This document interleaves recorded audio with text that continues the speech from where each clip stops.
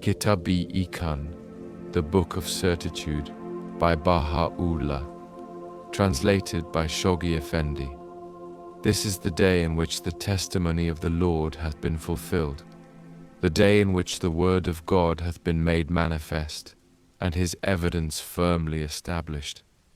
His voice is calling you unto that which shall profit you, and enjoineth you to observe that which shall draw you nigh unto God, the Lord of revelation.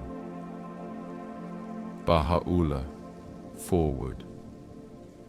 This is one more attempt to introduce to the West, in language however inadequate, this book of unsurpassed preeminence among the writings of the author of the Bahái revelation. The hope is that it may assist others in their efforts to approach what must always be regarded as the unattainable goal, a befitting rendering of Baha'u'llah's matchless utterance. Shoghi, Part 1. In the name of our Lord, the Exalted, the Most High. No man shall attain the shores of the ocean of true understanding, except he be detached from all that is in heaven and on earth.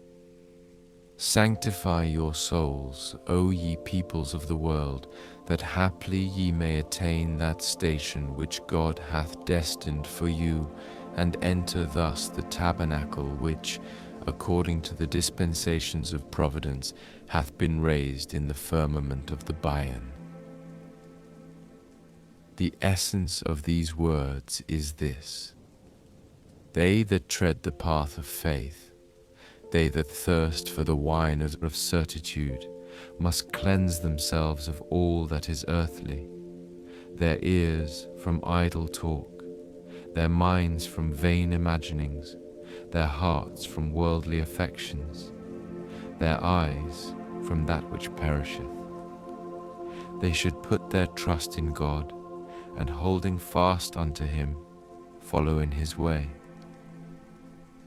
Then will they be made worthy of the effulgent glories of the Sun of divine knowledge and understanding, and become the recipients of a grace that is infinite and unseen, inasmuch as man can never hope to attain unto the knowledge of the All-Glorious, can never quaff from the stream of divine knowledge and wisdom, can never enter the abode of immortality, nor partake of the cup of divine nearness and favor, unless and until he ceases to regard the words and deeds of mortal men as a standard for the true understanding and recognition of God and his prophets.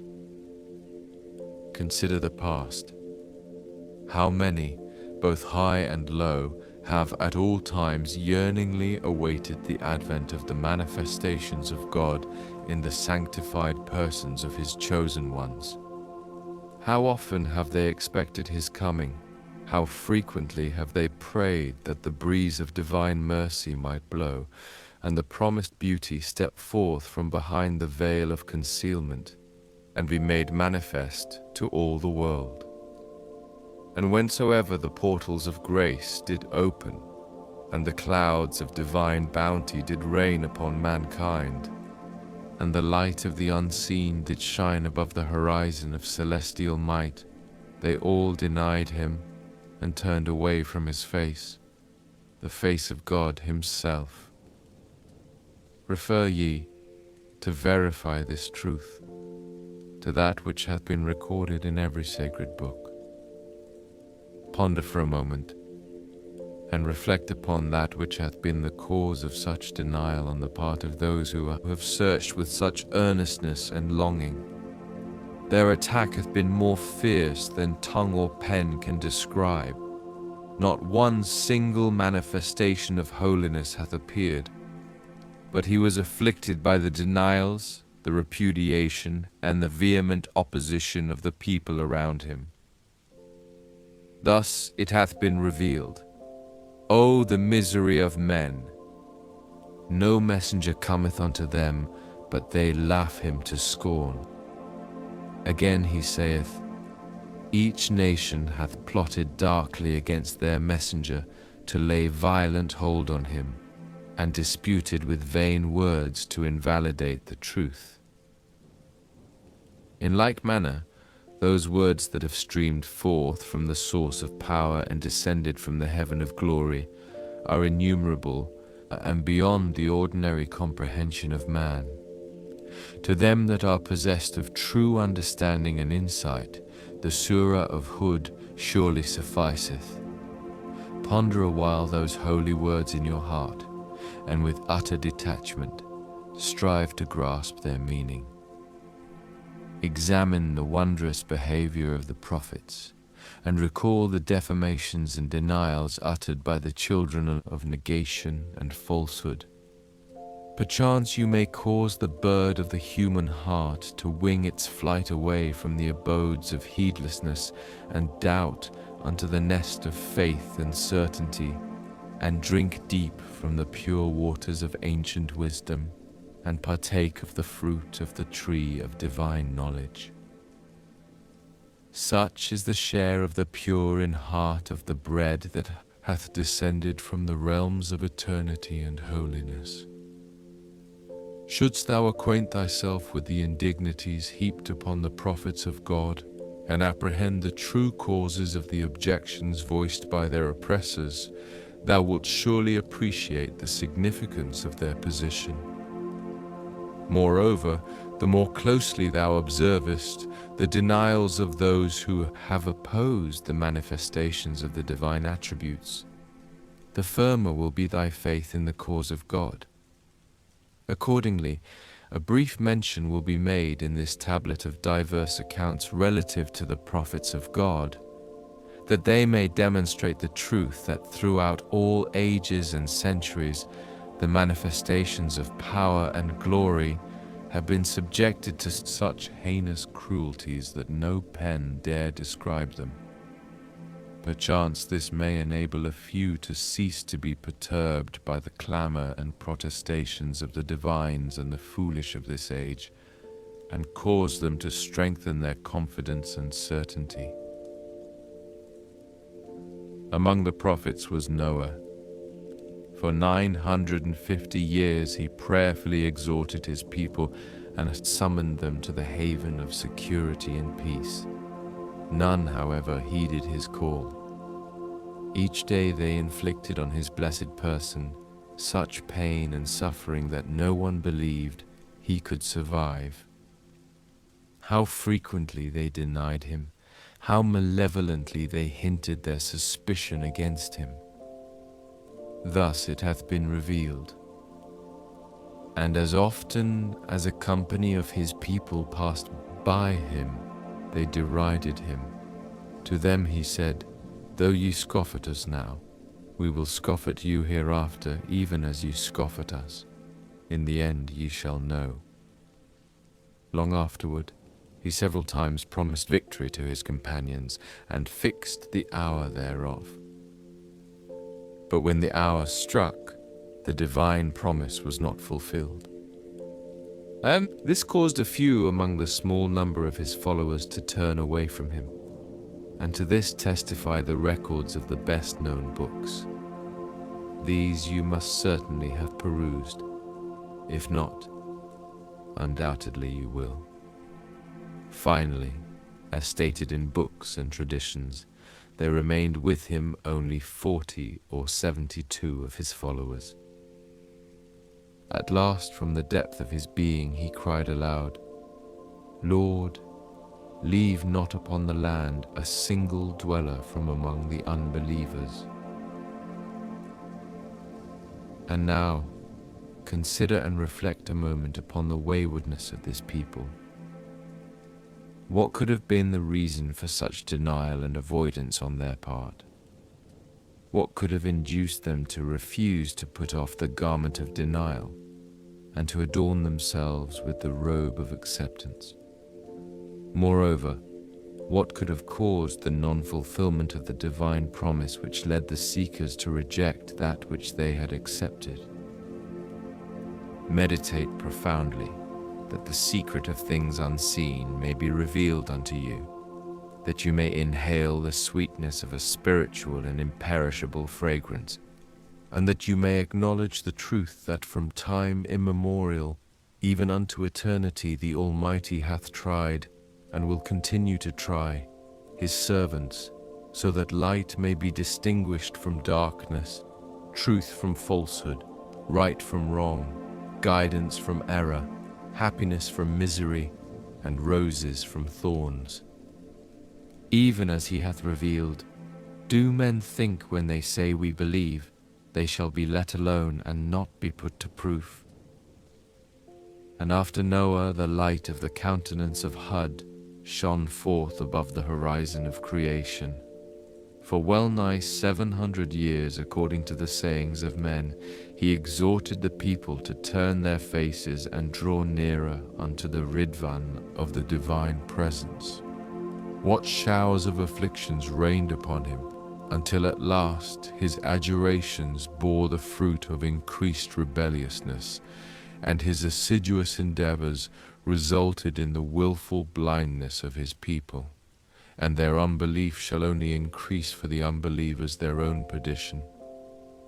And after him there appeared from the Ridvan of the Eternal, the Invisible, the holy person of Sali, who again summoned the people to the river of everlasting life. For over 100 years he admonished them to hold fast unto the commandments of God, and eschew that which is forbidden. His admonitions, however, yielded no fruit, and his pleading proved of no avail. Several times he retired and lived in seclusion. All this, although that eternal beauty was summoning the people to no other than the city of God, even as it is revealed. And unto the tribe of Thamud we sent their brother Salih. O my people, said he, worship God, ye have none other God beside him. They made reply, O Salih, our hopes were fixed on thee until now. Forbiddest thou us to worship that which our fathers worshipped? Truly we misdoubt that whereunto thou callest us as suspicious. All this proved fruitless, until at last there went up a great cry, and all fell into utter perdition. Later the beauty of the countenance of the friend of God appeared from behind the veil, and another standard of divine guidance was hoisted.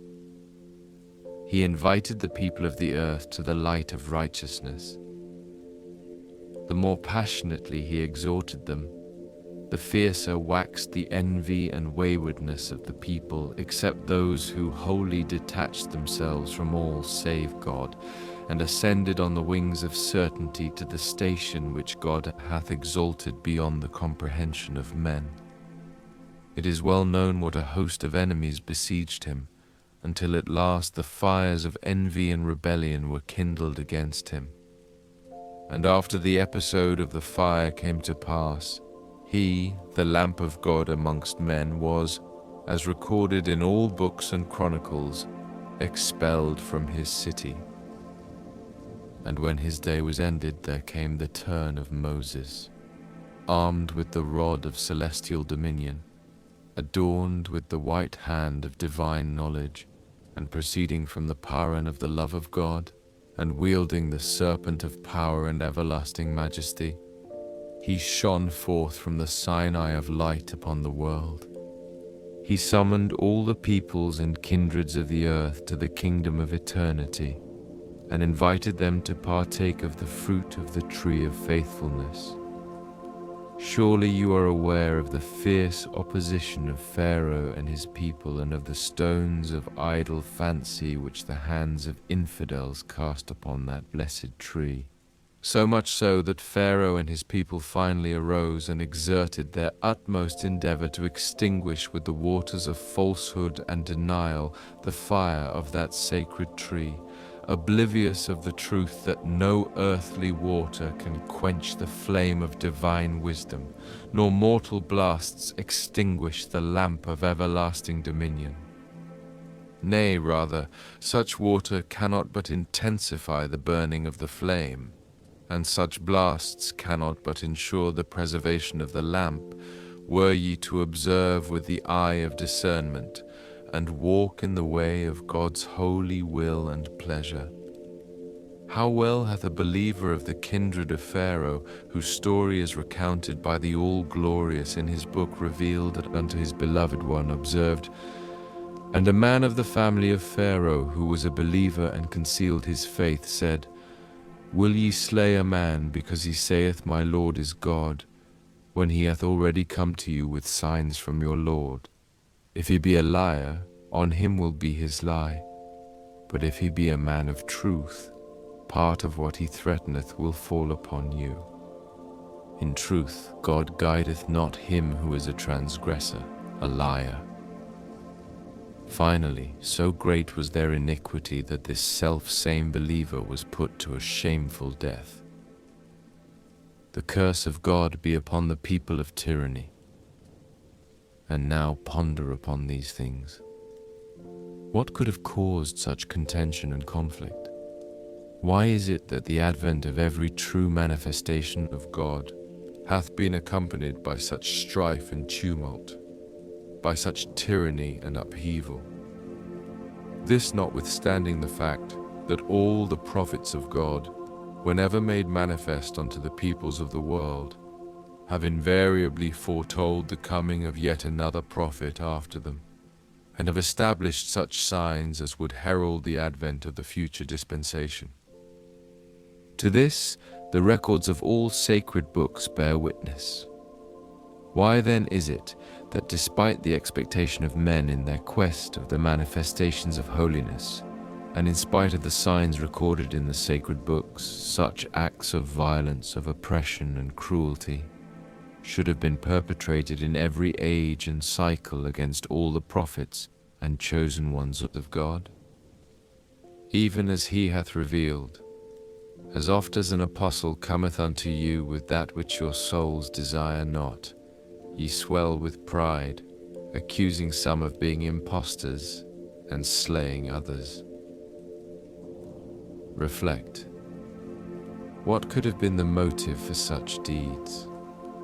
What could have prompted such behavior towards the revealers of the beauty of the All-Glorious? Whatever in days gone by hath been the cause of the denial and opposition of those people hath now led to the perversity of the people of this age. To maintain that the testimony of providence was incomplete, that it hath therefore been the cause of the denial of the people, is but open blasphemy. How far from the grace of the All-Bountiful, and from his loving providence and tender mercies, it is to single out a soul from amongst all men for the guidance of his creatures, and, on one hand, to withhold from him the full measure of his divine testimony, and on the other inflict severe retribution on his people for having turned away from his chosen one. Nay, the manifold bounties of the Lord of all beings have at all times, through the manifestations of his divine essence, encompassed the earth and all that dwell therein. Not for a moment hath his grace been withheld, nor have the showers of his loving kindness ceased to rain upon mankind. Consequently, such behavior can be attributed to naught save the petty-mindedness of such souls as tread the valley of arrogance and pride, are lost in the wilds of remoteness, walk in the ways of their idle fancy, and follow the dictates of the leaders of their faith. Their chief concern is mere opposition.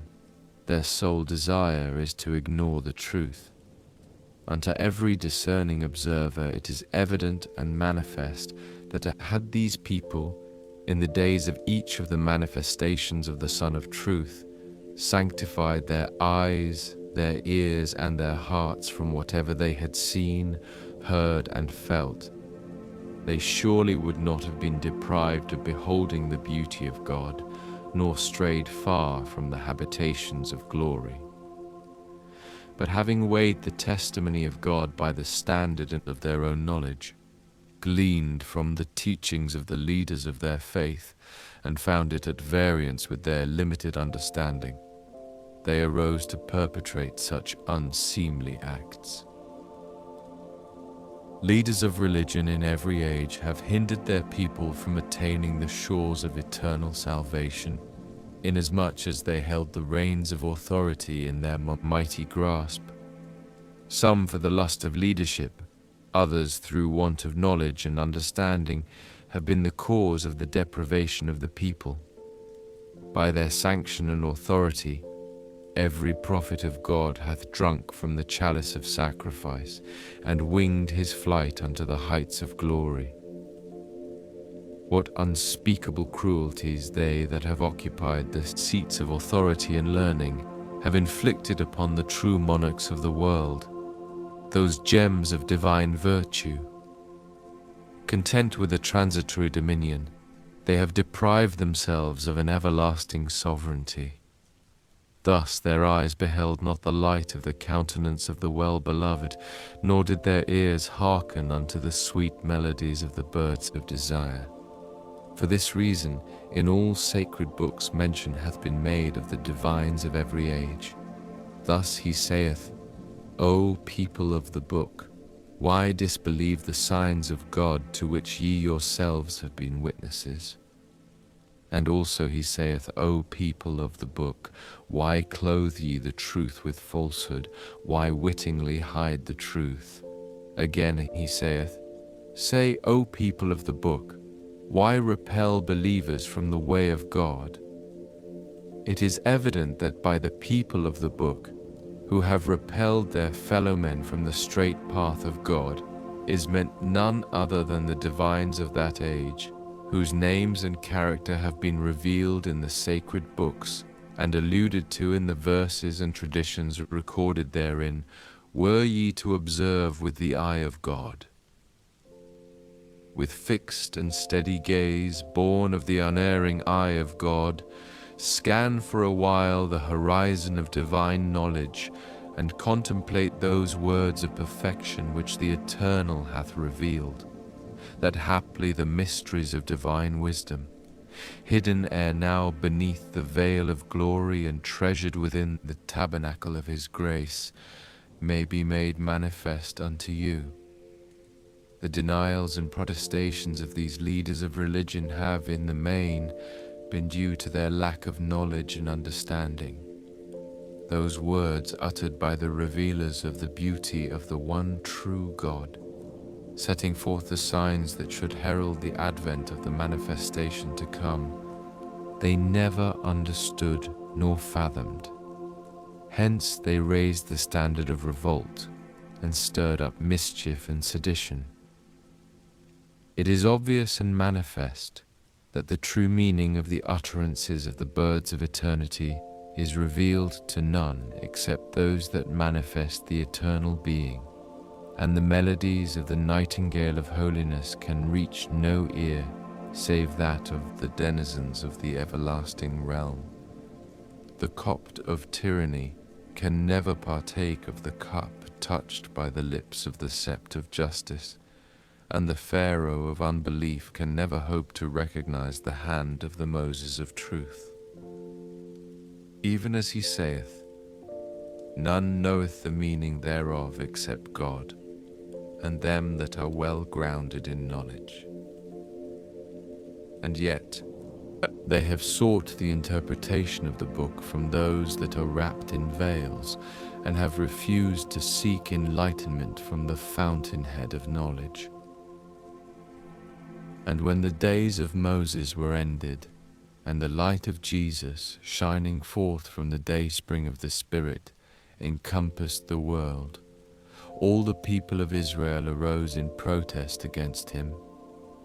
They clamored that he whose advent the Bible had foretold must needs promulgate and fulfill the laws of Moses, whereas this youthful Nazarene, who laid claim to the station of the divine Messiah, had annulled the law of divorce and of the Sabbath day, the most weighty of all the laws of Moses.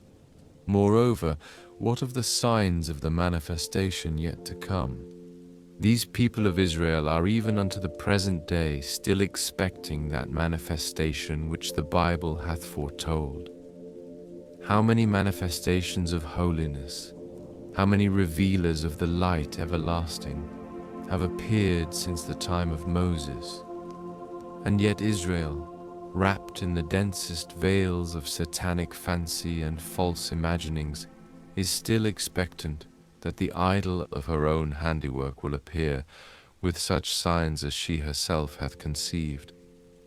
Thus hath God laid hold of them for their sins, hath extinguished in them the spirit of faith, and tormented them with the flames of the nethermost fire. And this for no other reason except that Israel refused to apprehend the meaning of such words as have been revealed in the Bible concerning the signs of the coming revelation. As she never grasped their true significance, and to outward seeming such events never came to pass, she therefore remained deprived of recognizing the beauty of Jesus and of beholding the face of God. And they still await his coming. From time immemorial, even unto this day, all the kindreds and peoples of the earth have clung to such fanciful and unseemly thoughts, and thus have deprived themselves of the clear waters streaming from the springs of purity and holiness. In unfolding these mysteries, we have in our former tablets, which were addressed to a friend in the melodious language of Hijaz, cited a few of the verses revealed unto the prophets of old. And now, responding to your request, we again shall cite in these pages those same verses, uttered this time in the wondrous accents of Iraq, that haply the sore athirst in the wilds of remoteness may attain unto the ocean of the divine presence, and they that languish in the wastes of separation be led unto the home of eternal reunion.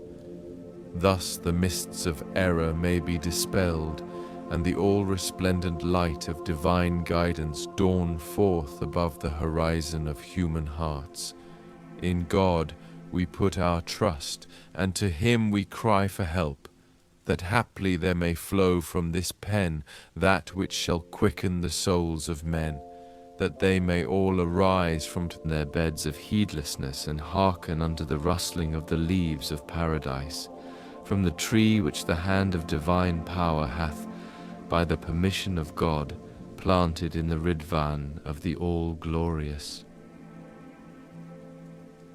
To them that are endowed with understanding, it is clear and manifest that when the fire of the love of Jesus consumed the veils of Jewish limitations, and his authority was made apparent and partially enforced, he, the revealer of the unseen beauty, addressing one day his disciples, referred unto his passing, and, kindling in their hearts the fire of bereavement, said unto them, I go away, and come again unto you.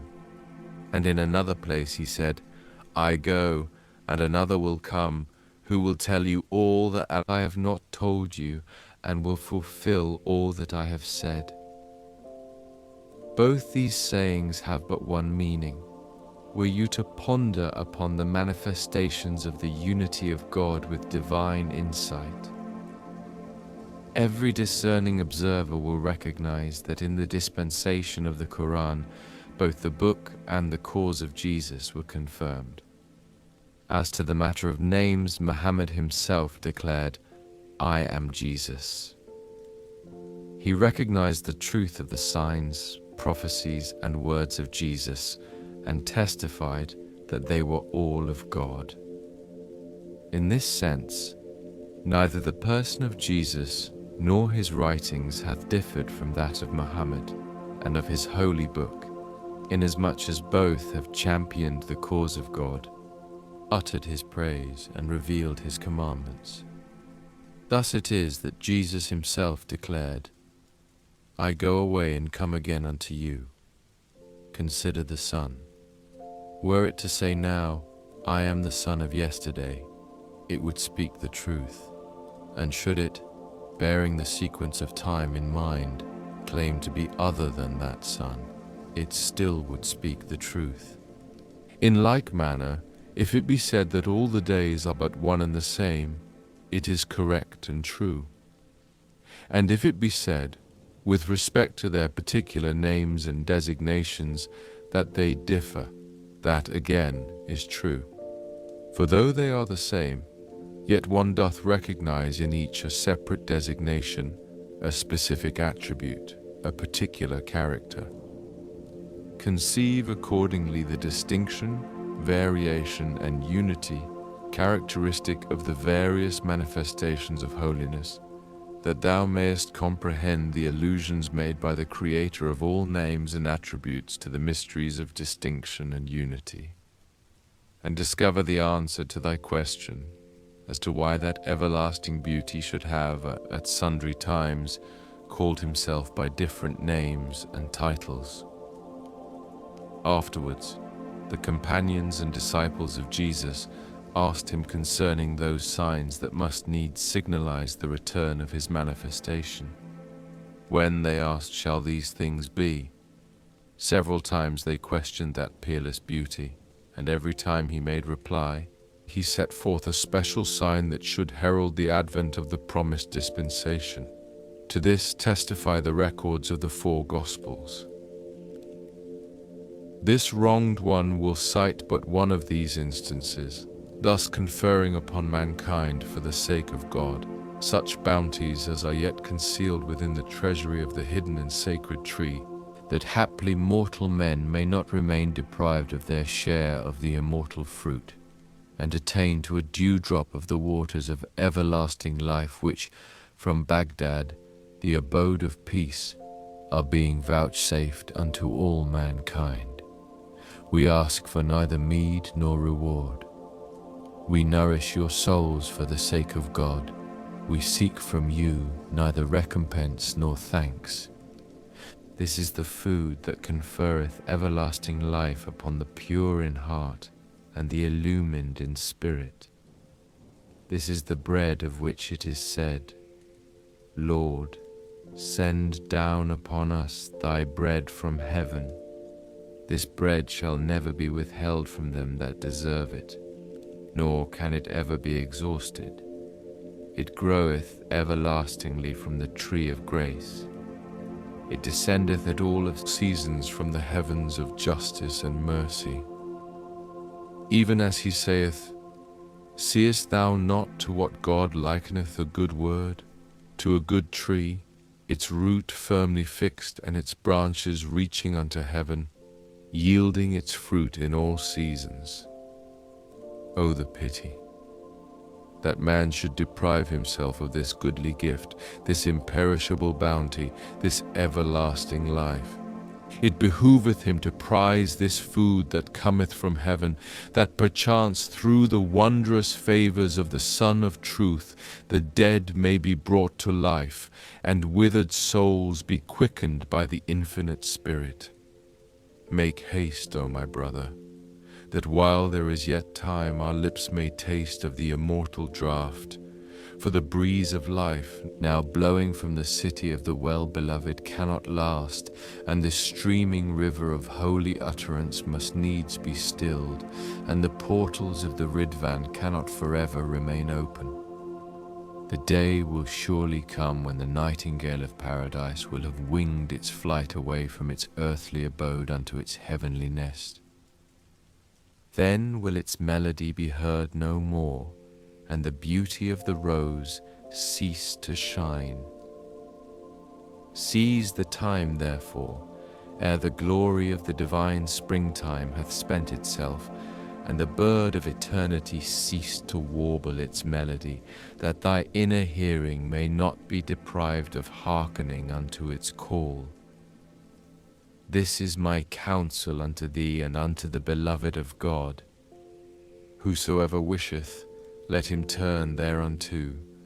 Whosoever wisheth, let him turn away. God verily is independent of him, and of that which he may see and witness. These are the melodies sung by Jesus, Son of Mary, in accents of majestic power in the Ridvan of the Gospel, revealing those signs that must needs herald the advent of the manifestation after him. In the first Gospel according to Matthew, it is recorded, "And when they asked Jesus concerning the signs of his coming, he said unto them, Immediately after the oppression of those days shall the sun be darkened, and the moon shall not give her light, and the stars shall fall from heaven, and the powers of the earth shall be shaken. And then shall it appear the sign of the Son of Man in heaven. And then shall all the tribes of the earth mourn, and they shall see the Son of Man coming in the clouds of heaven with power and great glory. And he shall send his angels with a great sound of a trumpet." Rendered into the Persian tongue, the purport of these words is as follows: "When the oppression and the afflictions that are to befall mankind will have come to pass, then shall the sun be withheld from shining, the moon from giving light, the stars of heaven shall fall upon the earth, and the pillars of the earth shall quake. At that time the signs of the Son of Man shall appear in heaven, that is, the promised beauty and substance of life shall, when these signs have appeared, step forth out of the realm of the invisible into the visible world. And he saith, At that time all the peoples and kindreds that dwell on earth shall bewail and lament, and they shall see that divine beauty coming from heaven, riding upon the clouds with power, grandeur, and magnificence, sending his angels with a great sound of a trumpet." Similarly, in the three other Gospels, according to Luke, Mark, and John, the same statements are recorded. As we have referred at length to these in our tablets revealed in the Arabic tongue, we have made no mention of them in these pages, and have confined ourselves to but one reference. Inasmuch as the Christian divines have failed to apprehend the meaning of these words, and did not recognize their object and purpose, and have clung to the literal interpretation of the words of Jesus, they therefore became deprived of the streaming grace of the Mohammedan revelation and its showering bounties. The ignorant among the Christian community, following the example of the leaders of their faith, were likewise prevented from beholding the beauty of the King of Glory, inasmuch as those signs which were to accompany the dawn of the sun of the Mohammedan dispensation did not actually come to pass. Thus, ages have passed and centuries rolled away, and that most pure spirit hath repaired unto the retreats of its ancient sovereignty. Once more hath the eternal Spirit breathed into the mystic trumpet, and caused the dead to speed out of their sepulchres of heedlessness and error unto the realm of guidance and grace.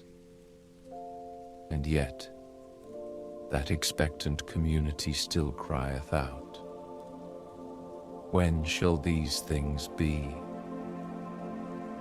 When shall the promised one, the object of our expectation, be made manifest, that we may arise for the triumph of his cause, that we may sacrifice our substance for his sake, that we may offer up our lives in his path? In like manner, have such false imaginings caused other communities to stray from the Kawthar of the infinite mercy of Providence, and to be busied with their own idle thoughts? Beside this passage, there is yet another verse in the Gospel, wherein he saith, Heaven and earth shall pass away, but my words shall not pass away. Thus it is that the adherents of Jesus maintain that the law of the gospel shall never be annulled, and that whensoever the promised beauty is made manifest, and all the signs are revealed, he must needs reaffirm and establish the law proclaimed in the gospel, so that there may remain in the world no faith but his faith. This is their fundamental belief, and their conviction is such that were a person to be made manifest with all the promised signs, and to promulgate that which is contrary to the letter of the law of the gospel, they must assuredly renounce him, refuse to submit to his law, declare him an infidel, and laugh him to scorn. This is proved by that which came to pass when the son of the Mohammedan revelation was revealed.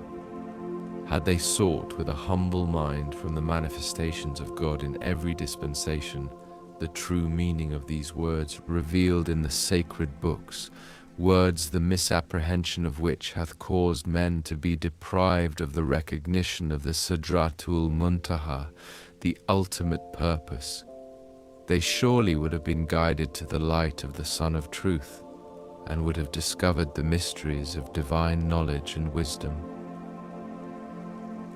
This servant will now share with thee a dewdrop out of the fathomless ocean of the truths treasured in these holy words, that haply discerning hearts may comprehend all the allusions and the implications of the utterances of the manifestations of holiness, so that the overpowering majesty of the Word of God may not prevent them from attaining unto it the ocean of his names and attributes, nor deprive them of recognizing the lamp of God, which is the seat of the revelation of his glorified essence.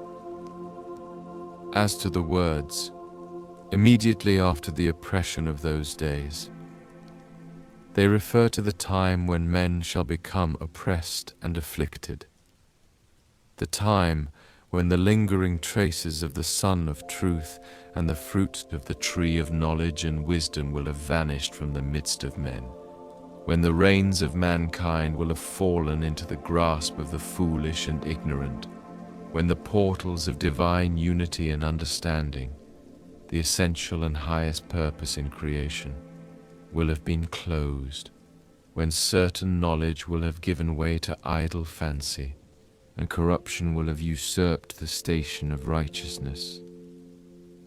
Such a condition as this is witnessed in this day, when the reins of every community have fallen into the grasp of foolish leaders who lead after their own whims and desire. On their tongue the mention of God hath become an empty name, in their midst his holy word a dead letter. Such is the sway of their desires, that the lamp of conscience and reason hath been quenched in their hearts, and this, although the fingers of divine power have unlocked the portals of the knowledge of God, and the light of divine knowledge and heavenly grace hath illumined and inspired the essence of all created things, in such wise that in each and every thing a door of knowledge hath been opened, and within every atom traces of the sun have been made manifest. And yet, in spite of all these manifold revelations of divine knowledge which have encompassed the world, they still vainly imagine the door of knowledge to be closed and the showers of mercy to be stilled. Clinging unto idle fancy, they have strayed far from the Urvatul Vuthka of divine knowledge. Their hearts seem not to be inclined to knowledge and the door thereof, neither think they of its manifestations. Inasmuch as in idle fancy they have found the door that leadeth unto earthly riches, whereas in the manifestation of the revealer of knowledge they find naught but the call to self-sacrifice. They therefore naturally hold fast unto the former and flee from the latter. Though they recognize in their hearts the law of God to be one and the same, yet from every direction they issue a new command, and in every season proclaim a fresh decree. No two are found to agree on one and the same law, for they seek no God but their own desire, and tread no path but the path of error. In leadership, they have recognized the ultimate object of their endeavor, and account pride and haughtiness as the highest attainments of their heart's desire. They have placed their sordid machinations above the divine decree, have renounced resignation unto the will of God, busied themselves with selfish calculation, and walked in the way of the hypocrite. With all their power and strength, they strive to secure themselves in their petty pursuits, fearful lest the least discredit undermine their authority or blemish the display of their magnificence. Were the eye to be anointed and illumined with the collyrium of the knowledge of God, it would surely discover that a number of voracious beasts have gathered and preyed upon the carrion of the souls of men. What oppression is greater than that which hath been recounted? What oppression is more grievous than that a soul seeking the truth, and wishing to attain unto the knowledge of God, should know not where to go for it and from whom to seek it? For opinions have sorely differed, and the ways unto the attainment of God have multiplied. This oppression is the essential feature of every revelation.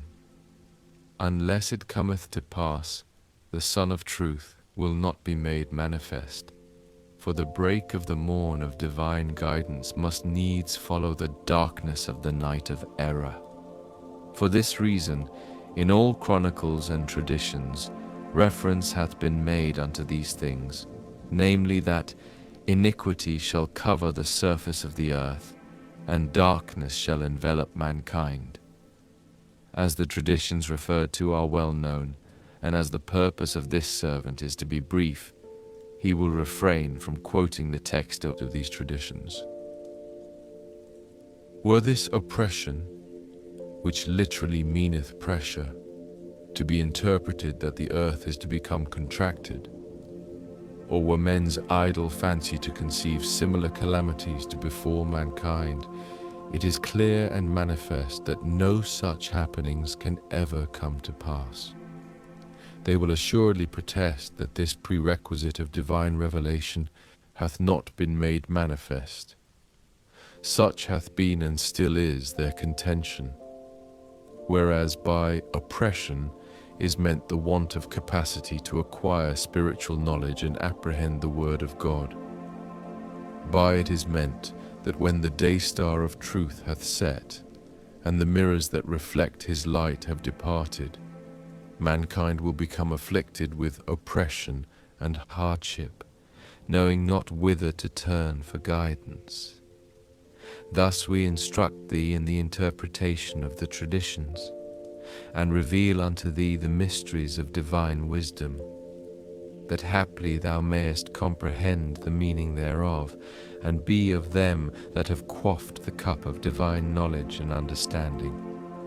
And now concerning his words, the sun shall be darkened, and the moon shall not give light, and the stars shall fall from heaven. By the terms sun and moon mentioned in the writings of the prophets of God is not meant solely the sun and moon of the visible universe. Nay, rather, manifold are the meanings they have intended for these terms. In every instance they have attached to them a particular significance. Thus, by the sun, in one sense is meant those sons of truth who rise from the dayspring of ancient glory, and fill the world with a liberal effusion of grace from on high. These sons of truth are the universal manifestations of God in the worlds of his attributes and names. Even as the visible sun that assisteth, as decreed by God, the true one, the adored, in the development of all earthly things, such as the trees, the fruits and colors thereof, the minerals of the earth, and all that may be witnessed in the world of creation, so do the divine luminaries, by their loving care and educative influence, cause the trees of divine unity, the fruits of his oneness, the leaves of detachment, the blossoms of knowledge and certitude, and the myrtles of wisdom and utterance, to exist and be made manifest. Thus it is that through the rise of these luminaries of God, the world is made new, the waters of everlasting life stream forth, the billows of loving kindness surge, the clouds of grace are gathered, and the breeze of bounty bloweth upon all created things. It is the warmth that these luminaries of God generate, and the undying fires they kindle, which cause the light of the love of God to burn fiercely in the heart of humanity. It is through the abundant grace of these symbols of detachment that the spirit of life everlasting is breathed into the bodies of the dead. Assuredly, the visible sun is but a sign of the splendor of that day star of truth, that sun which can never have a peer, a likeness, or rival. Through him all things live, move, and have their being. Through his grace they are made manifest, and unto him they all return. From him all things have sprung, and unto the treasuries of his revelation they all have repaired. From him all created things did proceed, and to the depositories of his law they did revert. That these divine luminaries seem to be confined at times to specific designations and attributes, as you have observed and are now observing, is due solely to the imperfect and limited comprehension of certain minds. Otherwise, they have been at all times, and will through eternity continue to be, exalted above every praising name, and sanctified from every descriptive attribute. The quintessence of every name can hope for no access unto their court of holiness, and the highest and purest of all attributes can never approach their kingdom of glory. Immeasurably high are the prophets of God, exalted above the comprehension of men, who can never know them except by their own selves. Far be it from his glory that his chosen ones should be magnified by any other than their own persons. Glorified are they above the praise of men. Exalted are they above human understanding. The term sons hath many a time been applied in the writings of the immaculate souls unto the prophets of God, those luminous emblems of detachment. Among those writings are the following words recorded in the prayer of Nudbi: Whither are gone the resplendent suns? Whereunto have departed those shining moons and sparkling stars? Thus it hath become evident that the terms sun, moon, and stars primarily signify the prophets of God, the saints and their companions, those luminaries, the light of whose knowledge hath shed illumination upon the worlds of the visible and the invisible. In another sense, by these terms is intended the divines of the former dispensation, who live in the days of the subsequent revelations, and who hold the reins of religion in their grasp. If these divines be illumined by the light of the latter revelation, they will be acceptable unto God, and will shine with a light everlasting. Otherwise they will be declared as darkened, even though to outward seeming they be leaders of men, inasmuch as belief and unbelief, guidance and error, felicity and misery, light and darkness are all dependent upon the sanction of Him who is the day star of truth. Whosoever among the divines of every age receiveth in the day of reckoning the testimony of faith from the source of true knowledge, he verily becometh the recipient of learning, of divine favor, and of the light of true understanding. Otherwise he is branded as guilty of folly, denial, blasphemy, and oppression. It is evident and manifest unto every discerning observer that even as the light of the star fadeth before the effulgent splendor of the sun, so doth the luminary of earthly knowledge, of wisdom and understanding vanish into nothingness when brought face to face with the resplendent glories of the Sun of Truth, the day star of divine enlightenment. That the term sun hath been applied to the leaders of religion is due to their lofty position, their fame, and renown. Such are the universally recognized divines of every age who speak with authority and whose fame is securely established. If they be in the likeness of the Sun of Truth, they will surely be accounted as the most exalted of all luminaries. Otherwise they are to be recognized as the focal centers of hellish fire. Even as he saith, Verily, the sun and the moon are both condemned to the torment of infernal fire. You are no doubt familiar with the interpretation of the terms sun and moon mentioned in this verse. No need, therefore, to refer unto it. And whosoever is of the element of this sun and moon, that is, followeth the example of these leaders in setting his face towards falsehood and in turning away from the truth, he undoubtedly cometh out of infernal gloom and returneth thereunto. And now, O seeker, it behoveth us firmly to cling unto the Urvatul Vuthka, that perchance we may leave behind the darksome night of error and embrace the dawning light of divine guidance. Shall we not flee from the face of denial and seek the sheltering shadow of certitude? Shall we not free ourselves from the horror of satanic gloom and hasten towards the rising light of the heavenly beauty? In such wise we bestow upon you the fruit of the tree of divine knowledge, that ye may gladly and joyously abide in the Ridvan of divine wisdom. In another sense, by the terms sun, moon, and stars are meant such laws and teachings as have been established and proclaimed in every dispensation, such as the laws of prayer and fasting.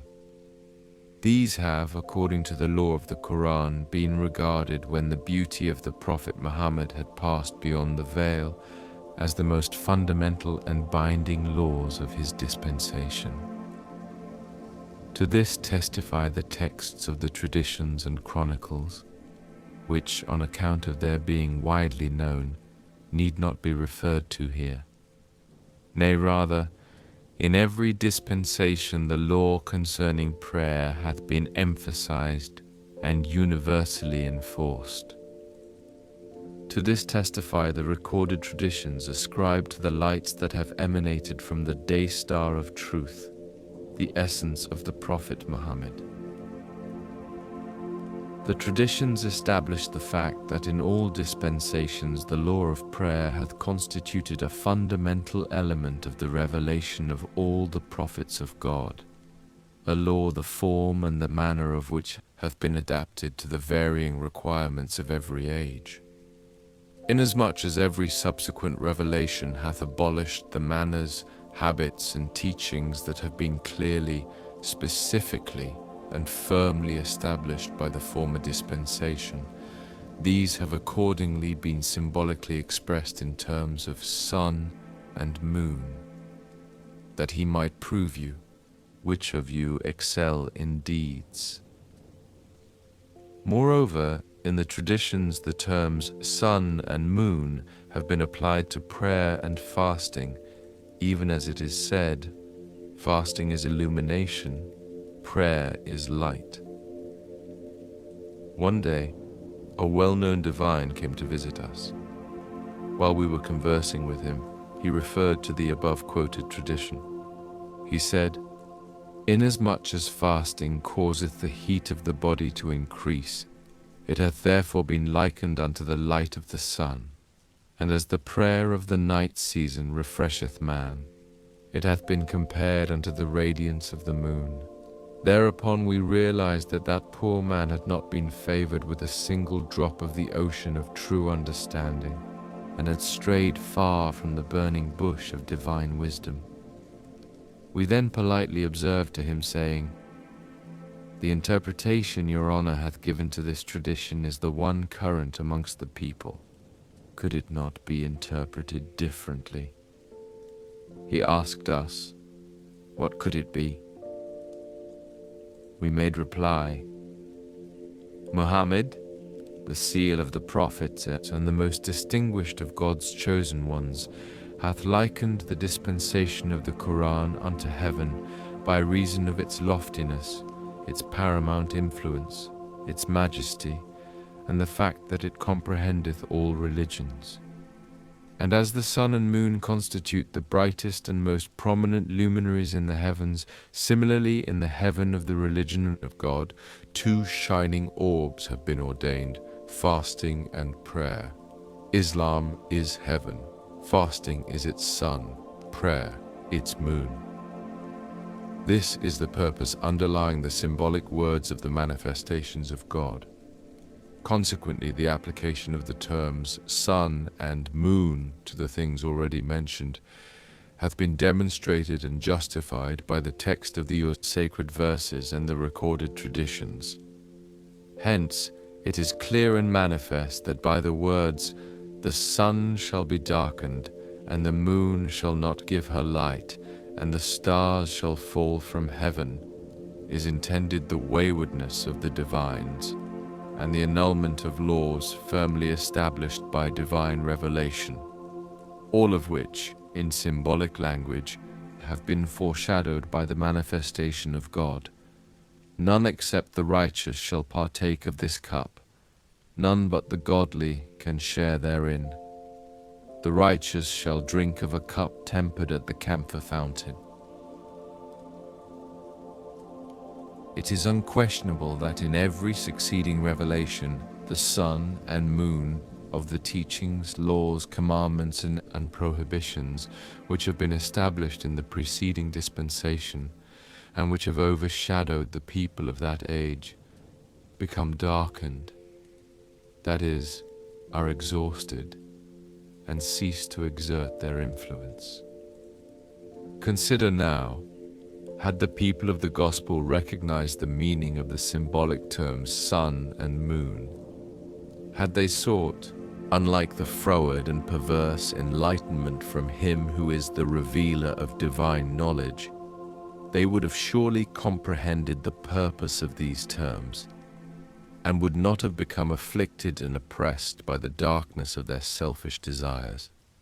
Yea, but since they have failed to acquire true knowledge from its very source, they have perished in the perilous vale of waywardness and misbelief. They still have not awakened to perceive that all the signs foretold have been made manifest, that the promised sun hath risen above the horizon of divine revelation, and that the sun and moon of the teachings, the laws and learning of a former dispensation have darkened and set. And now, with fixed gaze and steady wings, enter thou the way of certitude and truth. Say, it is God, then leave them to entertain themselves with their cavillings. Thus wilt thou be accounted of those companions of whom he saith, "They that say, Our Lord is God, and continue steadfast in his way, upon them verily shall the angels descend." Then shalt thou witness all these mysteries with thine own eyes. O my brother, take thou the step of the Spirit, so that swift as the twinkling of an eye, thou mayest flash through the wilds of remoteness and bereavement, attain the Ridvan of everlasting reunion, and in one breath commune with the heavenly spirits. For with human feet thou canst never hope to traverse these immeasurable distances, nor attain thy goal. Peace be upon him whom the light of truth guideth unto all truth, and who, in the name of God, standeth in the path of his cause upon the shore of true understanding. This is the meaning of the sacred verse. But nay, I swear by the Lord of the Easts and the Wests, inasmuch as the suns referred to have each their own particular rising and setting place, and as the commentators of the Quran have failed to grasp the symbolic meaning of these suns, they therefore were at pains to interpret the above-quoted verse. Some of them maintain that, owing to the fact that the sun each day rises from a different point, The terms easts and wests have been mentioned in the plural. Others have written that by this verse the 4 seasons of the year are intended, inasmuch as the dawning and setting points of the sun vary with the change of the seasons. Such is the depth of their understanding. Nonetheless, they persist in imputing error and folly to those gems of knowledge, those irreproachable and purest symbols of wisdom. In like manner, strive thou to comprehend from these lucid, these powerful, conclusive, and unequivocal statements the meaning of the cleaving of the heaven. One of the signs that must needs herald the coming of the last hour, the day of resurrection. As he hath said, when the heaven shall be cloven asunder. By heaven is meant the heaven of divine revelation, which is elevated with every manifestation and rent asunder with every subsequent one. By cloven asunder is meant that the former dispensation is superseded and annulled. I swear by God that this heaven being cloven asunder is, to the discerning, an act mightier than the cleaving of the skies. Ponder a while. That a divine revelation which for years hath been securely established, beneath whose shadow all who have embraced it have been reared and nurtured, by the light of whose law generations of men have been disciplined, the excellency of whose word men have heard recounted by their fathers, in such wise that human eye hath beheld naught but the pervading influence of its grace, and mortal ear hath heard naught but the resounding majesty of its command. What act is mightier than that such a revelation should, by the power of God, be cloven asunder and be abolished at the appearance of one soul? Reflect, is this a mightier act than that which these abject and foolish men have imagined the cleaving of the heaven to mean? Moreover, consider the hardships and the bitterness of the lives of those revealers of the divine beauty. Reflect how single-handed and alone they faced the world and all its peoples and promulgated the law of God. No matter how severe the persecutions inflicted upon those holy, those precious and tender souls, they still remained, in the plenitude of their power, patient, and despite their ascendancy, they suffered and endured. In like manner, endeavor to comprehend the meaning of the changing of the earth. Know thou that upon whatever hearts the bountiful showers of mercy, raining from the heaven of divine revelation, have fallen, the earth of those hearts hath verily been changed into the earth of divine knowledge and wisdom. What myrtles of unity hath the soil of their hearts produced? What blossoms of true knowledge and wisdom hath their illumined bosoms yielded?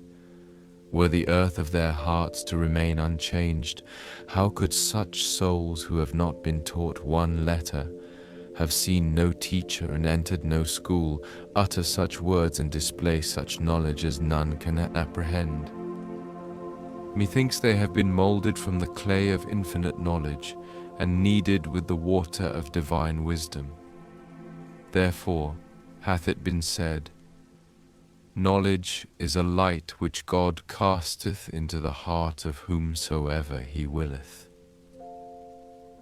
It is this kind of knowledge which is and hath ever been praiseworthy, and not the limited knowledge that hath sprung forth from veiled and obscured minds. This limited knowledge they even stealthily borrow one from the other, and vainly pride themselves therein.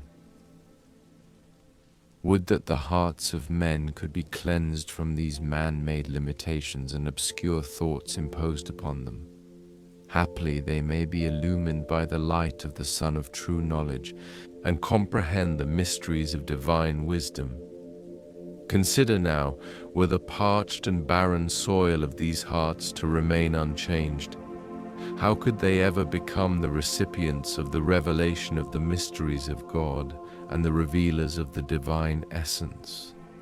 Thus hath he said, on the day when the earth shall be changed into another earth, the breeze of the bounty of the King of creation hath caused even the physical earth to be changed.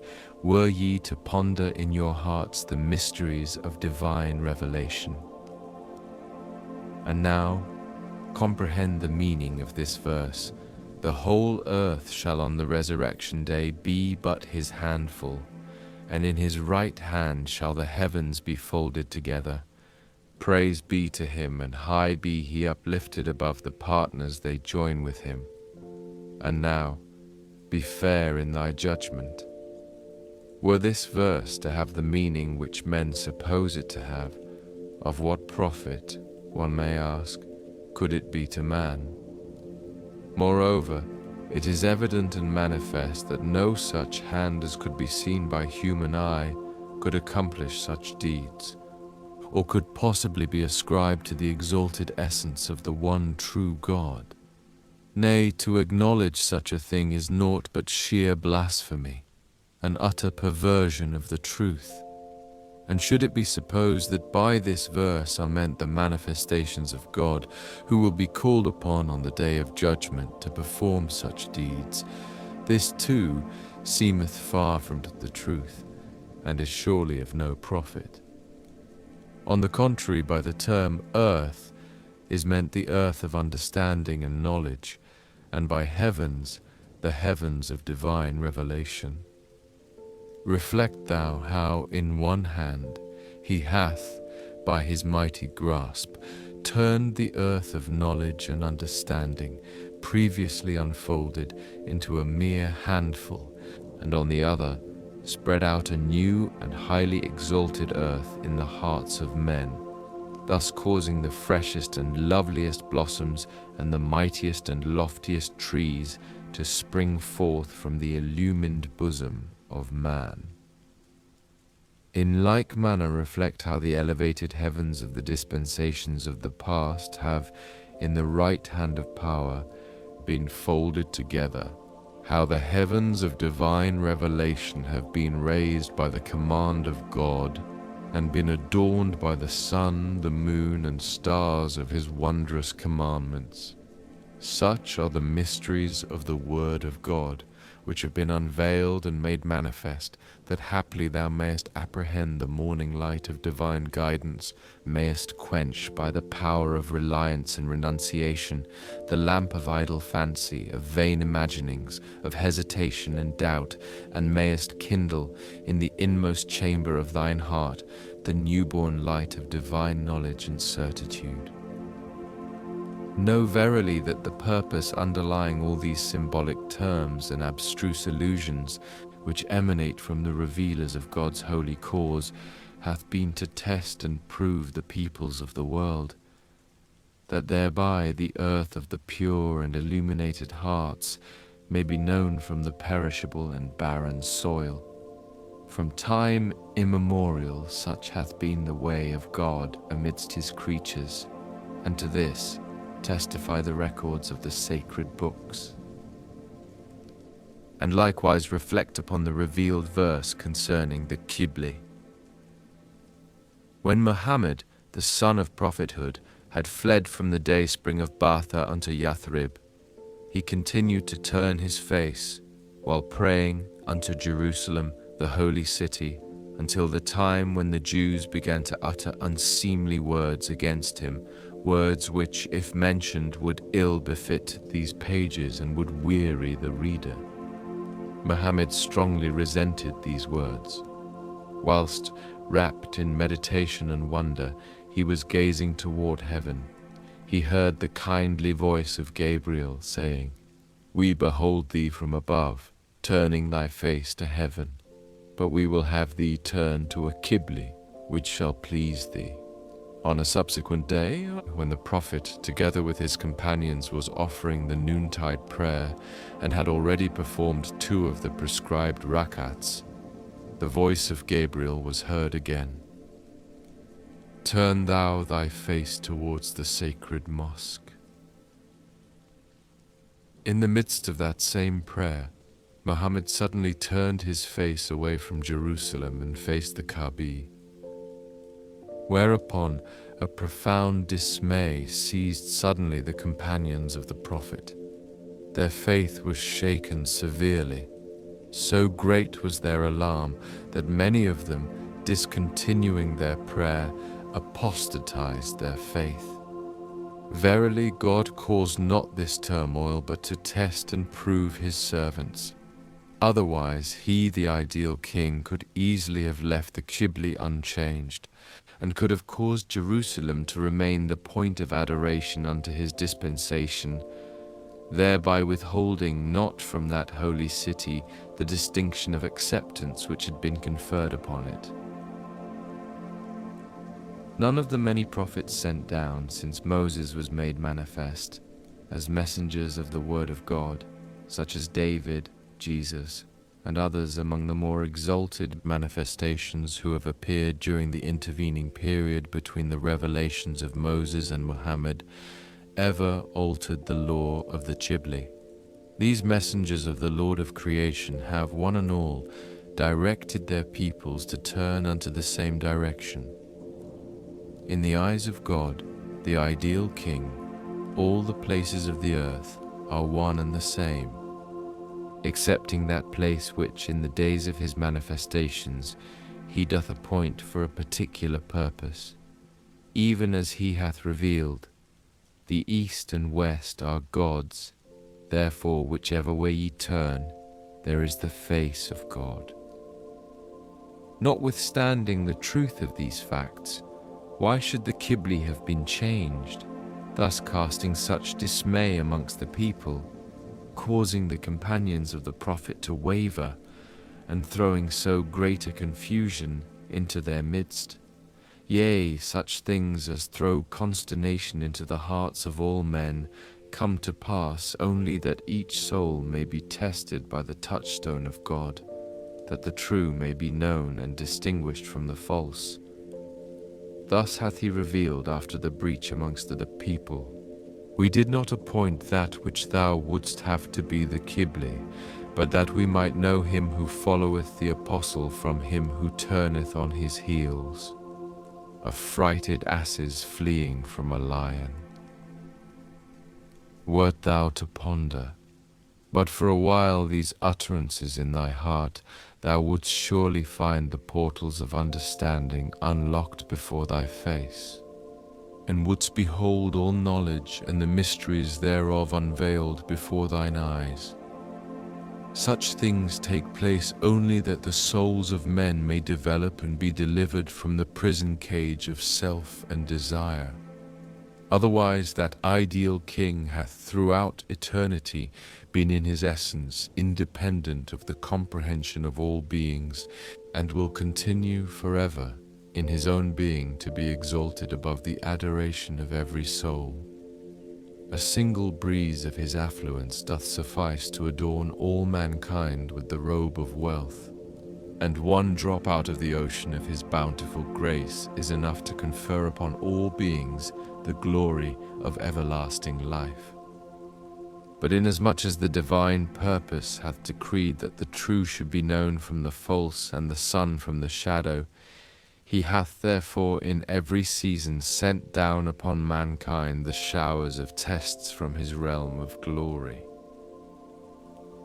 Were men to meditate upon the lives of the prophets of old, so easily would they come to know and understand the ways of these prophets that they would cease to be veiled by such deeds and words as are contrary to their own worldly desires, and thus consume every intervening veil with the fire burning in the bush of divine knowledge, and abide secure upon the throne of peace and certitude. For instance, consider Moses, son of Imran, one of the exalted prophets and author of a divinely revealed book. Whilst passing one day through the market in his early days ere his ministry was proclaimed, he saw two men engaged in fighting. One of them asked the help of Moses against his opponent, whereupon Moses intervened and slew him. To this testifieth the record of the sacred book. Should the details be cited, they will lengthen and interrupt the course of the argument. The report of this incident spread throughout the city, and Moses was full of fear, as is witnessed by the text of the book. And when the warning, "O Moses, of a truth, the chiefs take counsel to slay thee," reached his ears, he went forth from the city and sojourned in Midian in the service of Shub.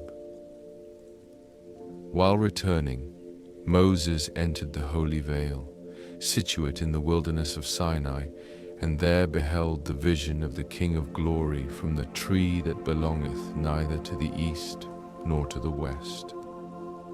There he heard the soul-stirring voice of the Spirit speaking from out of the kindled fire, bidding him to shed upon Pharaonic souls the light of divine guidance, so that, liberating them from the shadows of the valley of self and desire, he might enable them to attain the meeds of heavenly delight, and delivering them, through the salsabil of renunciation, from the bewilderment of remoteness, cause them to enter the peaceful city of the divine presence.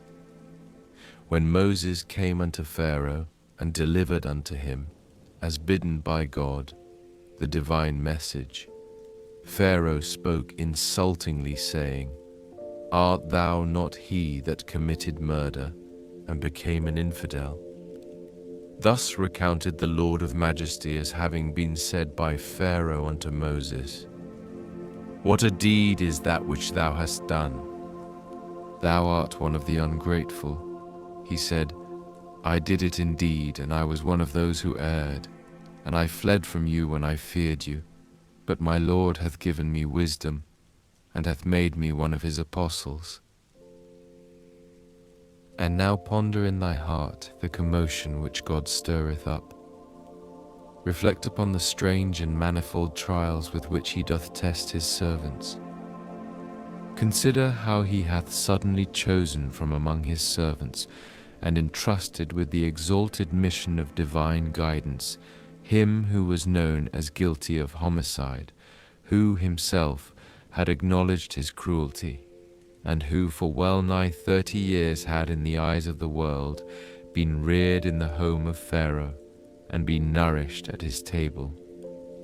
Was not God, the omnipotent King, able to withhold the hand of Moses from murder, so that manslaughter should not be attributed unto him, causing bewilderment and aversion among the people? Likewise reflect upon the state and condition of Mary. So deep was the perplexity of that most beauteous countenance, so grievous her case, that she bitterly regretted she had ever been born. To this beareth witness the text of the sacred verse wherein it is mentioned that after Mary had given birth to Jesus, she bemoaned her plight and cried out, "O would that I had died ere this, and been a thing forgotten, forgotten quite. I swear by God, such lamenting consumeth the heart and shaketh the being. Such consternation of soul, such despondency, could have been caused by no other than the censure of the enemy and the cavillings of the infidel and perverse." Reflect, what answer could Mary have given to the people around her? How could she claim that a babe whose father was unknown had been conceived of the Holy Ghost? Therefore did Mary, that veiled and immortal countenance, take up her child and return unto her home. No sooner had the eyes of the people fallen upon her than they raised their voice, saying, "O sister of Aaron, thy father was not a man of wickedness, nor unchaste thy mother." And now meditate upon this most great convulsion, this grievous test. Notwithstanding all these things, God conferred upon that essence of the Spirit, who was known amongst the people as fatherless, the glory of prophethood, and made him his testimony unto all that are in heaven and on earth. Behold how contrary are the ways of the manifestations of God, as ordained by the King of creation, to the ways and desires of men. As thou comest to comprehend the essence of these divine mysteries, thou wilt grasp the purpose of God, the divine charmer, the best beloved. Thou wilt regard the words and the deeds of that Almighty Sovereign as one and the same, in such wise that whatsoever thou dost behold in his deeds, the same wilt thou find in his sayings, and whatsoever thou dost read in his sayings, that wilt thou recognize in his deeds. Thus it is that outwardly such deeds and words are the fire of vengeance unto the wicked, and inwardly the waters of mercy unto the righteous. Were the eye of the heart to open, it would surely perceive that the words revealed from the heaven of the will of the God are at one with, and the same as, the deeds that have emanated from the kingdom of divine power. And now, take heed, O brother, if such things be revealed in this dispensation, and such incidents come to pass at the present time, what would the people do? I swear by him who is the true educator of mankind and the revealer of the word of God, that the people would instantly and unquestionably pronounce him an infidel, and would sentence him to death. How far are they from hearkening unto the voice that declareth, Lo, a Jesus hath appeared out of the breath of the Holy Ghost, and a Moses summoned to a divinely appointed task. Were a myriad voices to be raised, no ear would listen, if we said that upon a fatherless child hath been conferred the mission of prophethood, or that a murderer hath brought from the flame of the burning bush the message of Verily, verily, I am God. If the eye of justice be opened, it will readily recognize in the light of that which hath been mentioned, that he, who is the cause and ultimate purpose of all of these things, is made manifest in this day. Though similar events have not occurred in this dispensation, yet the people still cling to such vain imaginings as are cherished by the reprobate. How grievous the charges brought against him! How severe the persecutions inflicted upon him, charges and persecutions the like of which men have neither seen nor heard. Great God, when the stream of utterance reached this stage, we beheld, and lo, the sweet savours of God were being wafted from the dayspring of revelation, and the morning breeze was blowing out of the Sheba of the Eternal. Its tidings rejoiced anew the heart and imparted immeasurable gladness to the soul.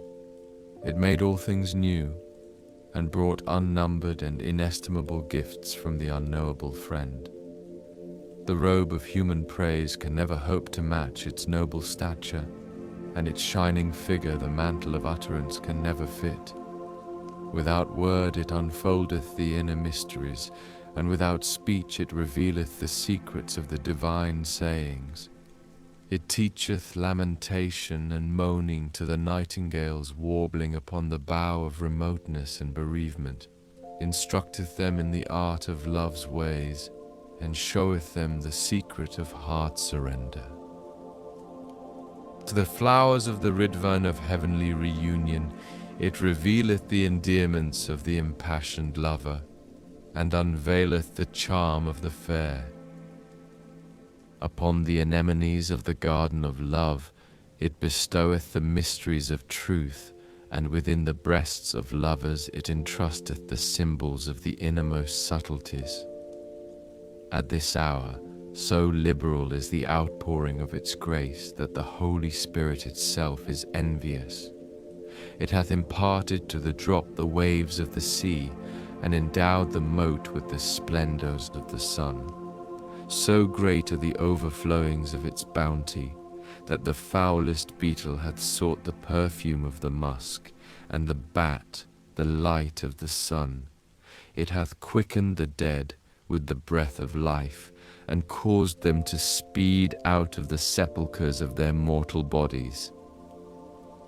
It hath established the ignorant upon the seats of learning, and elevated the oppressor to the throne of justice. The universe is pregnant with these manifold bounties, awaiting the hour when the effects of its unseen gifts will be made manifest in this world, when the languishing and sore athirst will attain the living Kauthar of their well-beloved, and the erring wanderer, lost in the wilds of remoteness and nothingness, will enter the tabernacle of life and attain reunion with his heart's desire. In the soil of whose heart will these holy seeds germinate? From the garden of whose soul will the blossoms of the invisible realities spring forth? Verily I say, so fierce is the blaze of the bush of love burning in the Sinai of the heart, that the streaming waters of holy utterance can never quench its flame. Oceans can never allay this Leviathan's burning thirst, and this phoenix of the undying fire can abide nowhere save in the glow of the countenance of the well-beloved. Therefore, O brother, kindle with the oil of wisdom the lamp of the Spirit within the innermost chamber of thy heart, and guard it with the globe of understanding, that the breath of the infidel may extinguish not its flame, nor dim its brightness. Thus have we illuminated the heavens of utterance with the splendors of the sun of divine wisdom and understanding, that thy heart may find peace, that thou mayest be of those who, on the wings of certitude, have soared unto the heaven of the love of their Lord, the All-Merciful. And now concerning his words, and then shall appear the sign of the Son of Man in heaven. By these words it is meant that when the sun of the heavenly teachings hath been eclipsed, the stars of the divinely established laws have fallen, and the moon of true knowledge, the educator of mankind, hath been obscured. When the standards of guidance and felicity have been reversed, and the morn of truth and righteousness hath sunk in night, then shall the sign of the Son of Man appear in heaven.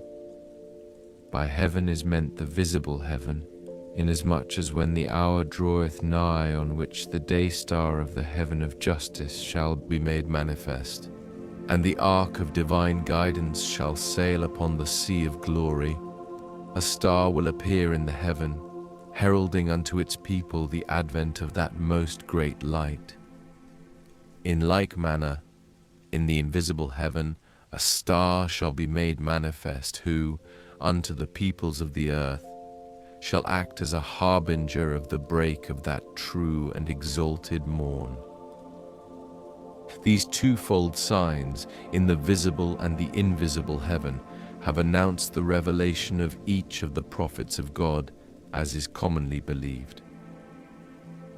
Among the prophets was Abraham, the friend of God.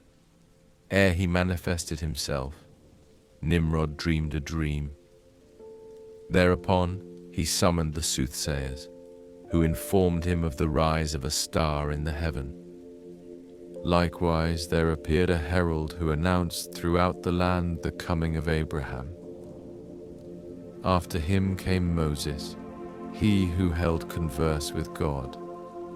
The soothsayers of his time warned Pharaoh in these terms: A star hath risen in the heaven, and lo, it foreshadoweth the conception of a child who holdeth your fate and the fate of your people in his hand.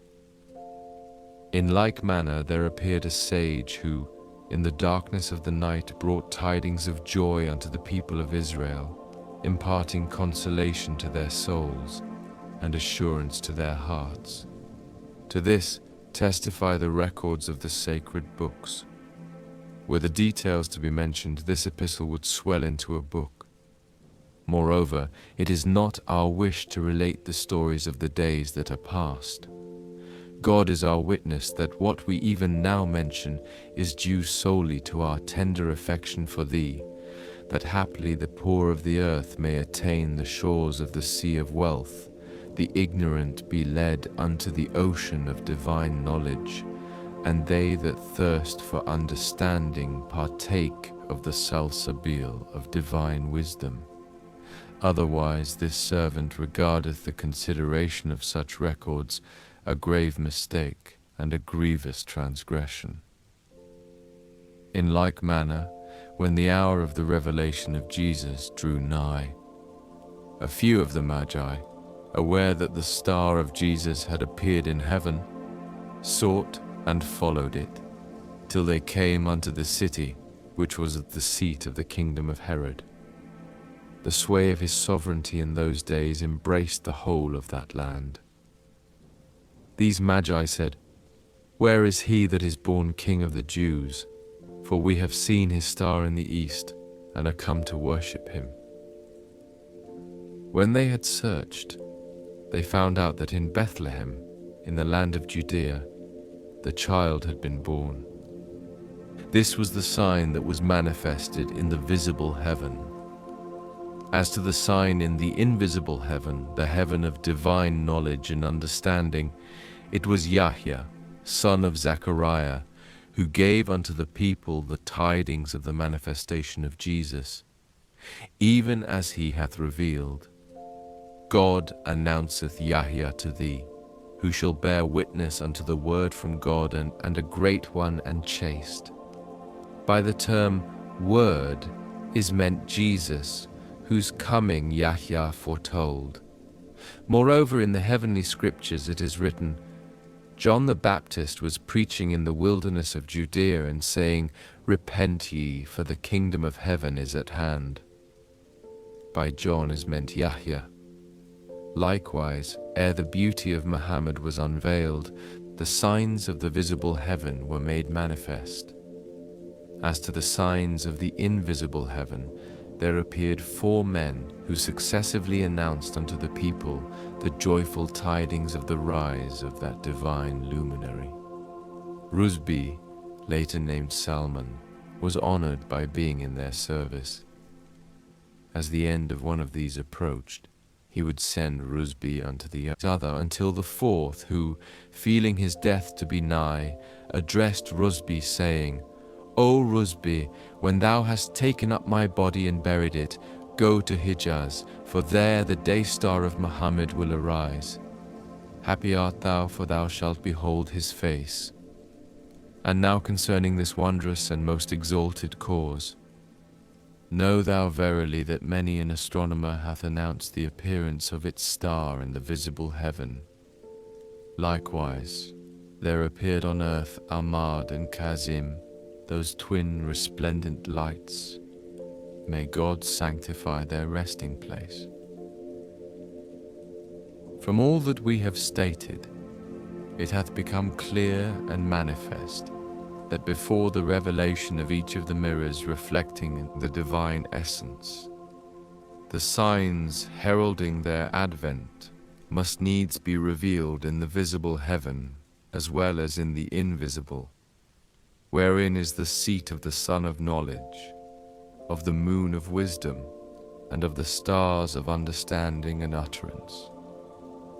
The sign of the invisible heaven must needs be revealed in the person of that perfect man, who, before each manifestation appeareth, educateth and prepareth the souls of men for the advent of the divine luminary, the light of the unity of God amongst men. And now, with reference to his words, And then shall all the tribes of the earth mourn, and they shall see the Son of Man coming in the clouds of heaven with power and great glory. These words signify that in those days men will lament the loss of the sun of the divine beauty, of the moon of knowledge, and of the stars of divine wisdom.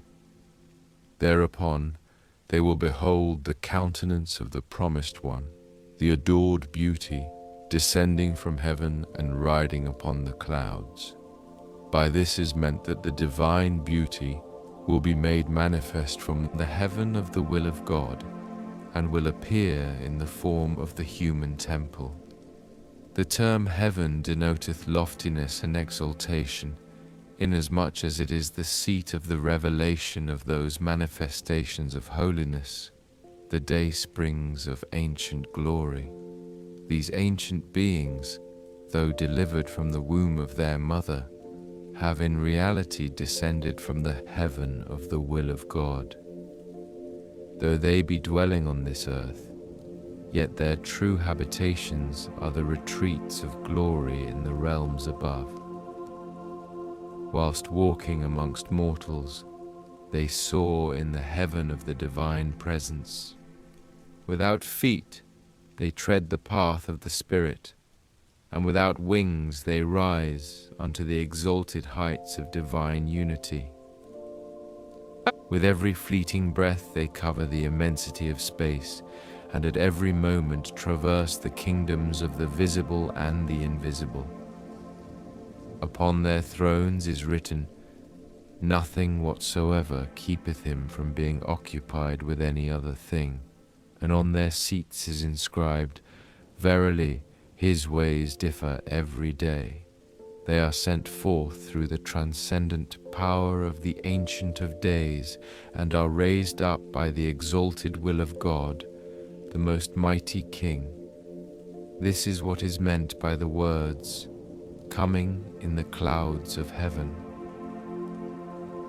In the utterances of the divine luminaries, the term heaven hath been applied to many and diverse things, such as the heaven of command, the heaven of will, the heaven of the divine purpose, the heaven of divine knowledge, the heaven of certitude, the heaven of utterance, the heaven of revelation, the heaven of concealment, and the like. In every instance, he hath given the term heaven a special meaning, the significance of which is revealed to none save those that have been initiated into the divine mysteries, and have drunk from the chalice of immortal life. For example, he saith, "The heaven hath sustenance for you, and it containeth that which you are promised, whereas it is the earth that yieldeth such sustenance." Likewise it hath been said, "The names come down from heaven, whereas they proceed out of the mouth of men." Wert thou to cleanse the mirror of thy heart from the dust of malice, thou wouldst apprehend the meaning of the symbolic terms revealed by the all-embracing Word of God made manifest in every dispensation, and wouldst discover the mysteries of divine knowledge. Not, however, until thou consumest with the flame of utter detachment those veils of idle learning that are current amongst men, canst thou behold the resplendent morn of true knowledge. Know verily that knowledge is of two kinds, divine and satanic. The one welleth out from the fountain of divine inspiration. The other is but a reflection of vain and obscure thoughts. The source of the former is God himself, the motive force of the latter the whisperings of selfish desire. The one is guided by the principle, "Fear ye God, God will teach you." The other is but a confirmation of the truth. Knowledge is the most grievous veil between man and his Creator. The former bringeth forth the fruit of patience, of longing desire, of true understanding and love, whilst the latter can yield naught up but arrogance, vainglory, and conceit. From the sayings of those masters of holy utterance who have expounded the meaning of true knowledge, the odor of these dark teachings, which have obscured the world, can in no wise be detected. The tree of such teachings can yield no result except iniquity and rebellion, and beareth no fruit but hatred and envy. Its fruit is deadly poison, its shadow a consuming fire. How well hath it been said, "Cling unto the robe of the desire of thy heart, and put thou away all shame. Bid the worldly wise be gone, however great their name." The heart must needs therefore be cleansed from the idle sayings of men, and sanctified from every earthly affection, so that it may discover the hidden meaning of divine inspiration, and become the treasury of the mysteries of divine knowledge. Thus hath it been said, He that treadeth the snow-white path, and followeth in the footsteps of the crimson pillar, shall never attain unto his abode, unless his hands are empty of those worldly things cherished by men. This is the prime requisite of whosoever treadeth this path. Ponder thereon that, with eyes unveiled, thou mayest perceive the truth of these words. We have digressed from the purpose of our argument, although whatsoever is mentioned serveth only to confirm our purpose. By God, however great our desire to be brief, yet we feel we cannot restrain our pen. Notwithstanding all that we have mentioned, how innumerable are the pearls which have remained unpierced in the shell of our heart. How many the houris of inner meaning that are as yet concealed within the chambers of divine wisdom. None hath yet approached them, houris whom no man nor spirit hath touched before. Notwithstanding all that hath been said, it seemeth as if not one letter of our purpose hath been uttered, nor a single sign divulged concerning our object. When will a faithful seeker be found who will don the garb of pilgrimage, attain the Kitáb-i of the heart's desire, and, without ear or tongue, discover the mysteries of divine utterance? By these luminous, these conclusive and lucid statements, the meaning of heaven in the aforementioned verse hath thus been made clear and evident. And now regarding his words, that the Son of Man shall come in the clouds of heaven. By the term clouds is meant those things that are contrary to the ways and desires of men. Even as he hath revealed in the verse already quoted, As oft as an apostle cometh unto you with that which your souls desire not, ye swell with pride, accusing some of being impostors and slaying others. These clouds signify, in one sense, the annulment of laws, the abrogation of former dispensations, the repeal of rituals and customs current amongst the men, the exalting of the illiterate faithful above the learned opposers of the faith. In another sense, they mean the appearance of that immortal beauty in the image of mortal man, with such human limitations as eating and drinking, poverty and riches, glory and abasement, sleeping and waking, and such other things as cast doubt in the minds of men, and cause them to turn away. All such veils are symbolically referred to as clouds. These are the clouds that cause the heavens of the knowledge and understanding of all that dwell on earth to be cloven asunder.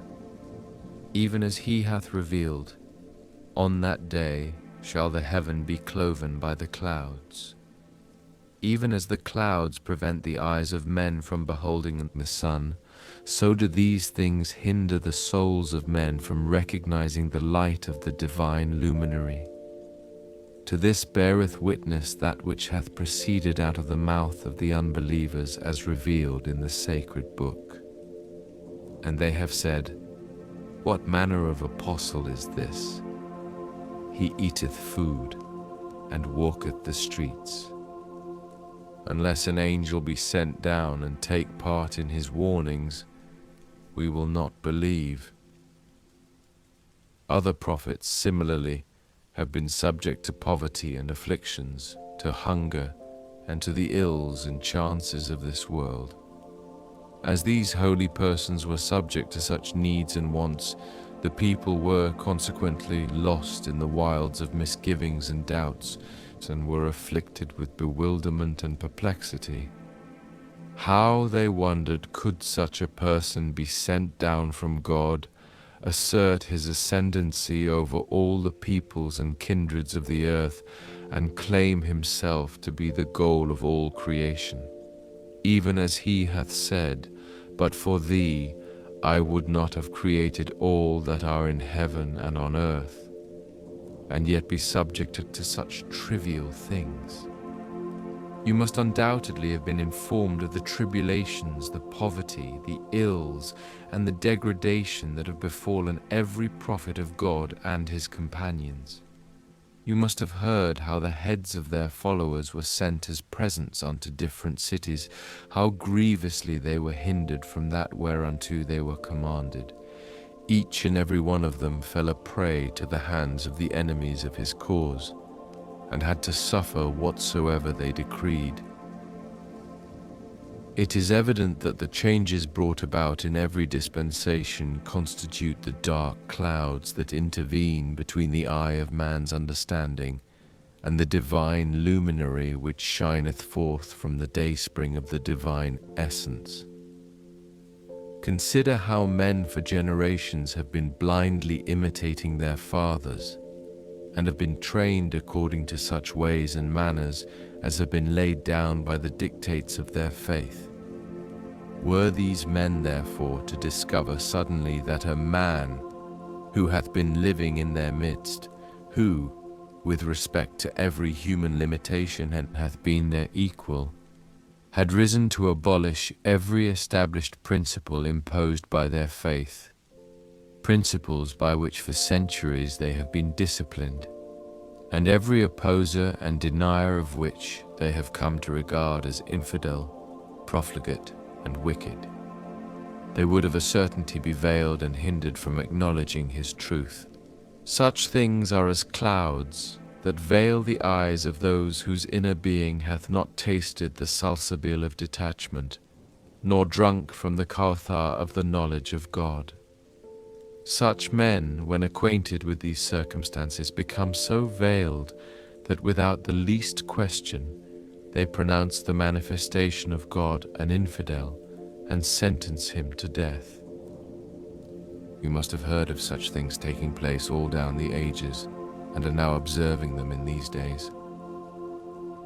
It behoveth us therefore to make the utmost endeavor that, by God's invisible assistance, these dark veils, these clouds of heaven-sent trials, may not hinder us from beholding the beauty of his shining countenance, and that we may recognize him only by his own self. And should we ask for a testimony of his truth, we should content ourselves with one and only one, that thereby we may attain unto him who is the fountainhead of infinite grace, and in whose presence all the world's abundance fadeth into nothingness, that we may cease to cavil at him every day, and to cleave unto our own idle fancy. Gracious God, notwithstanding the warning which in marvelously symbolic language and subtle allusions hath been uttered in days past, and which was intended to awaken the peoples of the world and to prevent them from being deprived of their share of the billowing ocean of God's grace, yet such things as have already been witnessed have come to pass. Reference to these things hath also been made in the Quran, as witnessed by this verse. What can such expect but that God should come down to them overshadowed with clouds?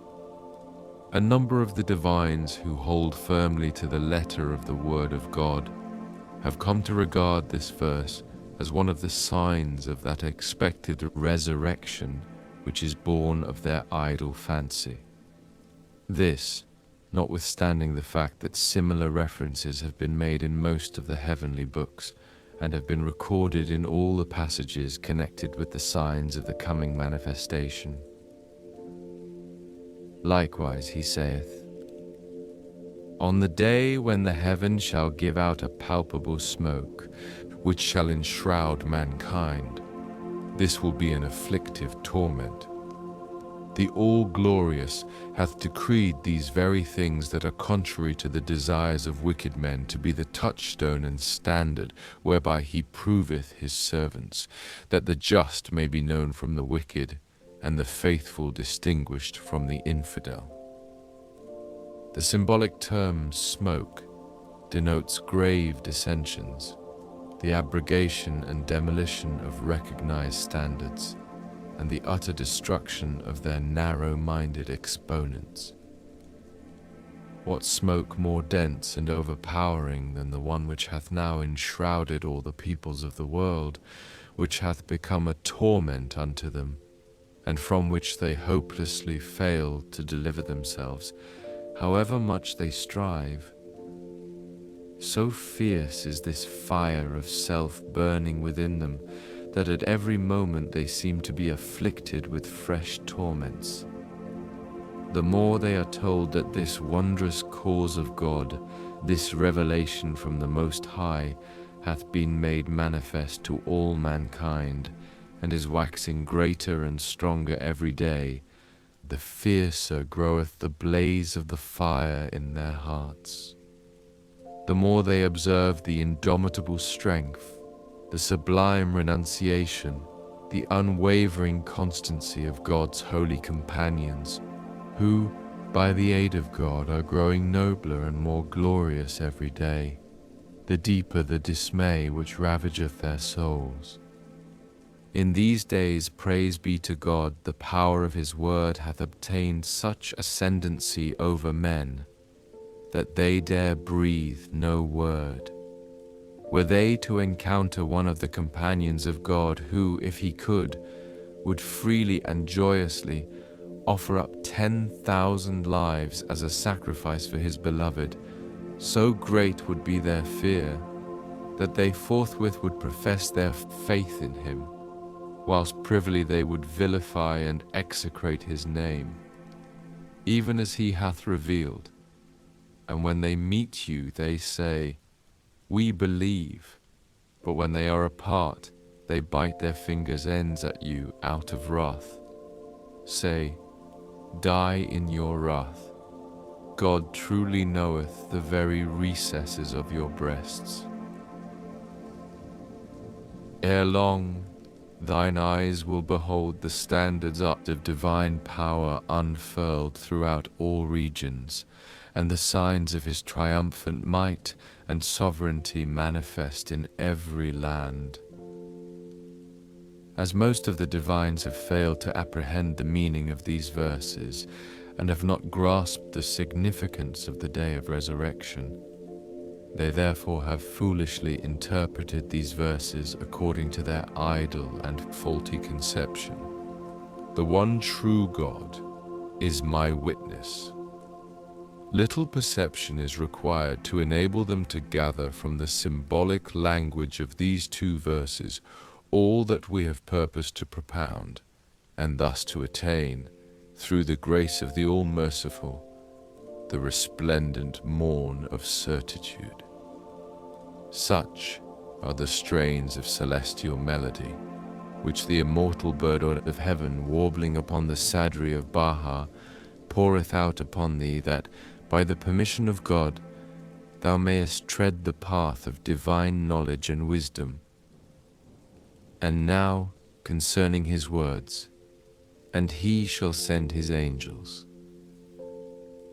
By angels is meant those who, reinforced by the power of the Spirit, have consumed with the fire of the love of God all human traits and limitations, and have clothed themselves with the attributes of the most exalted beings and of the cherubim. That holy man Sadiq, in his eulogy of the cherubim, saith, "There stand a company of our fellow Shi'is behind the throne.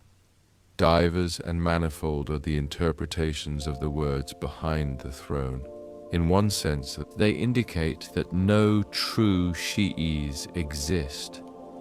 Even as he hath said in another passage, a true believer is likened unto the philosopher's stone. Addressing subsequently his listener, he saith, "Hast thou ever seen the philosopher's stone?"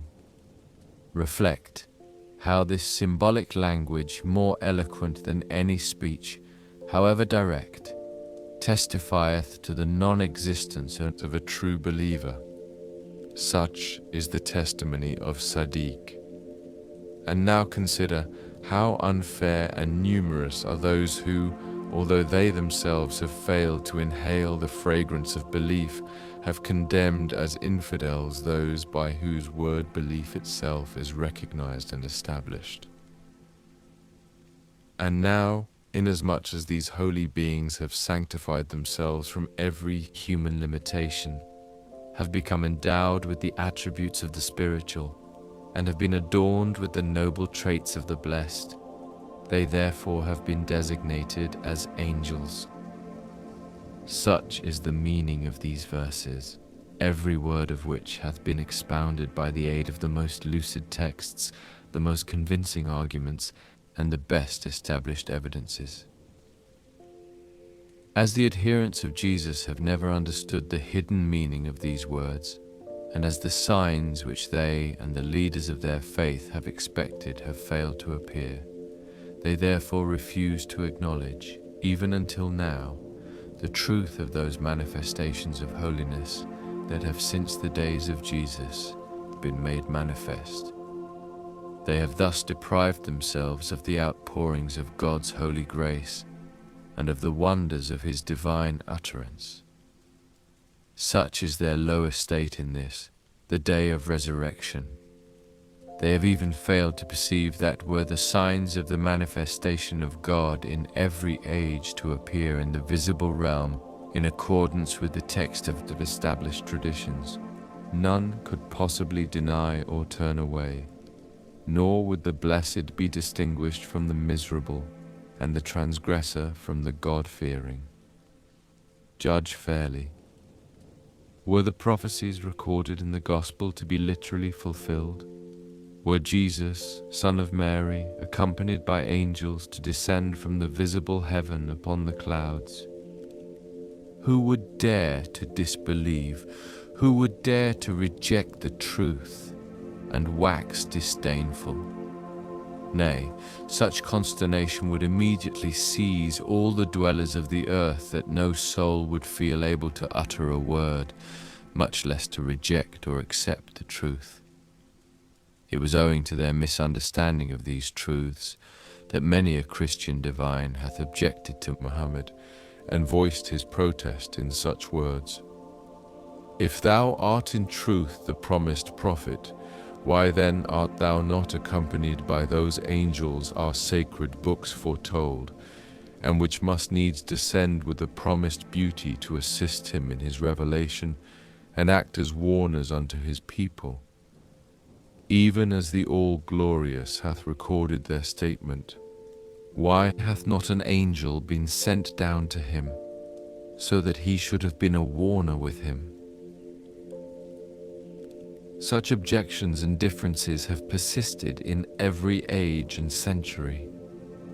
The people have always busied themselves with such specious discourses, vainly protesting, "Wherefore hath not this or that sign appeared?" Such ills befell them only because they have clung to the ways of the divines of the age in which they lived, and blindly imitated them in accepting or denying these essences of detachment, these holy and divine beings. These leaders, owing to their immersion in selfish desires and their pursuit of transitory and sordid things, have regarded these divine luminaries as being opposed to the standards of their knowledge and understanding, and the opponents of their ways and judgments. As they have literally interpreted the Word of God and the sayings and traditions of the letters of unity, and expounded them according to their own deficient understanding, they have therefore deprived themselves and all their people of the bountiful showers of the grace and mercies of God. And yet they bear witness to this well-known tradition: "Verily our word is abstruse, bewilderingly abstruse." In another instance it is said, "Our cause is sorely trying, highly perplexing. None can bear it except a favorite of heaven, or an inspired prophet, or he whose faith God hath tested." These leaders of religion admit that none of these three specified conditions is applicable to them. The first two conditions are manifestly beyond their reach. As to the third, it is evident that at no time have they been proof against those tests that have been sent by God, and that when the divine touchstone appeared, they have shown themselves to be naught but dross. Great God, notwithstanding their acceptance of the truth of this tradition, these divines who are still doubtful of and dispute about the theological obscurities of their faith, yet claim to be the exponents of the subtleties of the law of God, and the expounders of the essential mysteries of His holy word. They confidently assert that such traditions as indicate the advent of the expected Qa'im have not yet been fulfilled, whilst they themselves have failed to inhale the fragrance of the meaning of these traditions, and are still oblivious of the fact that all the signs foretold have come to pass, that the way of God's holy cause hath been revealed, and the concourse of the faithful, swift as lightning, are even now passing upon that way, whilst these foolish divines wait, expecting to witness the signs foretold. Say, O ye foolish ones, wait ye even as those before you are waiting. Were they to be questioned concerning those signs that must needs herald the revelation and rise of the Son of the Mohammedan dispensation, to which we have already referred, none of which have been literally fulfilled, and were it to be said to them, "Wherefore have ye rejected the claims advanced by Christians and the peoples of other faiths, and regard them as infidels?" Knowing not what answer to give, they will reply, "These books have been corrupted and are not and never have been of God." Reflect. The words of the verses themselves eloquently testify to the truth that they are of God. A similar verse hath been also revealed in the Quran, "Will ye of them that comprehend?" Verily I say, throughout all this period they have utterly failed to comprehend what is meant by corrupting the text. Yea, in the writings and utterances of the mirrors reflecting the Son of the Mohammedan dispensation, mention hath been made of modification by the exalted beings and alteration by the disdainful. Such passages, however, refer only to particular cases. Among them is the story of Ibn Suriyah.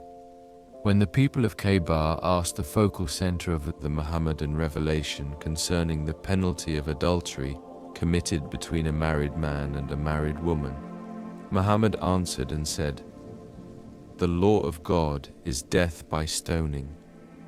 Whereupon they protested, saying, "No such law hath been revealed in the Pentateuch." Muhammad answered and said, "Whom do you regard among your rabbis as being a recognized authority and having a sure knowledge of the truth?" They agreed upon Ibn Suriyah.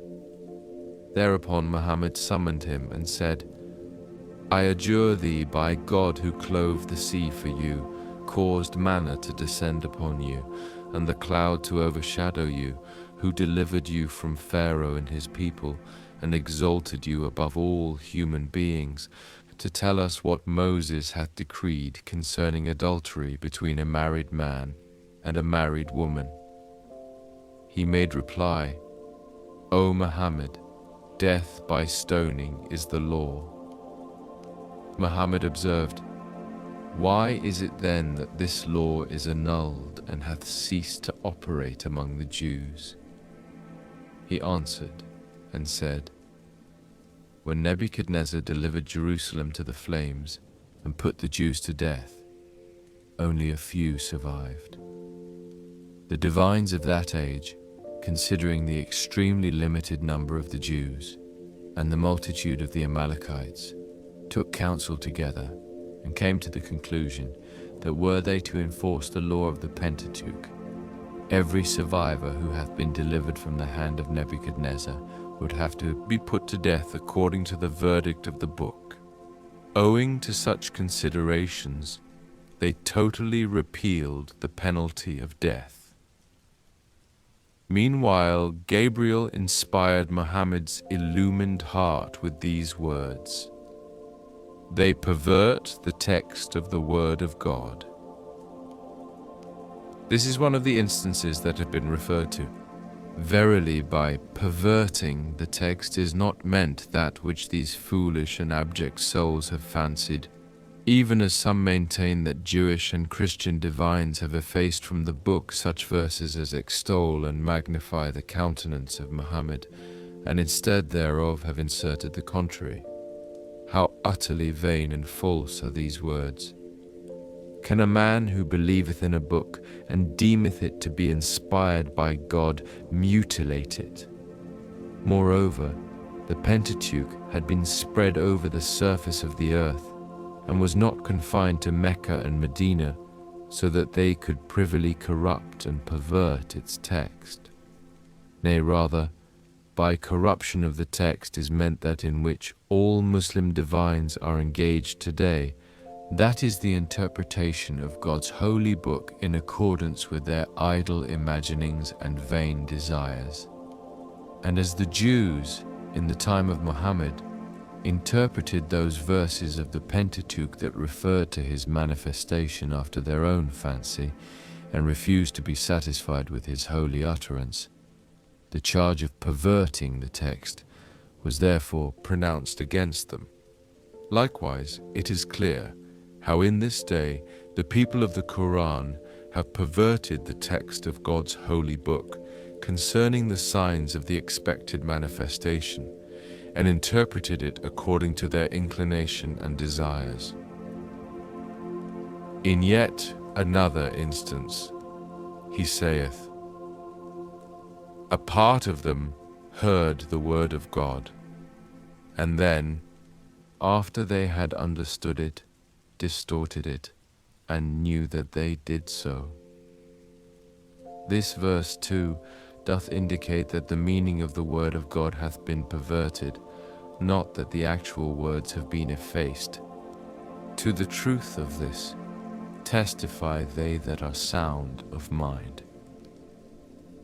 Again, in another instance, he saith, "Woe unto those who, with their own hands, transcribe the book corruptly, and then say, 'This is from God,' that they may sell it for some mean price." This verse was revealed with reference to the divines and leaders of the Jewish faith. These divines, in order to please the rich, acquire worldly emoluments, and give vent to their envy and misbelief, wrote a number of treatises, refuting the claims of Muhammad, supporting their arguments with such evidences as it would be improper to mention, and claimed that these arguments were derived from the text of the Pentateuch.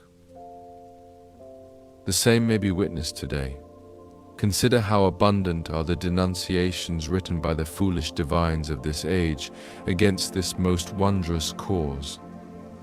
How vain their imaginings that these calumnies are in conformity with the verses of God's sacred book and in consonance with the utterances of men of discernment. Our purpose in relating these things is to warn you that were they to maintain that those verses wherein the signs referred to in the Gospel are mentioned have been perverted, were they to reject them and cling instead to other verses and traditions, you should know that their words were utter falsehood and sheer calumny, yea, corruption of the text, in the sense we have referred to, hath been actually effected in particular instances. A few of these we have mentioned, that it may become manifest to every discerning observer that unto a few untutored holy men hath been given the mastery of human learning, so that the malevolent opposer may cease to contend that a certain verse doth indicate corruption of the text, and insinuate that we, through lack of knowledge, have made mention of such things.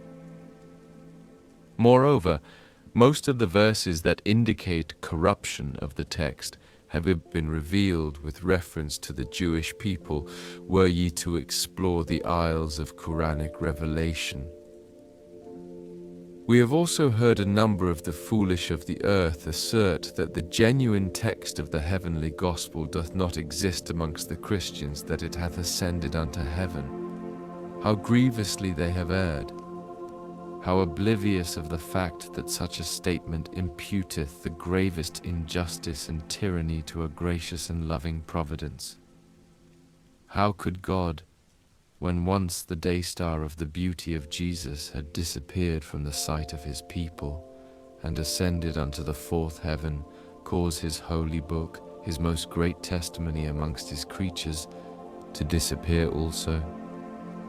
What would be left to that people to cling to from the setting of the day star of Jesus until the rise of the sun of the Mohammedan dispensation? What law could be their stay and guide? How could such people be made the victims of the avenging wrath of God, the omnipotent avenger? How could they be afflicted with the scourge of chastisement by the heavenly King? Above all, how could the flow of the grace of the all-bountiful be stayed? How could the ocean of his tender mercies be stilled? We take refuge with God from that which his creatures have fancied about him. Exalted is he above their comprehension. Dear friend, now when the light of God's everlasting morn is breaking, when the radiance of his holy words, God is the light of the heavens and of the earth, is shedding illumination upon all mankind, when the inviolability of his tabernacle is being proclaimed by his sacred utterance, God hath willed to perfect his light, and the hand of omnipotence bearing his testimony. In his grasp he holdeth the kingdom of all things, is being outstretched unto all the peoples and kindreds of the earth. It behooveth us to gird up the loins of endeavor, that haply, by the grace and bounty of God, we may enter the celestial city. Verily, we are God's, and abide within the exalted habitation, and unto him we do return. It is incumbent upon thee, by the permission of God, to cleanse the eye of thine heart from the things of the world, that thou mayest realize the infinitude of divine knowledge, and mayest behold truth so clearly that thou wilt need no proof to demonstrate his reality, nor any evidence to bear witness unto his testimony.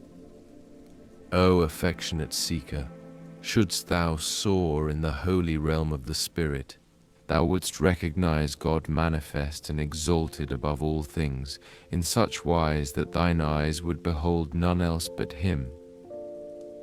God was alone, there was none else besides him. So lofty is this station that no testimony can bear it witness, neither evidence do justice to its truth. Wert thou to explore the sacred domain of truth, thou wilt find that all things are known only by the light of his recognition, that he hath ever been, and will continue forever to be, known through himself. And if thou dwellest in the land of testimony, content thyself with that which he himself hath revealed. Is it not enough for them that we have sent down unto thee the book? This is the testimony which he himself hath ordained. Greater proof than this there is none, nor ever will be. This proof is his word, his own self, the testimony of his truth. And now we beseech the people of the Bayan, all the learned, the sages, the divines, and witnesses amongst them, not to forget the wishes and admonitions revealed in their book. Let them at all times fix their gaze upon the essentials of his cause, lest when he, who is the quintessence of truth, the inmost reality of all things, the source of all light, is made manifest, they cling unto certain passages of the book, and inflict upon him that which was inflicted in the dispensation of the Quran. For verily, powerful is he, the King of divine might, to extinguish with one letter of his wondrous words the breath of life in the whole of the Bayan and the people thereof, and with one letter bestow upon them a new and everlasting life, and cause them to arise and speed out of the sepulchres of their vain and selfish desires. Take heed and be watchful, and remember that all things have their consummation in belief in him, in attainment unto his day, and in the realization of his divine presence. There is no piety in turning your faces toward the east or toward the west, but he is pious who believeth in God and the last day. Give ear, O people of the Bayan, unto the truth whereunto we have admonished you, that haply ye may seek the shelter of the shadow extended in the day of God upon all mankind. End of Part 1. Part 2. Verily, he who is the daystar of truth and revealer of the Supreme Being holdeth for all time undisputed sovereignty over all that is in heaven and on earth, though no man be found on earth to obey him. He verily is independent of all earthly dominion, though he be utterly destitute. Thus we reveal unto thee the mysteries of the cause of God, and bestow upon thee the gems of divine wisdom, that haply thou mayest soar on the wings of renunciation to those heights that are veiled from the eyes of men. The significance and essential purpose underlying these words is to reveal and demonstrate unto the pure in heart and the sanctified in spirit that they, who are the luminaries of truth and the mirrors reflecting the light of divine unity, in whatever age and cycle they are sent down from their invisible habitations of ancient glory unto this world, to educate the souls of men and endue with grace all created things, are invariably endowed with an all-compelling power and invested with invincible sovereignty. For these hidden gems, these concealed and invisible treasures in themselves manifest and vindicate the reality of these holy words. Verily God doeth whatsoever he willeth, and ordaineth whatsoever he pleaseth. To every discerning and illumined heart it is evident that God, the unknowable essence, the divine being, is immensely exalted beyond every human attribute, such as corporeal existence, ascent and descent, egress and regress. Far be it from his glory that human tongue should adequately recount his praise, or that human heart comprehend his fathomless mystery. He is and hath ever been veiled in the ancient eternity of his essence, and will remain in his reality, everlastingly hidden from the sight of men. No vision taketh in him, but he taketh in all vision. He is the subtile, the all-perceiving. No tie of direct intercourse can possibly bind him to his creatures. He standeth exalted beyond and above all separation and union, all proximity and remoteness. No sign can indicate his presence or his absence, inasmuch as by a word of his command all that are in heaven and on earth have come to exist, and by his wish, which is the primal will itself, all have stepped out of utter nothingness into the realm of being, the world of the visible. Gracious God, how could there be conceived any existing relationship or possible connection between his word and they that are created of it? The verse, God would have you beware of himself, unmistakably beareth witness to the reality of our argument, and the words, God was alone, there was none else besides of him, are a sure testimony of its truth. All the prophets of God and their chosen ones, all the divines, the sages, and the wise of every generation, unanimously recognize their inability to attain unto the comprehension of that quintessence of all truth, and confess their incapacity to grasp Him, who is the inmost reality of all things. The door of the knowledge of the Ancient of Days being thus closed in the face of all beings, the source of infinite grace, according to His saying, His grace hath transcended all things, my grace hath encompassed them all, hath caused those luminous gems of holiness to appear out of the realm of the Spirit in the noble form of the human temple, and be made manifest unto all men, that they may impart unto the world the mysteries of the unchangeable Being, and tell of the subtleties of His imperishable essence. These sanctified mirrors, these daysprings of ancient glory, are one and all the exponents on earth of Him who is the central orb of the universe, its essence and ultimate purpose. From Him proceed their knowledge and power. From Him is derived their sovereignty.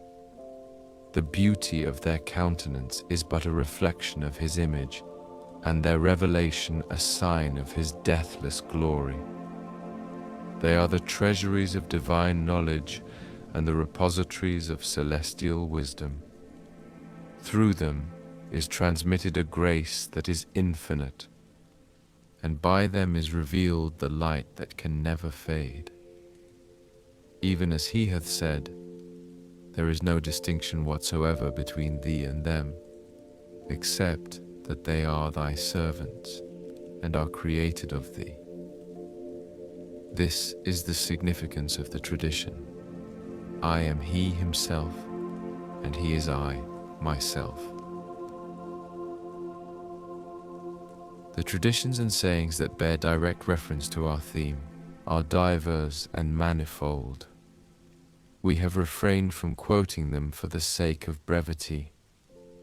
Nay, whatever is in the heavens and whatever is on the earth is a direct evidence of the revelation within it of the attributes and names of God, inasmuch as within every atom are enshrined the signs that bear eloquent testimony to the revelation of that most great light. Methinks, but for the potency of that revelation, no being could ever exist. How resplendent the luminaries of knowledge that shine in an atom, and how vast the oceans of wisdom that surge within a drop. To a supreme degree is this true of man, who, among all created things, hath been invested with the robe of such gifts, and hath been singled out for the glory of such distinction. For in Him are potentially revealed all the attributes and names of God to a degree that no other created being hath excelled or surpassed. All these names and attributes are applicable to Him, even as He hath said, Man is my mystery, and I am His mystery. Manifold are the verses that have been repeatedly revealed in all the heavenly books and the Holy Scriptures, expressive of this most subtle and lofty theme. Even as He hath revealed, we will surely show them our signs in the world and within themselves. Again He saith, and also in your own selves, will ye not then behold the signs of God? And yet again He revealeth, and be ye not like those who forget God, and whom He hath therefore caused to forget their own selves. In this connection, He who is the eternal King, may the souls of all that dwell within the mystic tabernacle be a sacrifice unto Him, hath spoken. He hath known God, who hath known Himself. I swear by God, O esteemed and honoured friend, shouldst thou ponder these words in thine heart, thou wilt of a certainty find the doors of divine wisdom and infinite knowledge flung open before thy face. From that which hath been said, it becometh evident that all things in their inmost reality testify to the revelation of the names and attributes of God within them. Each according to its capacity indicateth and is expressive of the knowledge of God. So potent and universal is this revelation that it hath encompassed all things, visible and invisible. Thus hath he revealed. Hath aught else save thee a power of revelation which is not possessed by thee, that it could have manifested thee? Blind is the eye which doth not perceive thee. Likewise hath the eternal King spoken, No thing have I perceived, except that I perceived God within it, God before it, or God after it. Also in the tradition of Kumail it is written, Behold, a light hath shone forth out of the morn of eternity, and lo, its waves have penetrated the inmost reality of all men. Man, the noblest and most perfect of all created things, excelleth them all in the intensity of this revelation, and is a fuller expression of its glory. And of all men, the most accomplished, the most distinguished, and the most excellent are the manifestations of the Son of Truth. Nay, all else besides these manifestations live by the operation of their will, and move and have their being through the outpourings of their grace. But for thee I would have not created the heavens. Nay, all in their holy presence fade into utter nothingness, and are a thing forgotten. Human tongue can never befittingly sing their praise, and human speech can never unfold their mystery. These tabernacles of holiness, these primal mirrors which reflect the light of unfading glory, are but expressions of Him who is the invisible of the invisibles. By the revelation of these gems of divine virtue, all the names and attributes of God, such as knowledge and power, sovereignty and dominion, mercy and wisdom, glory, bounty and grace, are made manifest.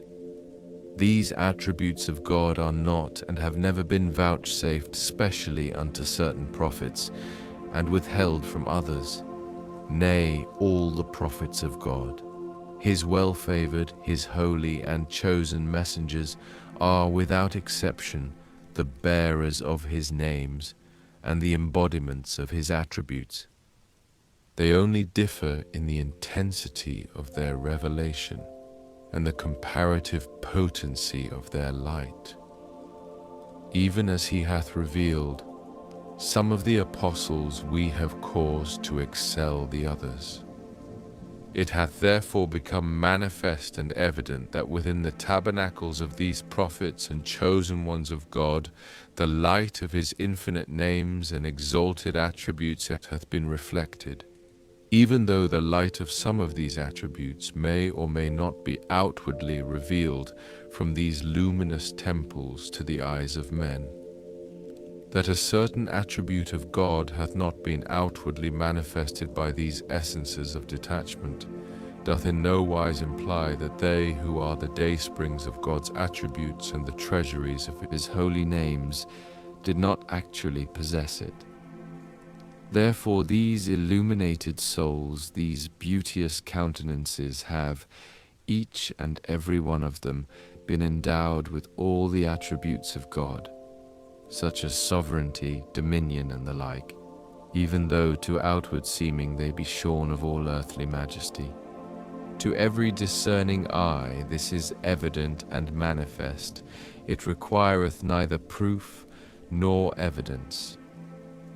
Yea, inasmuch as the peoples of the world have failed to seek from the luminous and crystal springs of divine knowledge the inner meaning of God's holy words, they therefore have languished, stricken, and sore athirst in the vale of idle fancy and waywardness.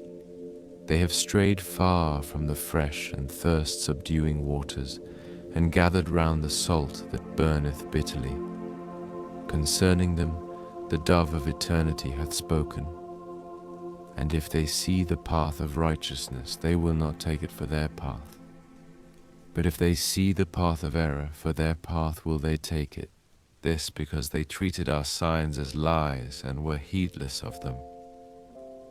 To this testifieth that which hath been witnessed in this wondrous and exalted dispensation. Myriads of holy verses have descended from the heaven of might and grace.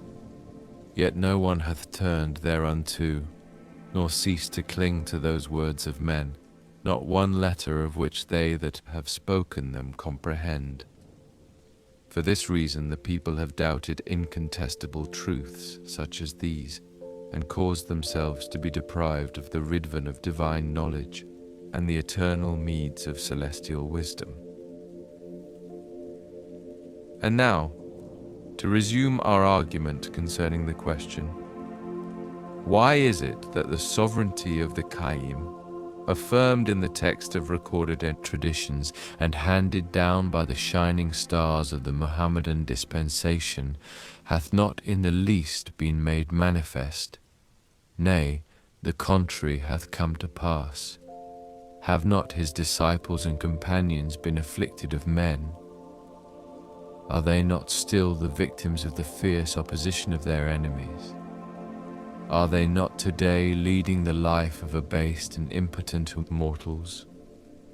Yea, the sovereignty attributed to the Qayyim and spoken of in the scriptures is a reality, the truth of which none can doubt. This sovereignty, however, is not the sovereignty which the minds of men have falsely imagined. Moreover, the prophets of old, each and every one, whenever announcing to the people of their day the advent of the coming revelation, have invariably and specifically referred to that sovereignty with which the promised manifestation must needs be invested. This is attested by the records of the scriptures of the past. This sovereignty hath not been solely and exclusively attributed to the Qayyim.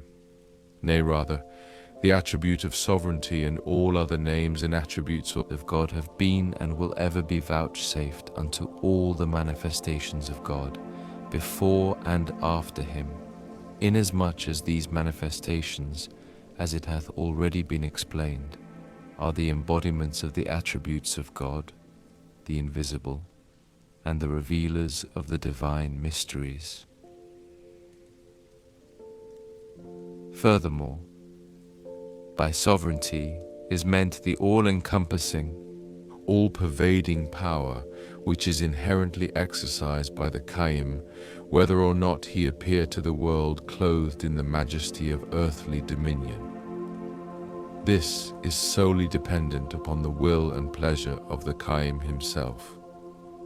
You will readily recognize that the terms sovereignty, wealth, life, death, judgment, and resurrection spoken of by the scriptures of old are not what this generation hath conceived and vainly imagined. Nay, by sovereignty is meant that sovereignty which in every dispensation resideth within, and is exercised by, the person of the manifestation, the day star of truth. That sovereignty is the spiritual ascendancy which he exerciseth to the fullest degree over all that is in heaven and on earth, and which in due time revealeth itself to the world in direct proportion to its capacity and spiritual receptiveness, even as the sovereignty of Muhammad, the messenger of God, is today apparent and manifest amongst the people. You are well aware of what befell his faith in the early days of his dispensation. What woeful sufferings did the hand of the infidel and erring, the divines of that age and their associates, inflict upon that spiritual essence, that most pure and holy being. How abundant the thorns and briars which they have strewn over his path. It is evident that wretched generation, in their wicked and satanic fancy, regarded every injury to that immortal being as a means to the attainment of an abiding felicity, inasmuch as the recognized divines of that age, such as Abdullah-i Ubay, Abu Amir, the hermit, Ka'b ibn-i-Ashraf, and Nada ibn-i-Harith all treated him as an impostor and pronounced him a lunatic and a calumniator. Such sore accusations they brought against him, that in recounting them God forbiddeth the ink to flow, our pen to move, or the page to bear them. These malicious imputations provoked the people to arise and torment him. And how fierce that torment if the divines of the age be its chief instigators, if they denounce him to their followers, cast him out from their midst, and declare him a miscreant. Hath not the same befallen this servant, and been witnessed by all? For this reason did Muhammad cry out, No prophet of God hath suffered such harm as I have suffered. And in the Quran are recorded all the calumnies and reproaches uttered against him, as well as all the afflictions which he suffered. Refer ye thereunto, that haply ye may be informed of that which hath befallen his revelation. So grievous was his plight, that for a time all ceased to hold intercourse with him and his companions. Whoever associated with him fell a victim to the relentless cruelty of his enemies. We shall cite in this connection only one verse of that book. Shouldst thou observe it with a discerning eye, thou wilt, all the remaining days of thy life, lament and bewail the injury of Muhammad, that wronged and oppressed messenger of God. That verse was revealed at a time when Muhammad languished weary and sorrowful beneath the weight of the opposition of the people and of their unceasing torture. In the midst of his agony, the voice of Gabriel calling from the Sidratul Muntaha was heard saying, But if their opposition be grievous to thee, if thou canst, seek out an opening into the earth or a ladder into heaven. The implication of this utterance is that his case had no remedy, that they would not withhold their hands from him unless he should hide himself beneath the depths of the earth or take his flight unto heaven. Consider how great is the change today. Behold, how many are the sovereigns who bow the knee before his name. How numerous the nations and kingdoms who have sought the shelter of his shadow, who bear allegiance to his faith and pride themselves therein. From the pulpit top there ascendeth today the words of praise which, in utter lowliness, glorify his blessed name.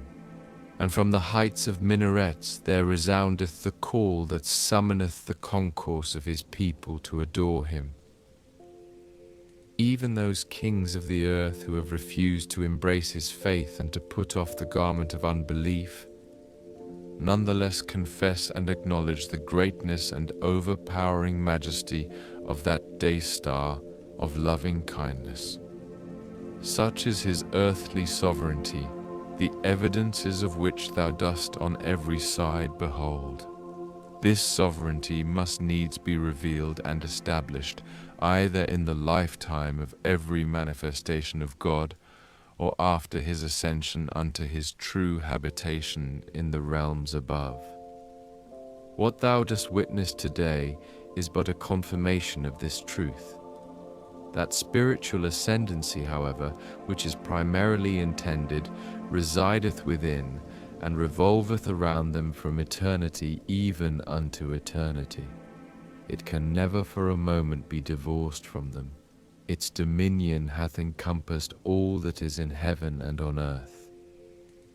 The following is an evidence of the sovereignty exercised by Muhammad, the day star of truth.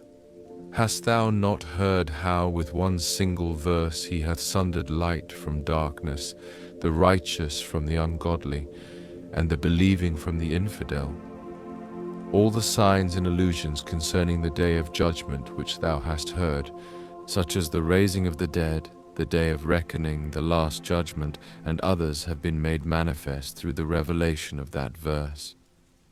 These revealed words were a blessing to the righteous who, on hearing them, exclaimed, O God our Lord, we have heard and obeyed.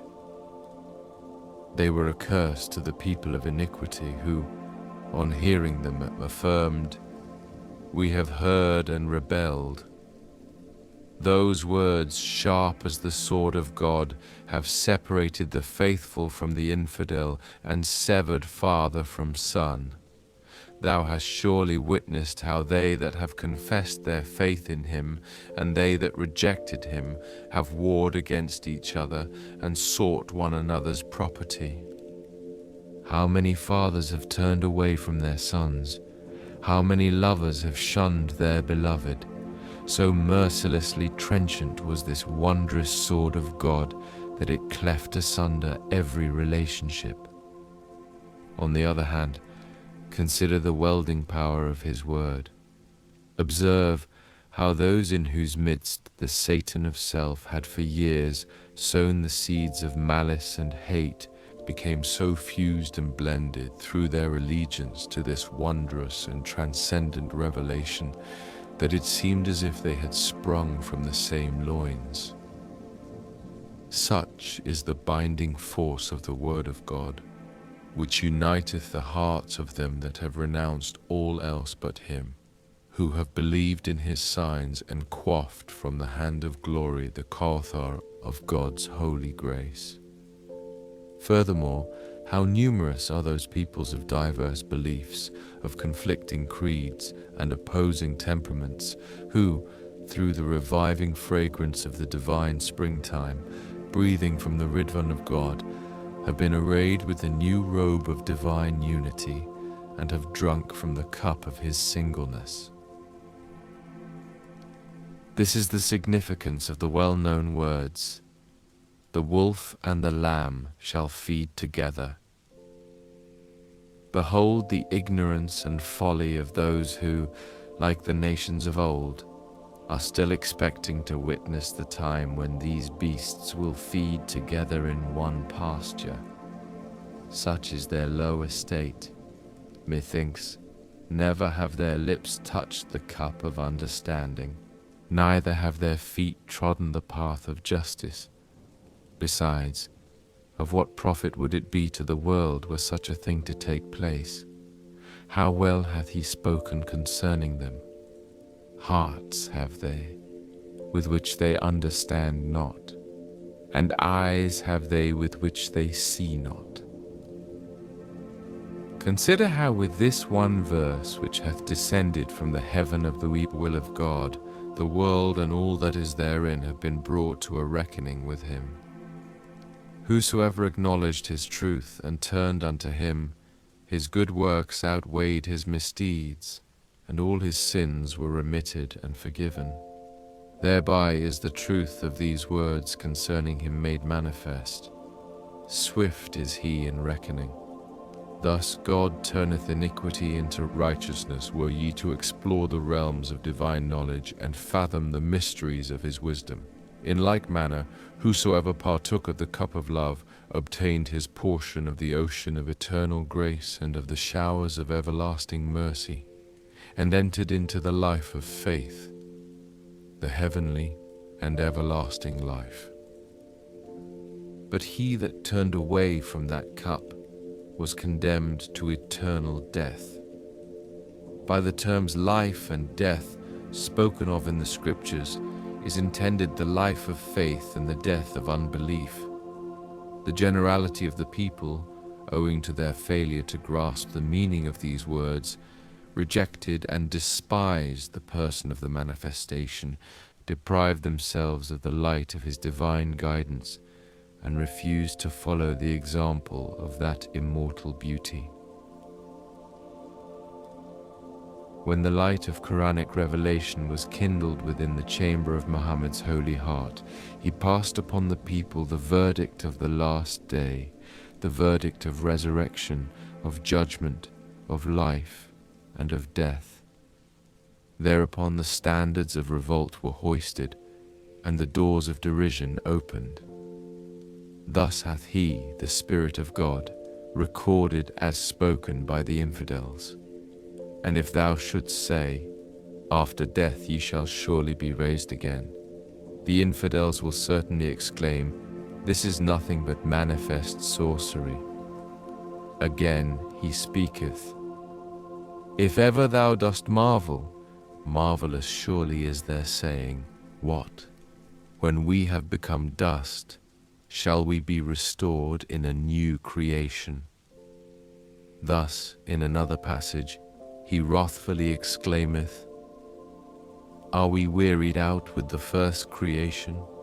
Yet are they in doubt with regard to a new creation? As the commentators of the Quran, and they that follow the letter thereof, misapprehended the inner meaning of the words of God, and failed to grasp their essential purpose, they sought to demonstrate that, according to the rules of grammar, whenever the term idha, meaning if or when, precedeth the past tense, it invariably hath reference to the future. Later, they were sore perplexed in attempting to explain those verses of the book wherein that term did not actually occur. Even as he hath revealed, and there was a blast on the trumpet, lo, it is the threatened day, and every soul is summoned to a reckoning, with him an impeller and a witness. In explaining this and similar verses, they have in some cases argued that the term idha is implied. In other instances, they have idly contended that whereas the day of judgment is inevitable, it hath therefore been referred to as an event not of the future, but of the past.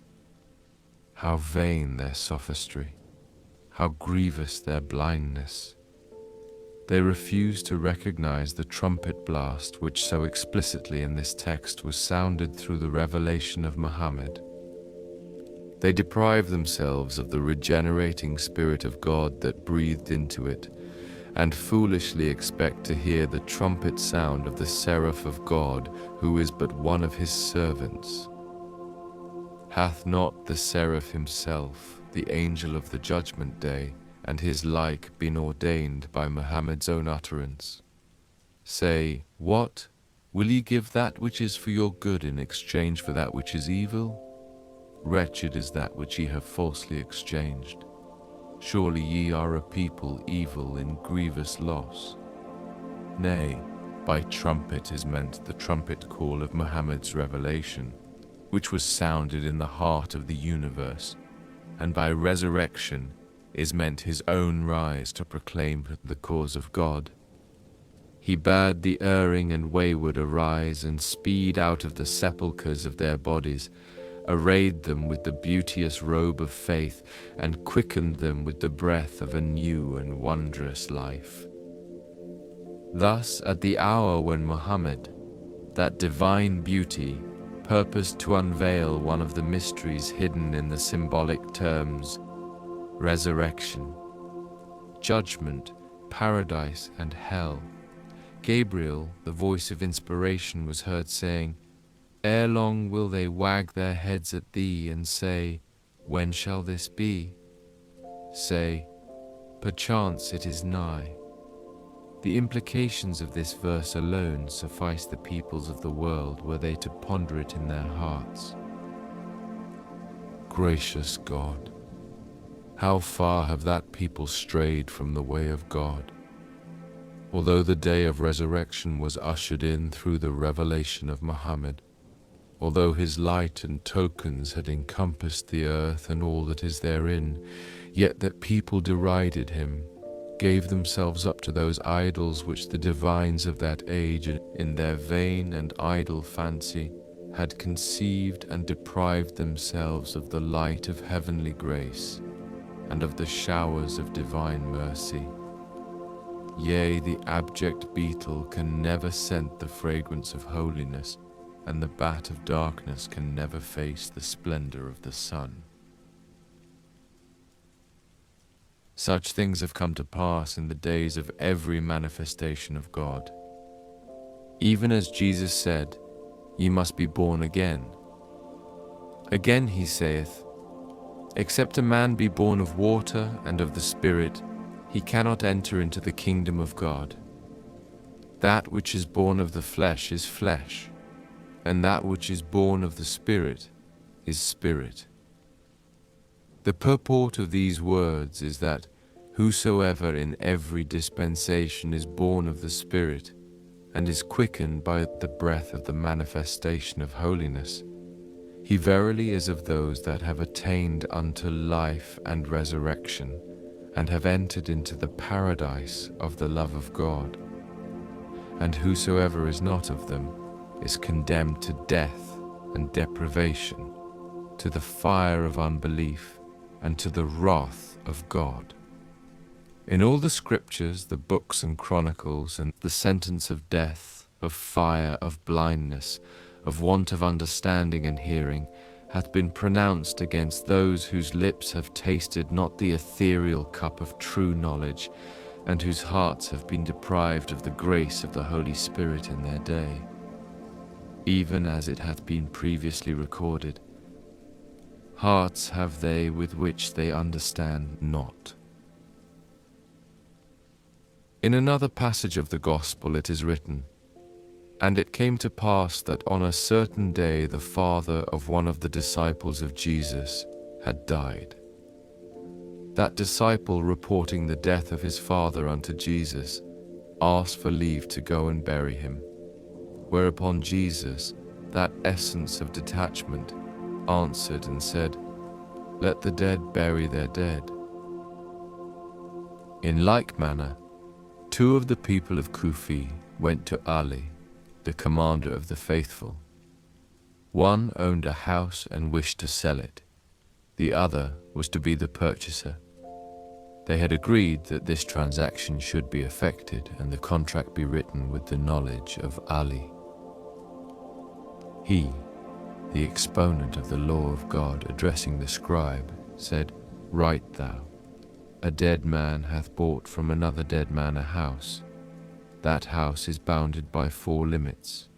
One extendeth toward the tomb, the other to the vault of the grave, the third to the Sirat, the fourth to either paradise or hell. Reflect, had these 2 souls been quickened by the trumpet call of Ali, had they risen from the grave of error by the power of his love, the judgment of death would certainly not have been pronounced against them.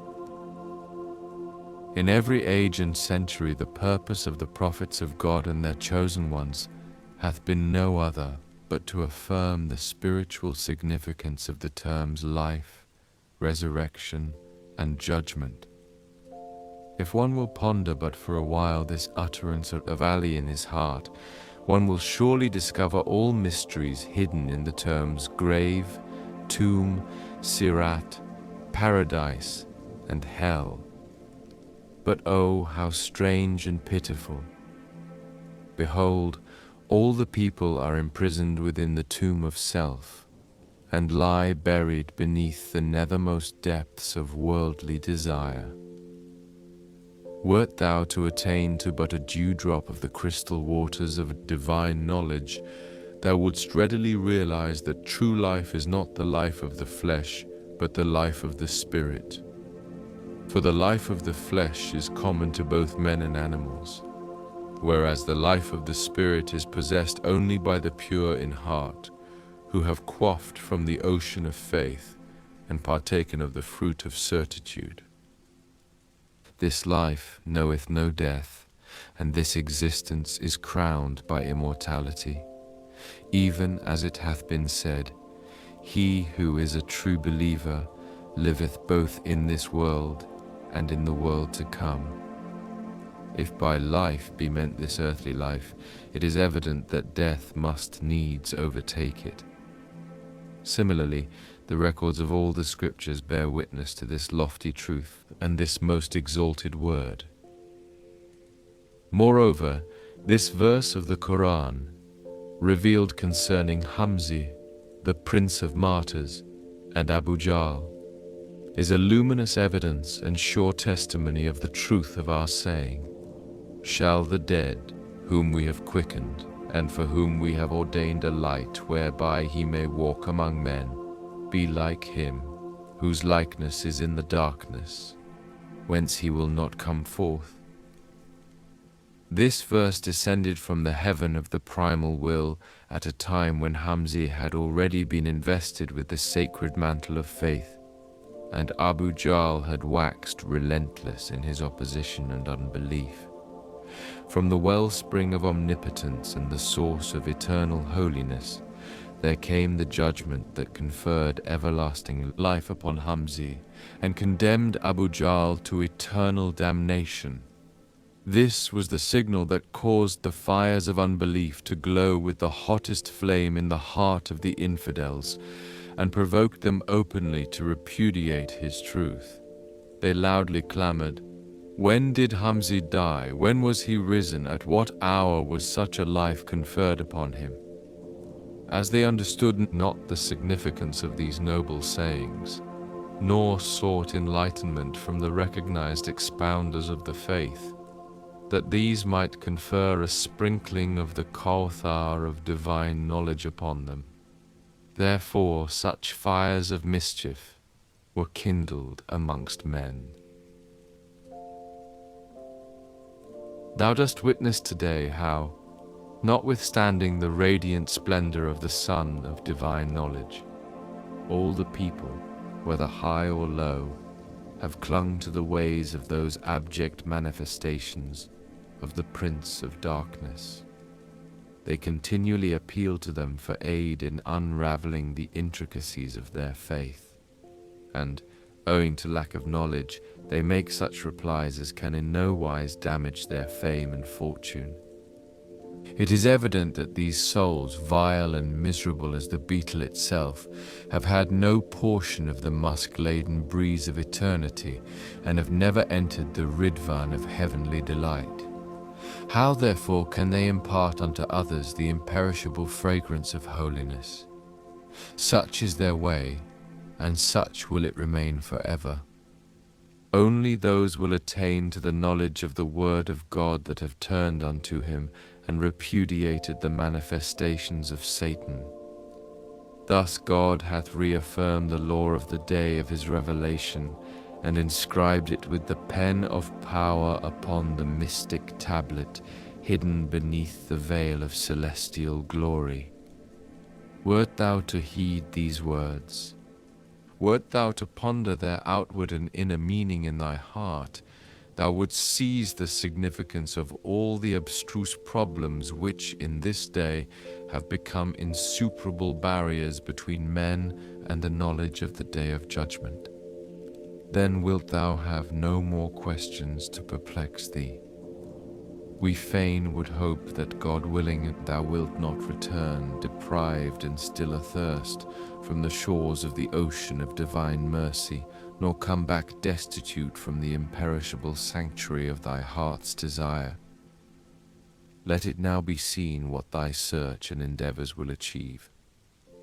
To resume, our purpose in setting forth these truths hath been to demonstrate the sovereignty of him who is the King of Kings.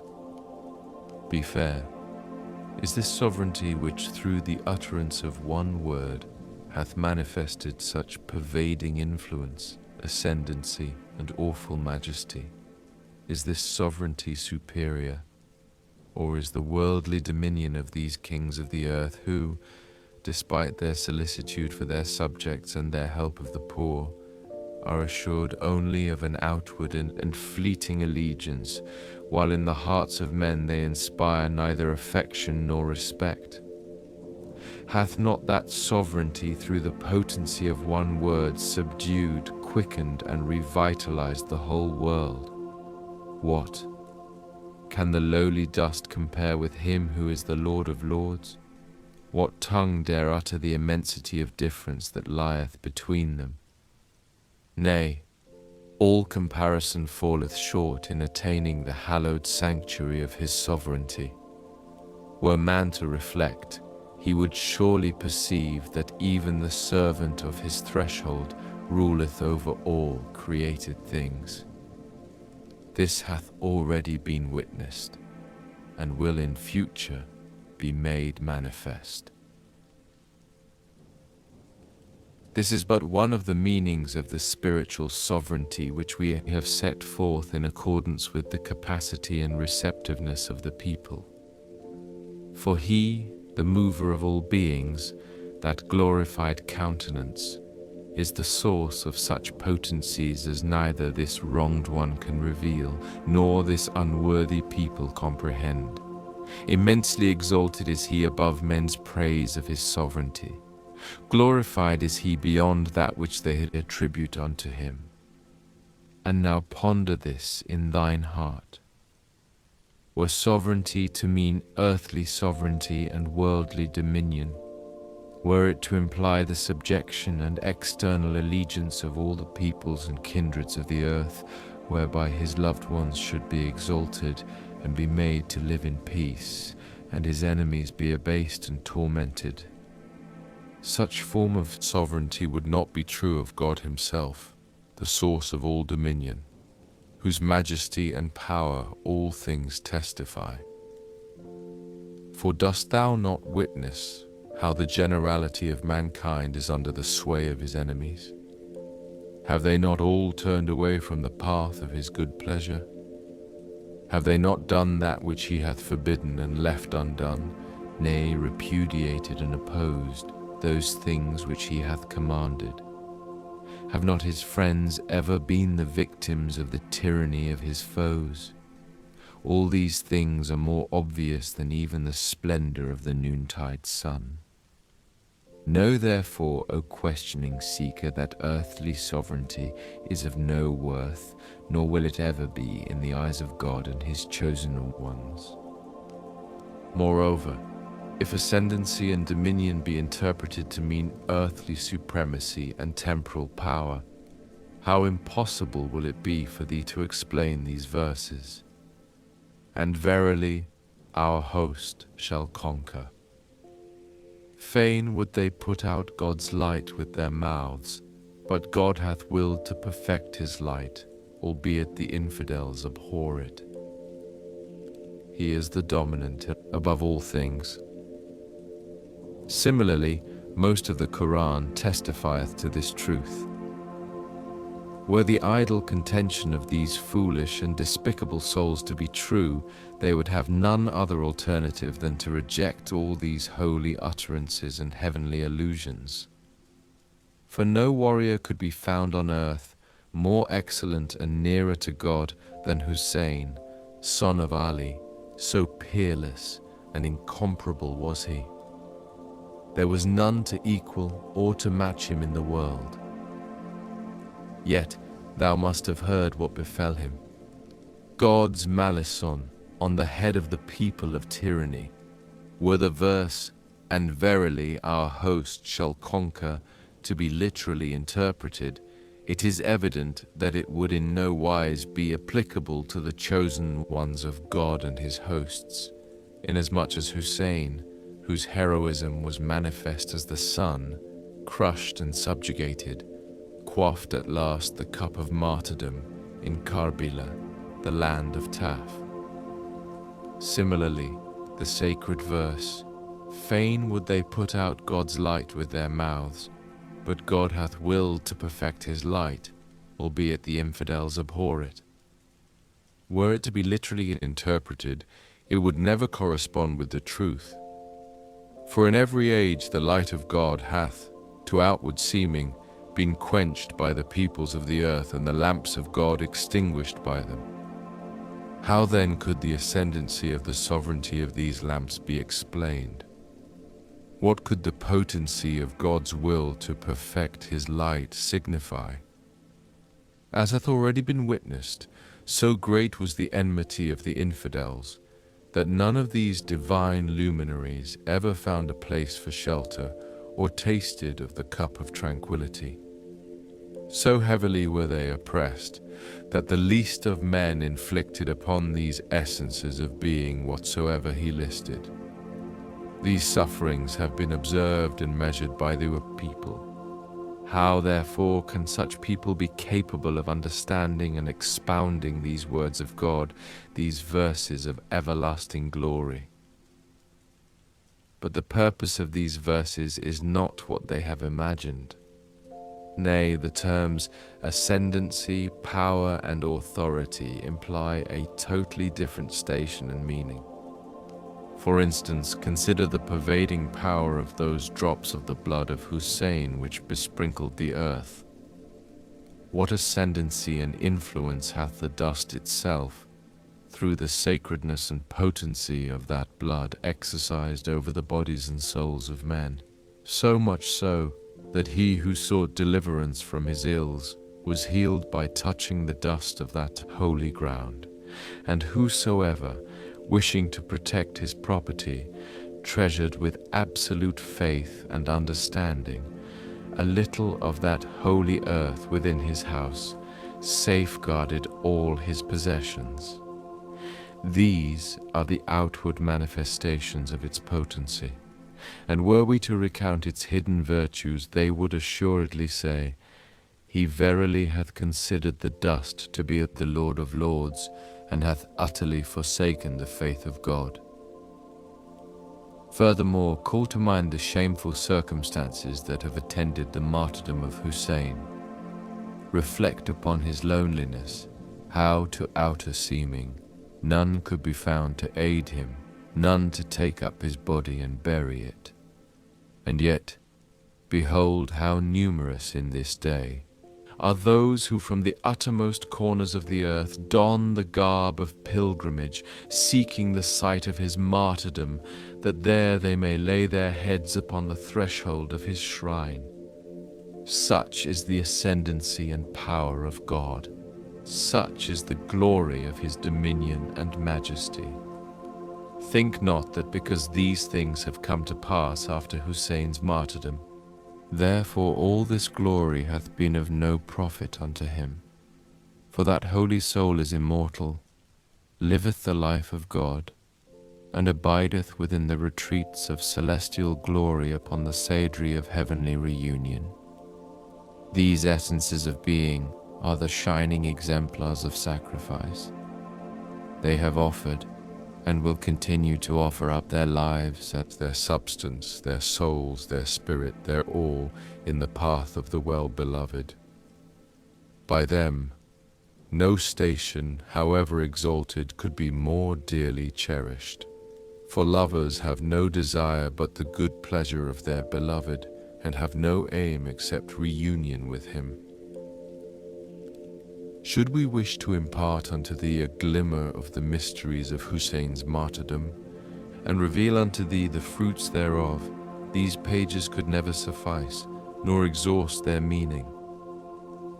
Our hope is that, God willing, the breeze of mercy may blow, and the divine springtime clothe the tree of being with the robe of a new life, so that we may discover the mysteries of divine wisdom, and through his providence, be made independent of the knowledge of all things.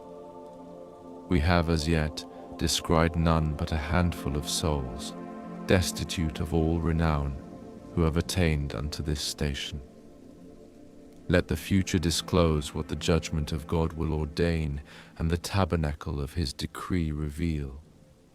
In such wise we recount unto thee the wonders of the cause of God, and pour out into thine ears the strains of heavenly melody, that haply thou mayest attain unto the station of true knowledge, and partake of the fruit thereof. Therefore know thou of a certainty that these luminaries of heavenly majesty, though their dwelling be in the dust, yet their true habitation is the seat of glory in the realms above. Though bereft of all earthly possessions, yet they soar in the realms of immeasurable riches. And while sore tried in the grip of the enemy, they are seated on the right hand of power and celestial dominion. Amidst the darkness of their abasement, there shineth upon them the light of unfading glory, and upon their helplessness are showered the tokens as of an invincible sovereignty. Thus Jesus, Son of Mary, while seated one day and speaking in the strain of the Holy Spirit, uttered words such as these: O people, my food is the grass of the field, wherewith I satisfy my hunger. My bed is the dust, my lamp in the night, the light of the moon, and my steed my own feet. Behold, who on earth is richer than I? By the righteousness of God. Thousands of treasures circle round this poverty, and a myriad kingdoms of glory yearn for such abasement. Shouldst thou attain to a drop of the ocean of the inner meaning of these words, thou wouldst surely forsake the world and all that is therein, and, as the phoenix, wouldst consume thyself in the flames of the undying fire.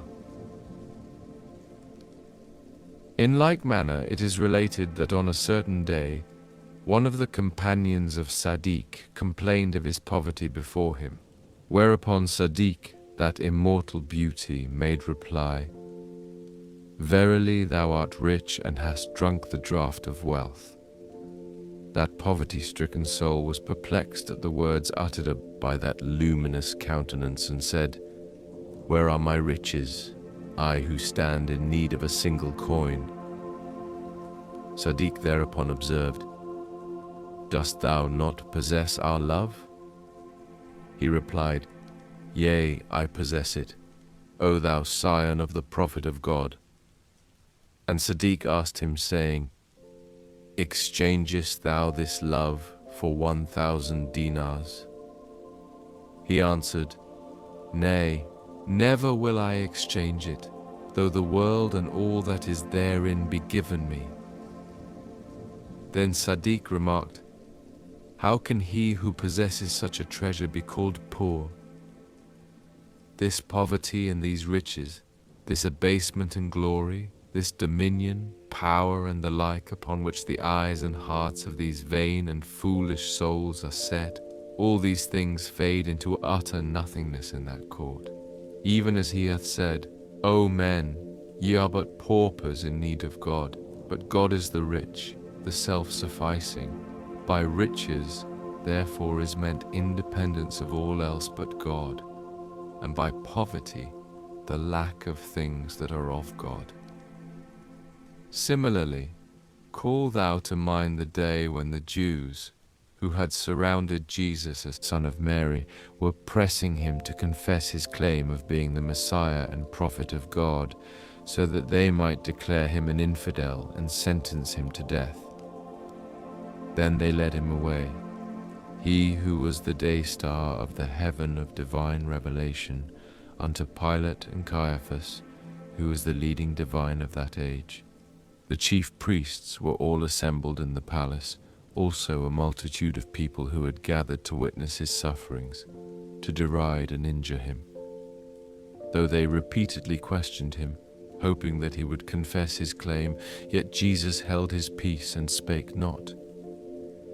Finally, an accursed of God arose and approaching Jesus adjured him, saying, "Didst thou not claim to be the divine Messiah? Didst thou not say, I am the King of kings, my word is the word of God, and I am the breaker of the Sabbath day?" Thereupon Jesus lifted up his head and said, "Beholdest thou not the Son of Man sitting on the right hand of power and might?" These were his words, and yet consider how to outward seeming he was devoid of all power, except that inner power which was of God, and which had encompassed all that is in heaven and on earth. How can I relate all that befell him after he spoke these words? How shall I describe their heinous behavior towards him? They at last heaped on his blessed person such woes that he took his flight unto the fourth heaven.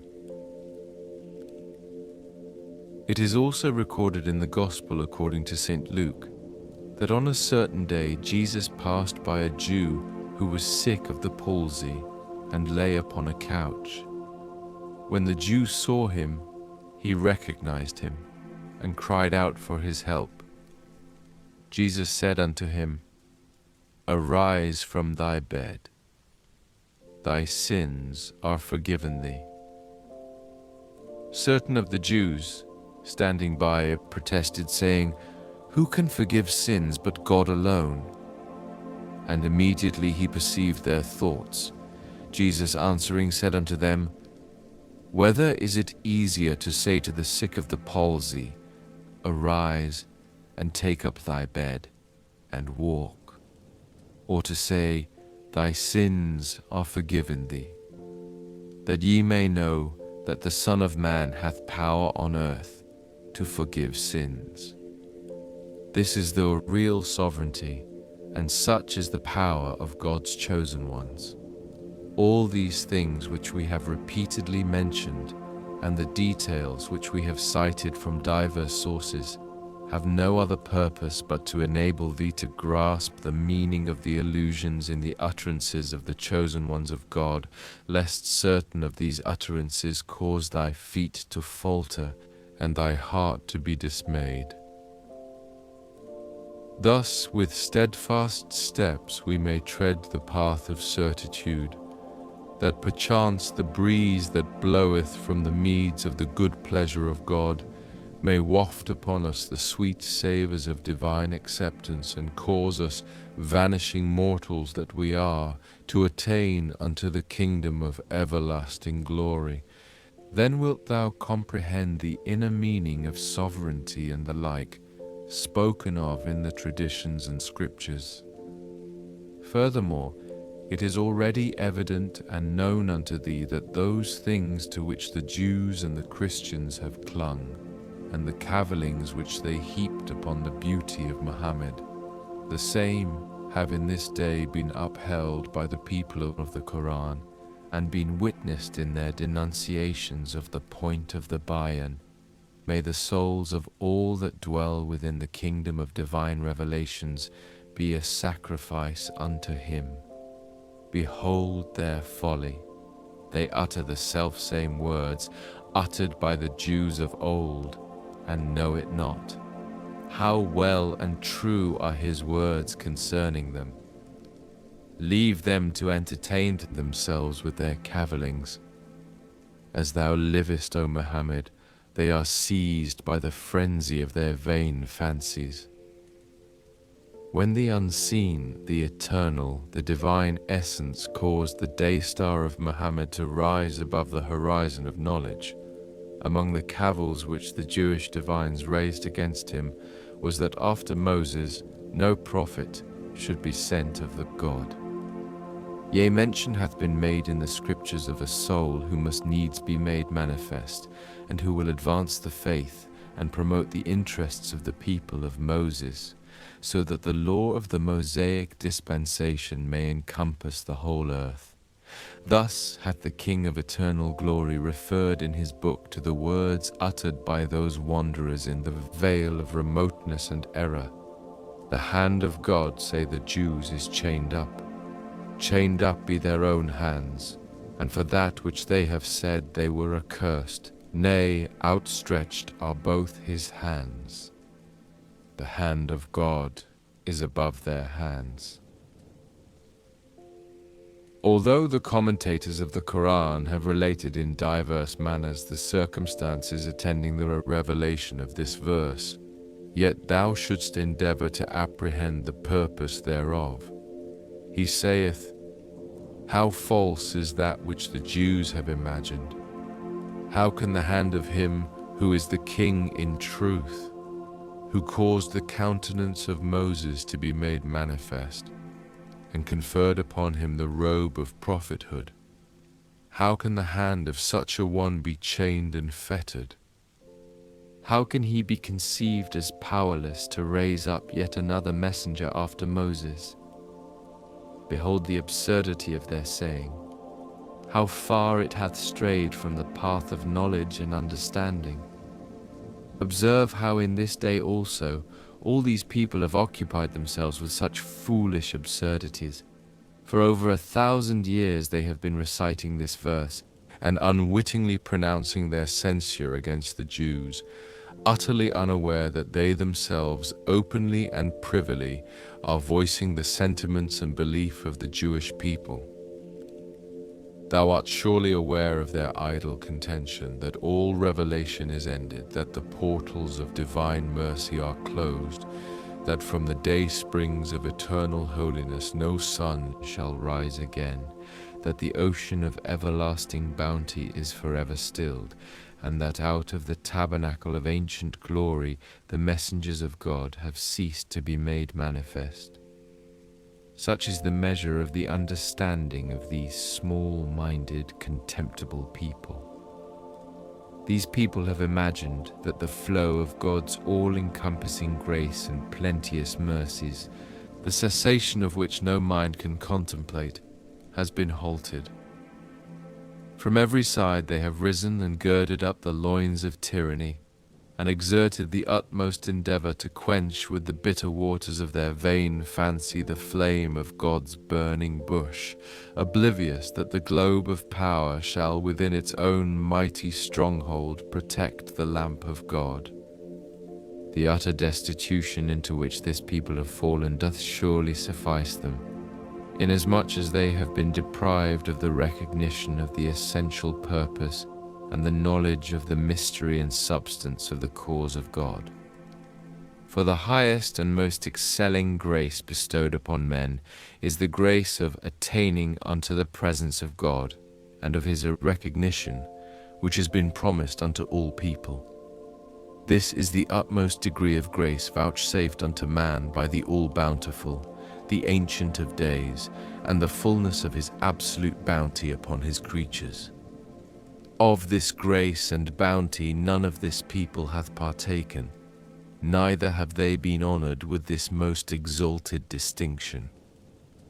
How numerous are those revealed verses which explicitly bear witness unto this most weighty truth and exalted theme, and yet they have rejected it, and after their own desire misconstrued its meaning. Even as he hath revealed, as for those who believe not in the signs of God, or that they shall ever meet him, these of my mercy shall despair, and for them doth a grievous chastisement await. Also he saith, they who bear in mind that they shall attain unto the presence of their Lord, and that unto him shall they return. Also in another instance he saith, they who held it as certain that they must meet God said, how oft, by God's will, hath a small host vanquished a numerous host.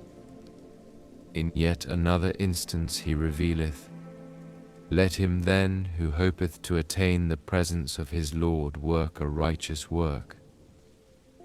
And also he saith, he ordereth all things, he maketh his signs clear, that ye may have firm faith in attaining the presence of your Lord. This people have repudiated all these verses that unmistakably testify to the reality of the attainment unto the divine presence. No theme hath been more emphatically asserted in the Holy Scriptures. Notwithstanding, they have deprived themselves of this lofty and most exalted rank, this supreme and glorious station. Some have contended that by attainment unto the divine presence is meant the revelation of God in the day of resurrection. Should they assert that the revelation of God signifieth a universal revelation, it is clear and evident that such revelation already existeth in all things. The truth of this we have already established, inasmuch as we have demonstrated that all things are the recipients and revealers of the splendors of that ideal King, and that the signs of the revelation of that Son, the source of all splendor, exist and are manifest in the mirrors of beings.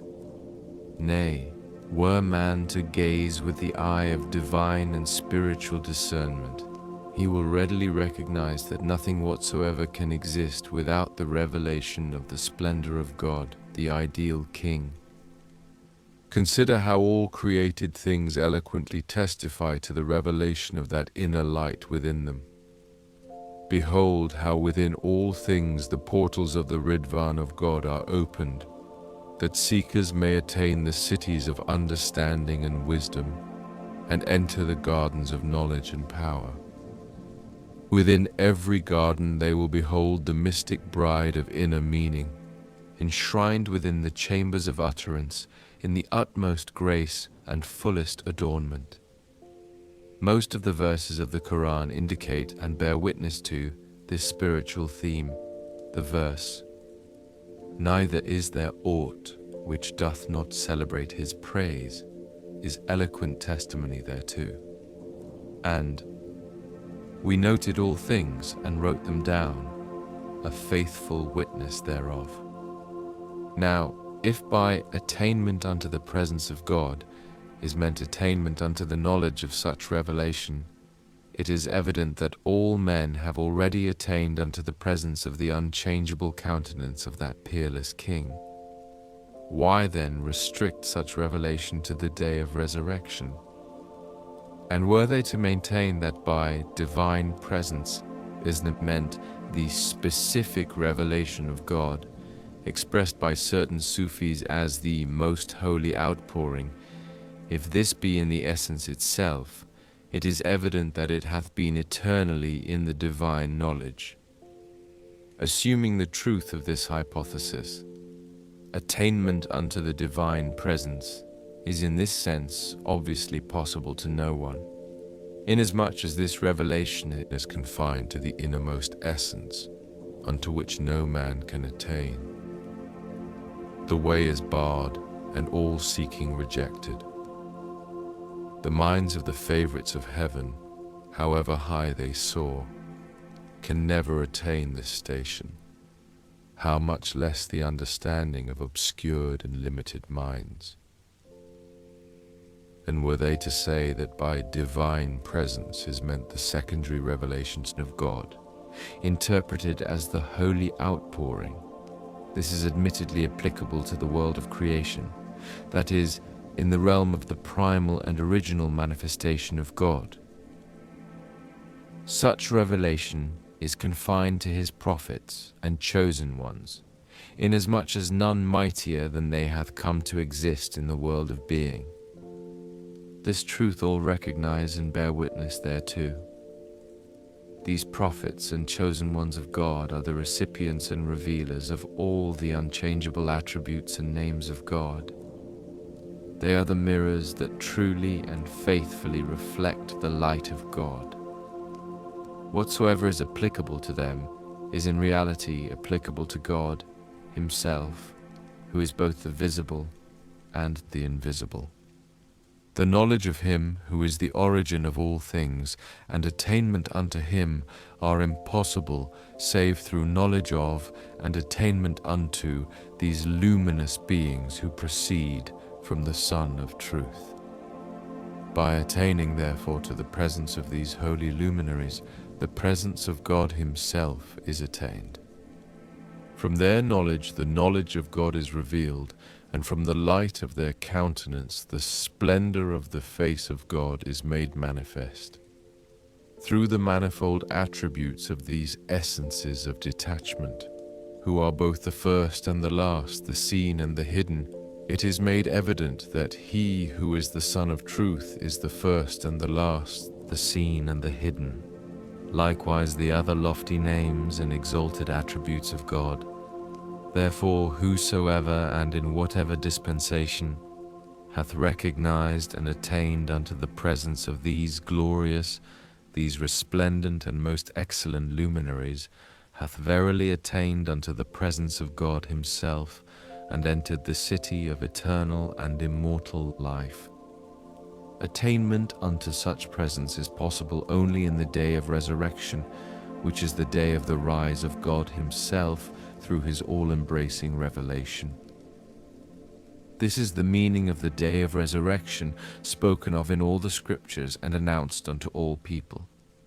Reflect, can a more precious, a mightier and more glorious day than this to be conceived, so that man should willingly forego its grace and deprive himself of its bounties, which like unto vernal showers are raining from the heaven of mercy upon all mankind? Having thus conclusively demonstrated that no day is greater than this day, and no revelation more glorious than this revelation, and having set forth all these weighty and infallible proofs which no understanding mind can question, and no man of learning overlook, how can man possibly, through the idle contention of the people of doubt and fancy, deprive himself of such a bountiful grace? Have they not heard the well-known tradition? When the Qa'im riseth, that day is the day of resurrection. In like manner, the Imams, those unquenchable lights of divine guidance, have interpreted the verse. What can such expect but that God should come down to them overshadowed with clouds, a sign which they have unquestionably regarded as one of the features of the day of resurrection, as referring to the Qa'im and his manifestation. Strive therefore, O my brother, to grasp the meaning of resurrection, and cleanse thine ears from the idle sayings of these rejected people. Shouldst thou step into the realm of complete detachment, thou wilt readily testify that no day is mightier than this day, and that no resurrection more awful than this resurrection can ever be conceived. One righteous work performed in this day equaleth all the virtuous acts which for myriads of centuries men have practiced. Nay, we ask forgiveness of God for such a comparison. For verily, the reward which such a deed deserveth is immensely beyond and above the estimate of men. Inasmuch as these undiscerning and wretched souls have failed to apprehend the true meaning of resurrection and of the attainment unto the divine presence, they therefore have remained utterly deprived of the grace thereof. Although the sole and fundamental purpose of all learning, and the toil and labor thereof, is attainment unto and the recognition of this station, yet they are all immersed in the pursuit of their material studies. They deny themselves every moment of leisure and utterly ignore him, who is the essence of all learning and the one object of their quest. Methinks their lips have never touched the cup of divine knowledge, nor do they seem to have attained even a dewdrop of the showers of heavenly grace. Consider, how can he that faileth in the day of God's revelation to attain unto the grace of the divine presence, and to recognize his manifestation, be justly called learned, though he may have spent eons in the pursuit of knowledge and acquired all the limited and material learning of men? It is surely evident that he can in no wise be regarded as possessed of true knowledge. Whereas the most unlettered of all men, if he be honored with this supreme distinction, he verily is accounted as one of those divinely learned men whose knowledge is of God. For such a man hath attained the acme of knowledge, and hath reached the furthermost summit of learning. This station is also one of the signs of the day of revelation, even as it is said, the abased amongst you he shall exalt, and they that are exalted he shall abase. And likewise he hath revealed in the Quran, and we desire to show favor to those who were brought low in the land, and to make them spiritual leaders among men, and to make of them our heirs. It hath been witnessed in this day how many of the divines, owing to their rejection of the truth, have fallen into and abide within the uttermost depths of ignorance, and whose names have been effaced from the scroll of the glorious and learned. And how many of the ignorant who, by reason of their acceptance of their faith, have soared aloft and attained the high summit of knowledge, and whose names have been inscribed by the pen of power upon the tablet of divine knowledge. Thus, what he pleaseth will God abrogate or confirm, for with him is the source of revelation. Therefore it hath been said, to seek evidence when the proof hath been established is but an unseemly act, and to be busied with the pursuit of knowledge when the object of all learning hath been attained is truly blameworthy. Say, O people of the earth, behold this flame-like youth that speedeth across the limitless profound of the Spirit, heralding unto you the tidings. Lo, the lamp of God is shining, and summoning you to heed his cause, which, though hidden beneath the veils of ancient splendor, shineth in the land of Iraq above the dayspring of eternal holiness. O my friend, were the bird of thy mind to explore the heavens of the revelation of the Quran, were it to contemplate the realm of divine knowledge unfolded therein, thou wouldst assuredly find unnumbered doors of knowledge set open before thee. Thou wouldst certainly recognize that all these things which have in this day hindered this people from attaining the shores of the ocean of eternal grace, the same things in the Mohammedan dispensation prevented the people of that age from recognizing that divine luminary and from testifying to his truth. Thou wilt also apprehend the mysteries of return and revelation, and wilt securely abide within the loftiest chambers of certitude and assurance. And it came to pass that on a certain day, a number of the opponents of that peerless beauty, those that had strayed far from God's imperishable sanctuary, scornfully spoke these words unto Muhammad: Verily God hath entered into a covenant with us, that we are not to credit an apostle until he present us a sacrifice, which fire out of heaven shall devour. The purport of this verse is that God hath covenanted with them that they should not believe in any messenger unless he work the miracle of Abel and Cain, that is, offer a sacrifice, and the fire from heaven consume it, even as they had heard it recounted in the story of Abel, which story is recorded in the scriptures. To this, Muhammad answering said, Already have apostles before me come to you with sure testimonies, and with that of which ye speak. Wherefore slew ye them? Tell me if ye are men of truth. And now be fair. How could those people living in the days of Muhammad have existed thousands of years before in the age of Adam or other prophets? Why should Muhammad, that essence of truthfulness, have charged the people of his day with the murder of Abel or other prophets? Thou hast none other alternative except to regard Muhammad as an impostor or a fool, which God forbid, or to maintain that those people of wickedness were the self-same people who in every age opposed and cavilled at the prophets and messengers of God, till they finally caused them all to suffer martyrdom.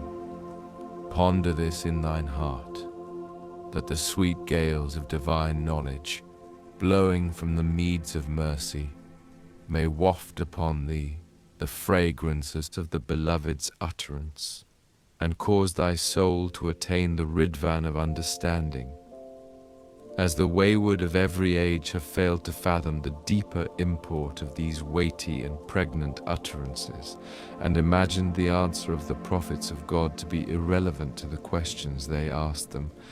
They therefore have attributed ignorance and folly to those essences of knowledge and understanding. Likewise Muhammad, in another verse, uttereth his protest against the people of that age.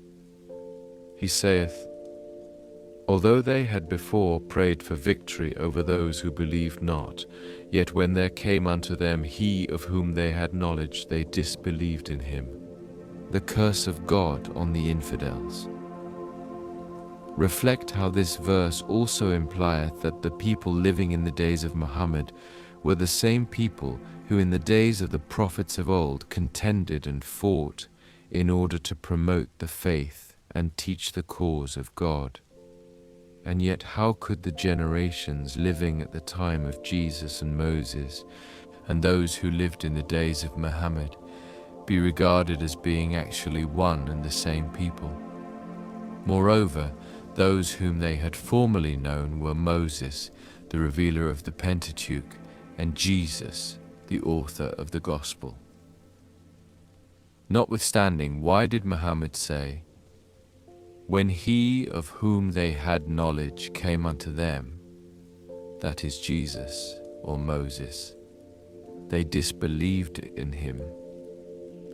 Was not Muhammad to outward seeming called by a different name? Did he not come forth out of a different city? Did he not speak a different language and reveal a different law? How then can the truth of this verse be established and its meaning be made clear? Strive therefore to comprehend the meaning of return, which hath been so explicitly revealed in the Quran itself, and which none hath as yet understood. What sayest thou? If thou sayest that Muhammad was the return of the prophets of old, as is witnessed by this verse, his companions must likewise be the return of the bygone companions, even as the return of the former people is clearly attested by the text of the above-mentioned verses. And if thou deniest this, thou hast surely repudiated the truth of the Quran, the surest testimony of God unto men. In like manner, endeavor to grasp the significance of return, revelation, and resurrection, as witnessed in the days of the manifestations of the divine essence, that thou mayest behold with thine own eyes the return of the holy souls into sanctified and illumined bodies, and mayest wash away the dust of ignorance and cleanse the darkened self with the waters of mercy flowing from the source of divine knowledge, that perchance thou mayest, through the power of God and the light of divine guidance, distinguish the morn of everlasting splendor from the darksome night of error. Furthermore, it is evident to thee that the bearers of the trust of God are made manifest unto the peoples of the earth as the exponents of a new cause and the bearers of a new message, inasmuch as these birds of the celestial throne are all sent down from the heaven of the will of God, and as they all arise to proclaim his irresistible faith, they therefore are regarded as one soul in the same person. For they all drink from the one cup of the love of God, and all partake of the fruit of the same tree of oneness. These manifestations of God have each a twofold station. One is the station of pure abstraction and essential unity. In this respect, if thou callest them all by one name, and dost ascribe to them the same attribute, thou hast not erred from the truth. Even as he hath revealed, no distinction do we make between any of his messengers. For they one and all summon the people of the earth to acknowledge the unity of God, and herald unto them the Kawthar of an infinite grace and bounty. They are all invested with the robe of prophethood and honored with the mantle of glory. Thus hath Muhammad the point of the Quran revealed, I am all the prophets. Likewise he saith, I am the first Adam, Noah, Moses, and Jesus. Similar statements have been made by Ali. Sayings such as this, which indicate the essential unity of those exponents of oneness, have also emanated from the channels of God's immortal utterance, and the treasuries of the gems of divine knowledge, and have been recorded in the scriptures.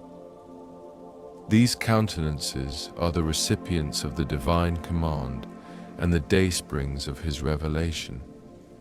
This revelation is exalted above the veils of plurality and the exigencies of number. Thus he saith, Our cause is but one. Inasmuch as the cause is one and the same, the exponents thereof also must needs be one and the same. Likewise, the Imams of the Mohammedan faith, those lamps of certitude, have said, Muhammad is our first, Muhammad our last, Muhammad our all. It is clear and evident to thee that all the prophets are the temples of the cause of God, who have appeared clothed in diverse attire.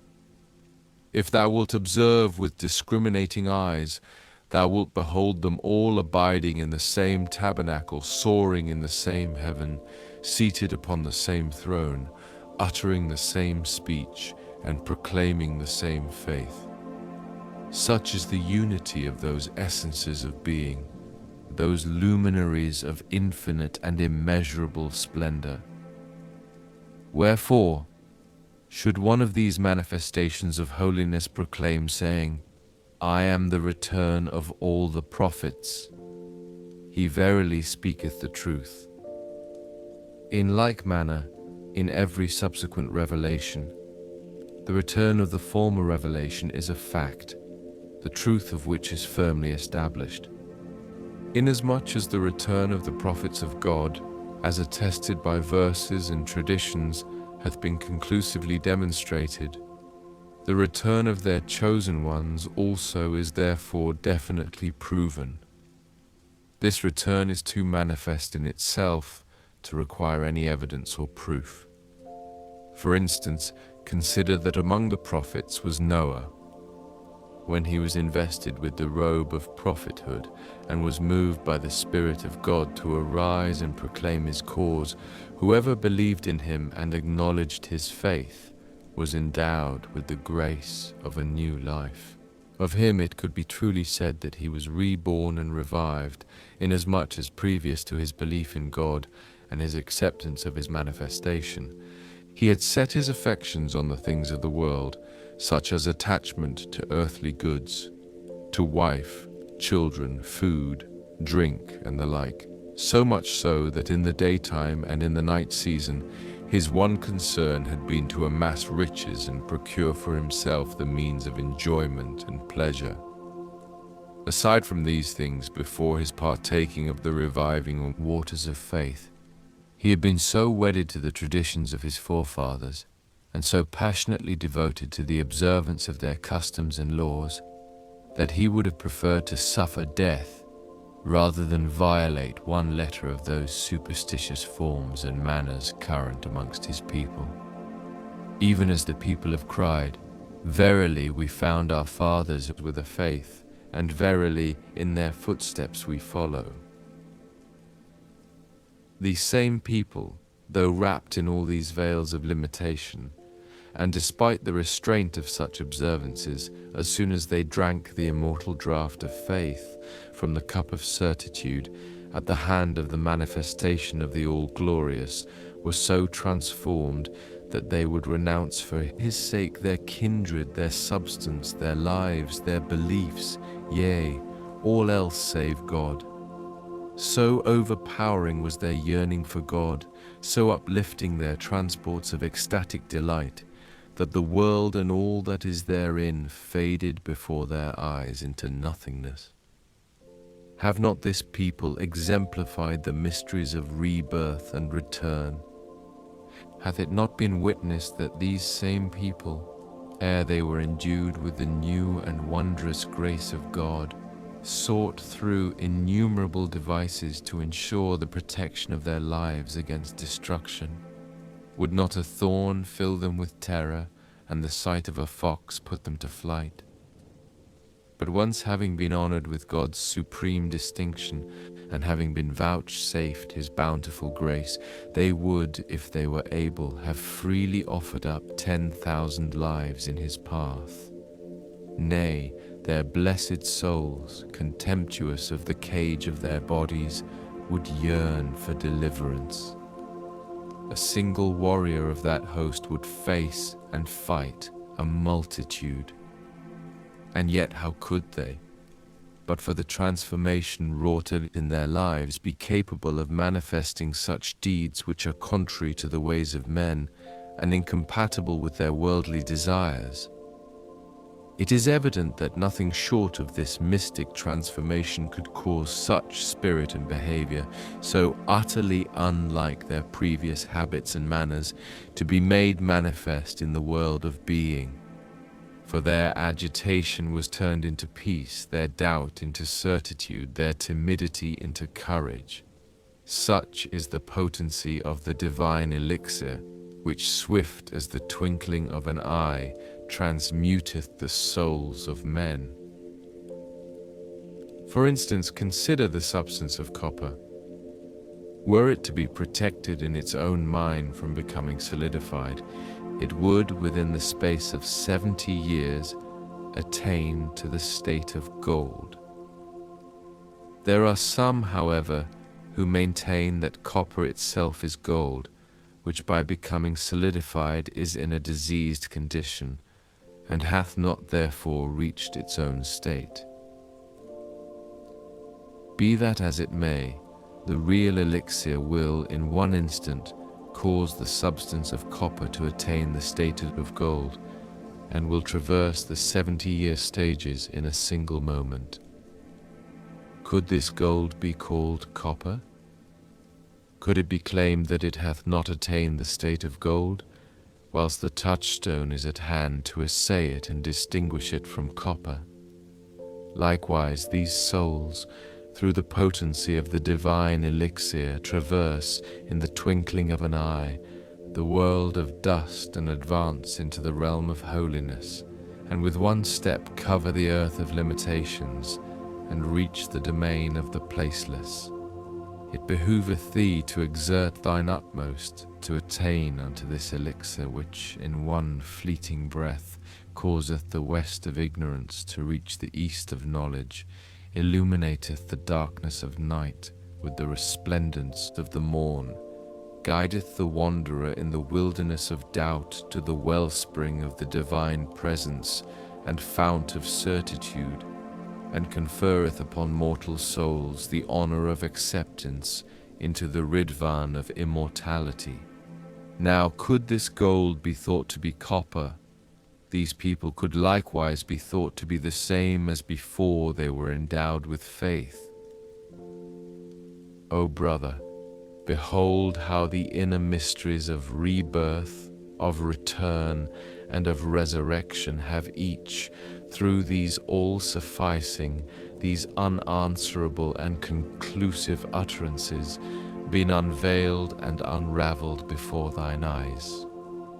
God grant that through his gracious and invisible assistance thou mayest divest thy body and soul of the old garment, and array thyself with the new and imperishable attire.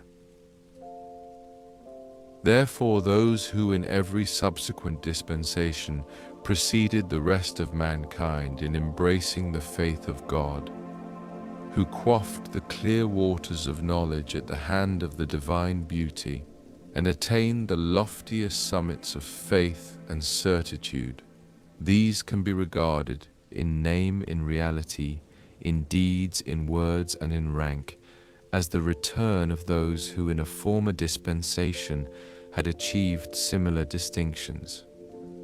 For whatsoever the people of a former dispensation have manifested, the same hath been shown by the people of this latter generation.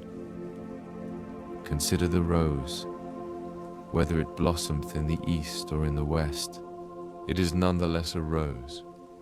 For what mattereth in this respect is not the outward shape and form of the rose, but rather the smell and fragrance which it doth impart.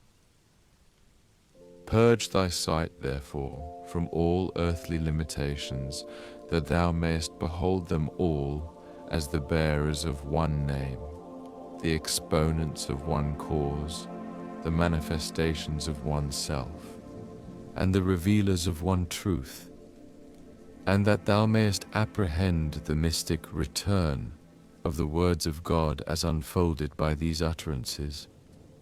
Reflect for a while upon the behavior of the companions of the Mohammedan dispensation. Consider how, through the reviving breath of Muhammad, they were cleansed from the defilements of earthly vanities, and now observe the return of the selfsame determination, the selfsame constancy and renunciation manifested by the companions of the point of the Bayan. Thou hast witnessed how these companions have, through the wonders of the grace of the Lord of Lords, hoisted the standards of sublime renunciation upon the inaccessible heights of glory. These lights have proceeded from but one source, and these fruits are the fruits of one tree. Thou canst discern neither difference nor distinction among them. All this is by the grace of God. On whom He will, He bestoweth His grace. Please God that we avoid the land of denial and advance into the ocean of acceptance, so that we may perceive, with an eye purged from all conflicting elements, the worlds of unity and diversity, of variation and oneness, of limitation and detachment, and wing our flight unto the highest and innermost sanctuary of the inner meaning of the Word of God. From these statements, therefore, it hath been made evident and manifest, that should a soul in the end that knoweth no end be made manifest, and arise to proclaim and uphold a cause which in the beginning that hath no beginning another soul had proclaimed and upheld, it can be truly declared of Him who is the last, and of Him who was the first, that they are one and the same, inasmuch as both are the exponents of one and the same cause. For this reason hath the point of the Bayan, may the life of all else but Him be His sacrifice, likened the manifestations of God unto the sun, which, though it rise from the beginning that hath no beginning until the end that knoweth no end, is none the less the same sun. Now wert thou to say that this sun is the former sun, thou speakest the truth. And if thou sayest that this sun is the return of that sun, thou also speakest the truth. Likewise, from this statement it is made evident that the term last is applicable to the first, and the term first applicable to the last, inasmuch as both the first and the last have risen to proclaim one and the same faith.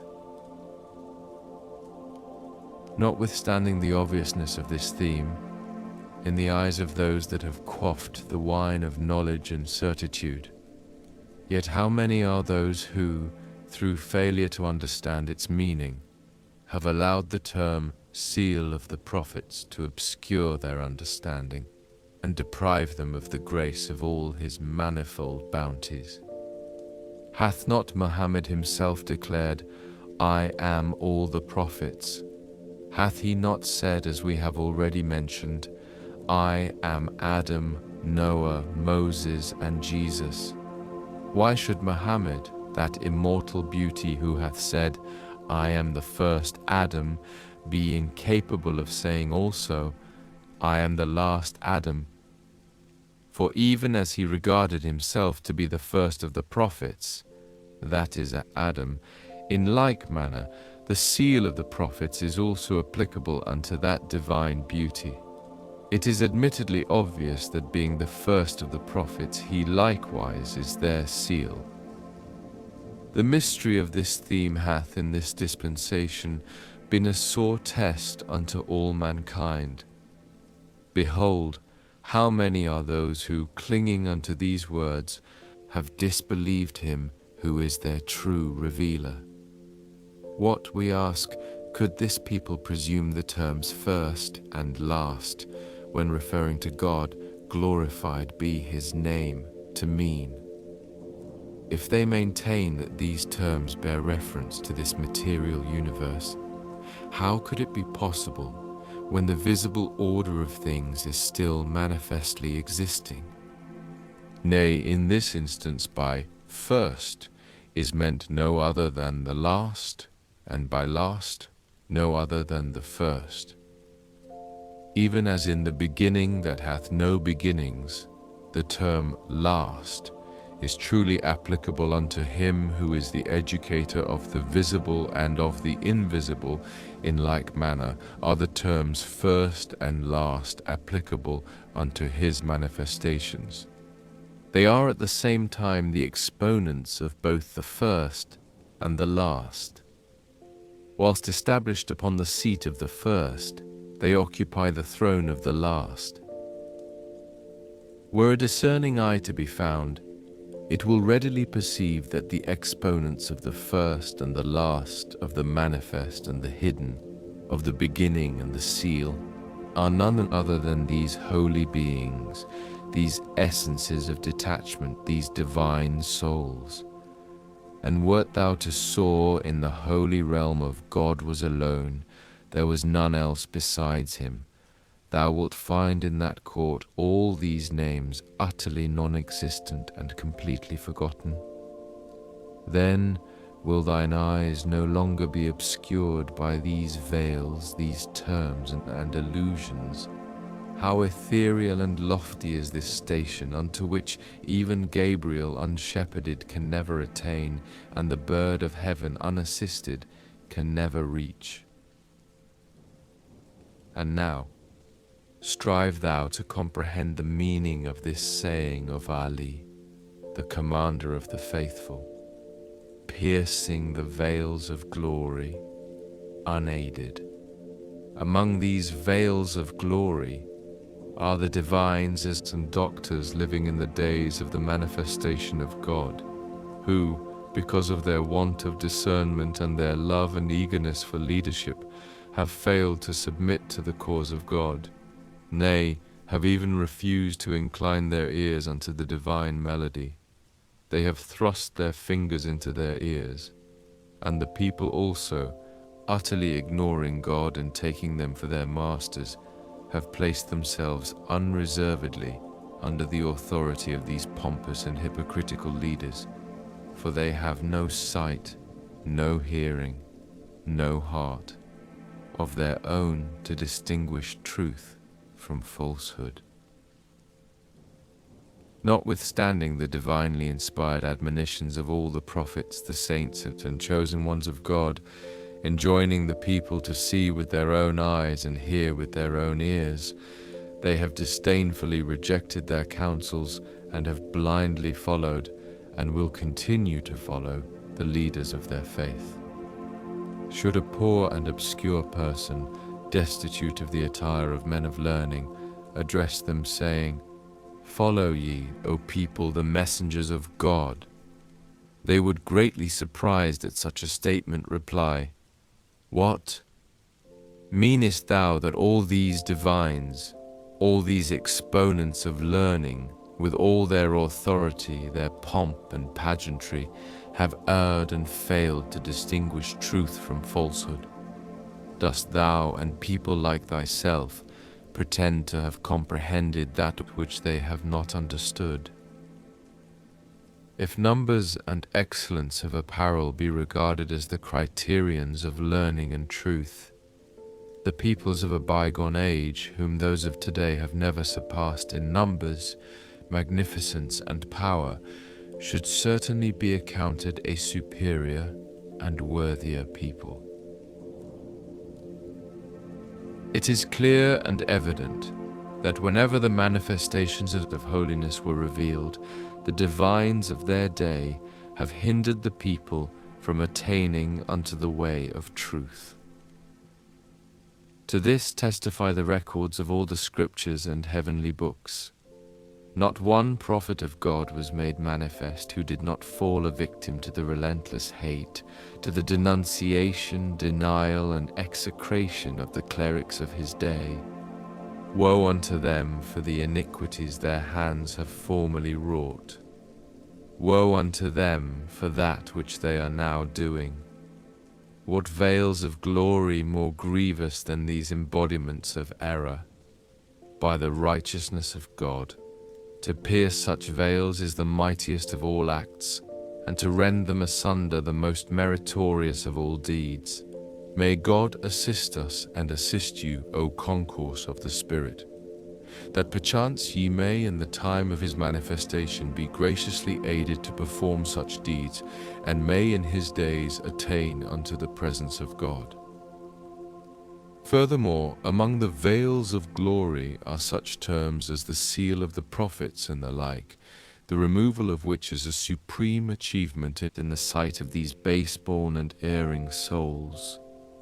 All, by reason of these mysterious sayings, these grievous veils of glory, have been hindered from beholding the light of truth? Have they not heard the melody of that bird of heaven uttering this mystery? 1,000 Fatimis I have espoused, all of whom were the daughters of Muhammad, son of Abdullah, the seal of the prophets. Behold, how many are the mysteries that lie as yet unraveled within the tabernacle of the knowledge of God, and how numerous the gems of his wisdom that are still concealed in his inviolable treasuries. Shouldst thou ponder this in thine heart, thou wouldst realize that his handiwork knoweth neither beginning nor end. The domain of his decree is too vast for the tongue of mortals to describe, or for the bird of the human mind to traverse, and the dispensations of his providence are too mysterious for the mind of man to comprehend. His creation no end hath overtaken, and it hath ever existed from the beginning that hath no beginning. And the manifestations of his beauty no beginning hath beheld, and they will continue to the end that knoweth no end.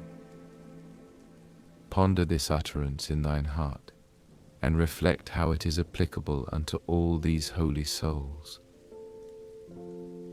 Likewise, strive thou to comprehend the meaning of the melody of that eternal beauty, Hussein, son of Ali, who addressing Salman spoke words such as these: I was with 1,000 Adams. The interval between each and the next Adam was 50,000 years, and to each one of these I declared the successorship conferred upon my father. He then recounteth certain details until he saith, I have fought 1,000 battles in the path of God, the least and most insignificant of which was like the battle of Khaybar, in which battle my father fought and contended against the infidels.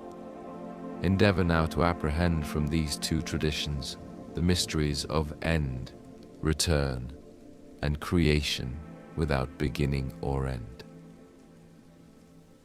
O my beloved, immeasurably exalted is the celestial melody above the strivings of human ear to hear or mind to grasp its mystery. How can the helpless ant step into the court of the All-Glorious? And yet feeble souls, through lack of understanding, reject these abstruse utterances and question the truth of such traditions. Nay, none can comprehend them save those that are possessed of an understanding heart. Say, he is that end for whom no end in all the universe can be imagined, and for whom no beginning in the world of creation can be conceived. Behold, O concourse of the earth, the splendors of the end, revealed in the manifestations of the beginning. How strange! These people with one hand cling to those verses of the Quran and those traditions of the people of certitude which they have found to accord with their inclinations and interests, and with the other reject those which are contrary to their selfish desires. Believe ye then part of the book, and deny part? How could ye judge that which ye understand not? Even as the Lord of Being hath in his unerring book, after speaking of the seal in his exalted utterance, Muhammad is the apostle of God and the seal of the prophets, hath revealed unto all people the promise of attainment unto the divine presence.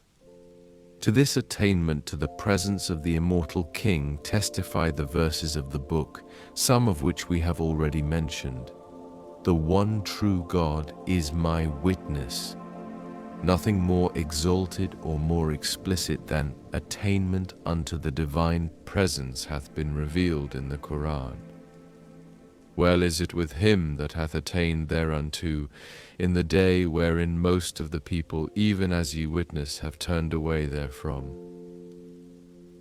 And yet, through the mystery of the former verse, they have turned away from the grace promised by the latter, despite the fact that attainment unto the divine presence in the day of resurrection is explicitly stated in the book.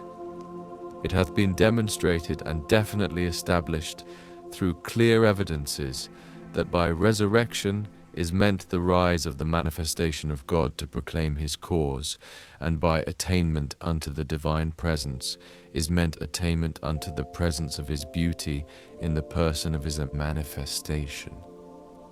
For verily, no vision taketh in him, but he taketh in all vision. Notwithstanding all these indubitable facts and lucid statements, they have foolishly clung to the term seal, and remained utterly deprived of the recognition of him who is the revealer of both the seal and the beginning in the day of his presence. If God should chastise men for their perverse doings, he would not leave upon the earth a moving thing, but to an appointed time doth he respite them. But apart from all these things, had this people attained unto a drop of the crystal streams flowing from the words, God doeth whatsoever he willeth, and ordaineth whatsoever he pleaseth, they would not have raised any unseemly cavils such as these against the focal center of his revelation. The cause of God, all deeds and words, are held within the grasp of his power. All things lie imprisoned within the hollow of his mighty hand. All things are easy and possible unto him. He accomplisheth whatsoever he willeth, and doeth all that he desireth. Whoso saith why or wherefore hath spoken blasphemy. Were these people to shake off the slumber of negligence and realize that which their hands have wrought, they would surely perish, and would of their own accord cast themselves into fire, their end and real abode. Have they not heard that which he hath revealed? He shall not be asked of his doings. In the light of these utterances, how can man be so bold as to question him, and busy himself with idle sayings? Gracious God, so great is the folly and perversity of the people that they have turned their face toward their own thoughts and desires, and have turned their back upon the knowledge and will of God. Hallowed and glorified be his name. Be fair. Were these people to acknowledge the truth of these luminous words and holy allusions, and recognize God as him that doeth whatsoever he pleaseth, how could they continue to cleave unto these glaring absurdities? Nay, with all their soul they would accept and submit to whatsoever he saith. I swear by God, but for the divine decree and the inscrutable dispensations of providence, the earth itself would have utterly destroyed all this people. He will, however, respite them until the appointed time of a known day. 1280 years have passed since the dawn of the Mohammedan dispensation, and with every break of day, these blind and ignoble people have recited their Quran, and yet have failed to grasp one letter of that book. Again and again they read those verses which clearly testify to the reality of these holy themes, and bear witness to the truth of the manifestations of eternal glory, and still apprehend not their purpose. They have even failed to realize all this time that in every age the reading of the scriptures and holy books is for no other purpose except to enable the reader to apprehend their meaning and unravel their innermost mysteries. Otherwise, reading without understanding is of no abiding profit unto man.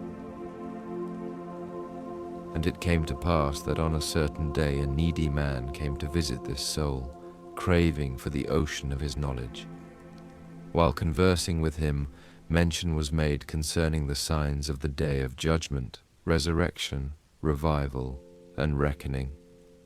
He urged us to explain how in this wondrous dispensation the peoples of the world were brought to a reckoning when none were made aware of it.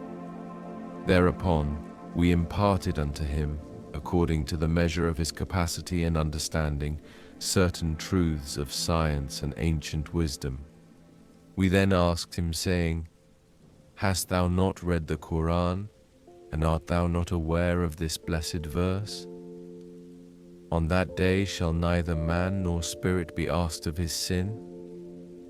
Dost thou not realize that by asking is not meant asking by tongue or speech, even as the verse itself doth indicate and prove? For afterward it is said, by their countenance shall the sinners be known, and they shall be seized by their forelocks and their feet. Thus, the peoples of the world are judged by their countenance. By it, their misbelief, their faith, and their iniquity are all made manifest.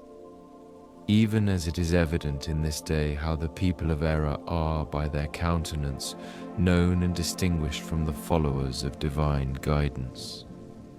Were these people, wholly for the sake of God and with no desire but His good pleasure, to ponder the verses of the book into their heart, they would of a certainty find whatsoever they seek.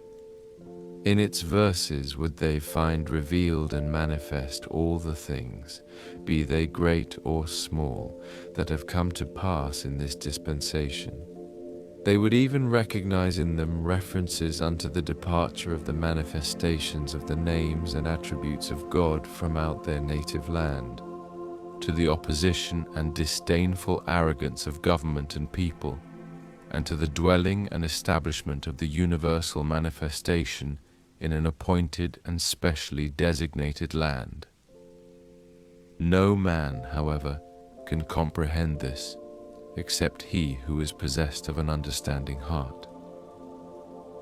We seal our theme with that which was formerly revealed unto Muhammad, that the seal thereof may shed the fragrance of that holy musk which leadeth men unto the Ridvan of unfading splendor. He said, and his word is the truth. And God calleth to the abode of peace, and he guideth whom he will into the right way. For them is an abode of peace with their Lord, and he shall be their protector because of their works. This he hath revealed, that his grace may encompass the world. Praise be to God, the Lord of all being. We have variously and repeatedly set forth the meaning of every theme, that perchance every soul, whether high or low, may obtain, according to his measure and capacity, his share and portion thereof. Should he be unable to comprehend a certain argument, he may thus, by referring unto another, attain his purpose, that all sorts of men may know where to quench their thirst. By God, this bird of heaven, now dwelling upon the dust, can, besides these melodies, utter a myriad songs, and is able, apart from these utterances, to unfold innumerable mysteries. Every single note of its unpronounced utterances is immeasurably exalted above all that hath already been revealed, and immensely glorified beyond that which hath streamed from this pen. Let the future disclose the hour when the brides of inner meaning will, as decreed by the will of God, hasten forth, unveiled, out of their mystic mansions, and manifest themselves in the ancient realm of being. Nothing whatsoever is possible without his permission. No power can endure save through his power, and there is none other God but he. His is the world of creation, and his the cause of God. All proclaim his revelation, and all unfold the mysteries of his spirit. We have already in the foregoing pages assigned 2 stations unto each of the luminaries arising from the day springs of eternal holiness. One of these stations, the station of essential unity, we have already explained. No distinction do we make between any of them. The other is the station of distinction, and pertaineth to the world of creation and to the limitations thereof. In this respect, each manifestation of God hath a distinct individuality, a definitely prescribed mission, a predestined revelation, and specially designated limitations. Each one of them is known by a different name, is characterized by a special attribute, fulfills a definite mission, and is entrusted with a particular revelation. Even as he saith, some of the apostles we have caused to excel the others. To some God hath spoken, some he hath raised and exalted, and to Jesus, Son of Mary, we gave manifest signs, and we strengthened him with the Holy Spirit. It is because of this difference in their station and mission that the words and utterances flowing from these well springs of divine knowledge appear to diverge and differ. Otherwise, in the eyes of them that are initiated into the mysteries of divine wisdom, all their utterances are in reality but the expressions of one truth. As most of the people have failed to appreciate those stations to which we have referred, they therefore feel perplexed and dismayed at the varying utterances pronounced by manifestations that are essentially one and the same. It hath ever been evident that all these divergences of utterance are attributable to differences of station. Thus, viewed from the standpoint of their oneness and sublime detachment, the attributes of Godhead, divinity, supreme singleness, and inmost essence have been and are applicable to those essences of being, inasmuch as they all abide on the throne of divine revelation and are established upon the seat of divine concealment. Through their appearance the revelation of God is made manifest, and by their countenance the beauty of God is revealed. Thus it is that the accents of God himself have been heard uttered by these manifestations of the divine being. Viewed in the light of their second station, the station of distinction, differentiation, temporal limitations, characteristics and standards, they manifest absolute servitude, utter destitution, and complete self-effacement. Even as he saith, I am the servant of God. I am but a man like you. From these incontrovertible and fully demonstrated statements strive thou to apprehend the meaning of the questions thou hast asked, that thou mayest become steadfast in the faith of God, and not be dismayed by the divergences in the utterances of his prophets and chosen ones. Were any of the all-embracing manifestations of God to declare, I am God, he, verily, speaketh the truth, and no doubt attacheth thereto. For it hath been repeatedly demonstrated that through their revelation, their attributes and names, the revelation of God, his name and his attributes, are made manifest in the world. Thus he hath revealed, those shafts were God's, not thine. And also he saith, in truth, they who plighted fealty unto thee, really plighted that fealty unto God. And were any of them to voice the utterance, I am the messenger of God, he also speaketh the truth, the indubitable truth. Even as he saith, Muhammad is not the father of any man among you, but he is the messenger of God. Viewed in this light, they are all but messengers of that ideal king, that unchangeable essence. And were they all to proclaim, I am the seal of the prophets, they verily utter but the truth beyond the faintest shadow of doubt. For they are all but one person, one soul, one spirit, one being, one revelation. They are all the manifestation of the beginning and the end, the first and the last, the seen and hidden, all of which pertain to him who is the innermost spirit of spirits and eternal essence of essences. And were they to say, we are the servants of God, this also is a manifest and indisputable fact.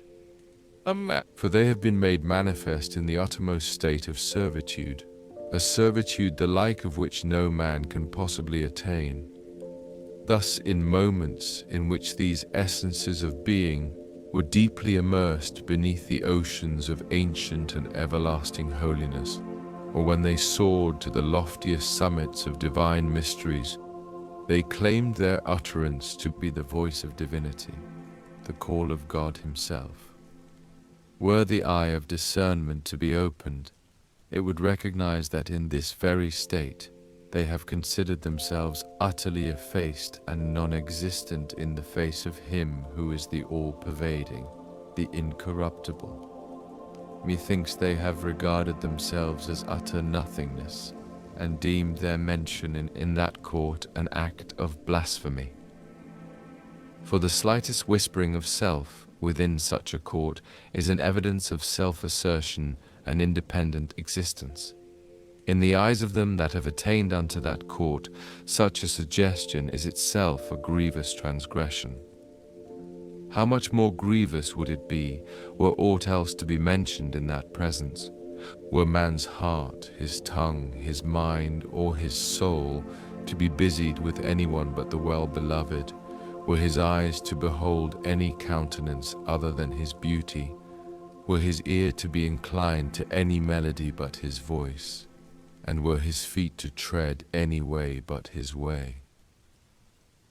In this day the breeze of God is wafted, and His Spirit hath pervaded all things.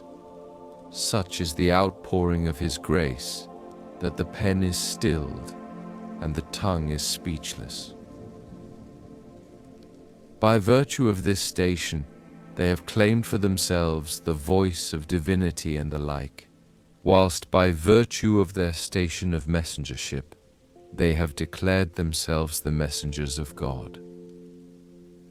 In every instance they have voiced an utterance that would conform to the requirements of the occasion, and have ascribed all these declarations to themselves.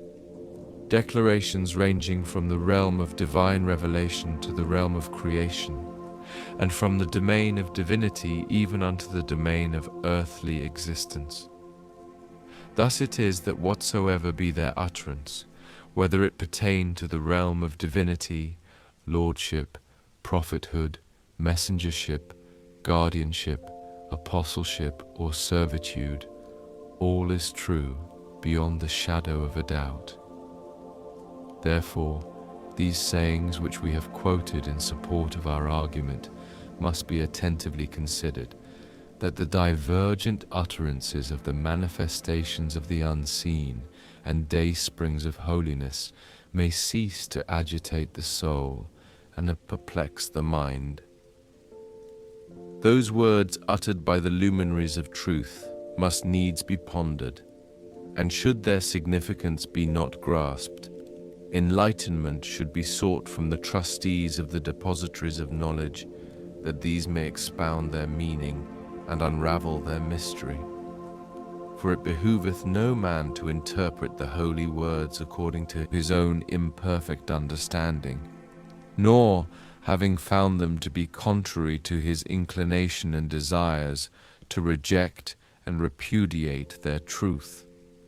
For such today is the manner of the divines and doctors of the age, who occupy the seats of knowledge and learning, and who have named ignorance knowledge, and called oppression justice. Were these to ask the light of truth concerning those images which their idle fancy hath carved, and were they to find his answer inconsistent with their own conceptions and their own understanding of the book, they would assuredly denounce him who is the mine and wellhead of all knowledge as the very negation of understanding. Such things have happened in every age. For instance, when Muhammad, the Lord of Being, was questioned concerning the new moons, he, as bidden by God, made reply, "They are periods appointed unto men." Thereupon, they that heard him denounced him as an ignorant man. Likewise, in the verse concerning the Spirit, he saith, "And they will ask thee of the Spirit. Say, the Spirit proceedeth at my Lord's command." As soon as Muhammad's answer was given, they all clamorously protested, saying, Lo, an ignorant man who knoweth not what the Spirit is, calleth himself the revealer of divine knowledge. And now behold, the divines of the age who, because of their being honored by his name, and finding that their fathers have acknowledged his revelation, have blindly submitted to his truth. Observe, were this people today to receive such answers in reply to such questionings, they would unhesitatingly reject and denounce them. Nay, they would again utter the self-same cavils, even as they have uttered them in this day. All this notwithstanding the fact that these essences of being are immensely exalted above such fanciful images, and are immeasurably glorified beyond all these vain sayings and above the comprehension of every understanding heart. Their so-called learning, when compared with that knowledge, is utter falsehood, and all their understanding naught but a blatant error. Nay, whatsoever proceedeth from these minds of divine wisdom and these treasuries of eternal knowledge is truth, and naught else but the truth. The saying, knowledge is one point, which the foolish have multiplied, is a proof of our argument, and the tradition. Knowledge is a light which God sheddeth into the heart of whomsoever he willeth, a confirmation of our statement. Inasmuch as they have not apprehended the meaning of knowledge, and have called by that name those images fashioned by their own fancy, and which have sprung from the embodiments of ignorance, they therefore have inflicted upon the source of knowledge that which thou hast heard and witnessed. For instance, a certain man, reputed for his learning and attainments, and accounting himself as one of the preeminent leaders of his people, hath in his book denounced and vilified all the exponents of true learning. This is made abundantly clear by his explicit statements as well as by his allusions throughout his book. As we had frequently heard about him, we purposed to read some of his works. Although we never felt disposed to peruse other people's writings, yet as some had questioned us concerning him, we felt it necessary to refer to his books in order that we might answer our questioners with knowledge and understanding. His works in the Arabic tongue were, however, not available, until one day a certain man informed us that one of his compositions, entitled Irshadul Avam, could be found in this city. From this title we perceive the odor of conceit and vainglory, inasmuch as he hath imagined himself a learned man and regarded the rest of the people ignorant. His worth was in fact made known by the very title he had chosen for his book. It became evident that its author was following the path of self and desire, and was lost in the wilderness of ignorance and folly. Methinks he had forgotten the well-known tradition which saith, knowledge is all that is knowable, and might and power, all creation. Notwithstanding, we sent for the book, and kept it with us a few days. It was probably referred to twice. The second time, we accidentally came upon the story of the mirage of Muhammad, of whom was spoken. But for thee, I would not have created the spheres. We noticed that he had enumerated some 20 or more sciences, the knowledge of which he considered to be essential for the comprehension of the mystery of the mirage. We gathered from his statements that unless a man be deeply versed in them all, he can never attain to a proper understanding of this transcendent and exalted theme. Among the specified sciences were the science of metaphysical abstractions, of alchemy and natural magic. Such vain and discarded learnings this man hath regarded as the prerequisites of the understanding of the sacred and abiding mysteries of divine knowledge. Gracious God, such is the measure of his understanding, and yet behold what cavils and calumnies he hath heaped upon those embodiments of God's infinite knowledge. How well and true is the saying, "Flingest thou thy calumnies unto the face of them whom the one true God hath made the trustees of the treasures of his seventh sphere. Not one understanding heart or mind, not one among the wise and learned, hath taken notice of these preposterous statements. And yet, how clear and evident it is to every discerning heart that this so-called learning is and hath ever been rejected by him who is the one true God. How can the knowledge of these sciences, which are so contemptible in the eyes of the truly learned, be regarded as essential to the apprehension of the mysteries of the mirage, whilst the Lord of the mirage himself was never burdened with a single letter of these limited and obscure learnings, and never defiled his radiant heart with any of these fanciful illusions? How truly hath he said, "All human attainment moveth upon a lame ass, whilst truth, riding upon the wind, darteth across space. By the righteousness of God.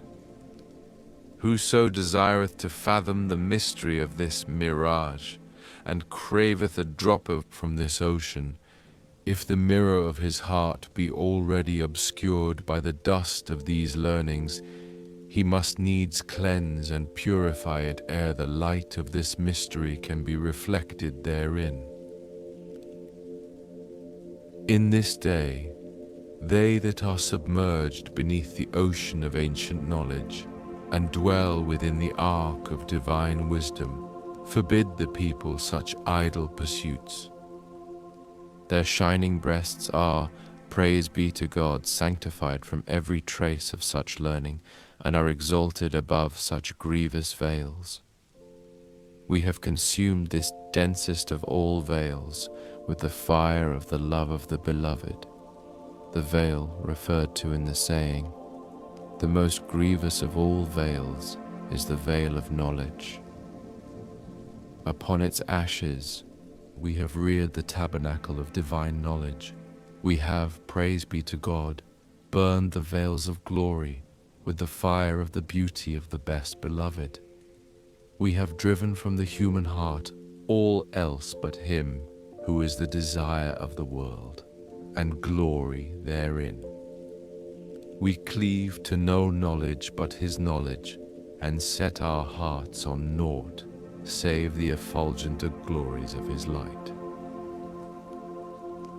We were surprised exceedingly when we observed that his one purpose was to make the people realize that all these learnings were possessed by him.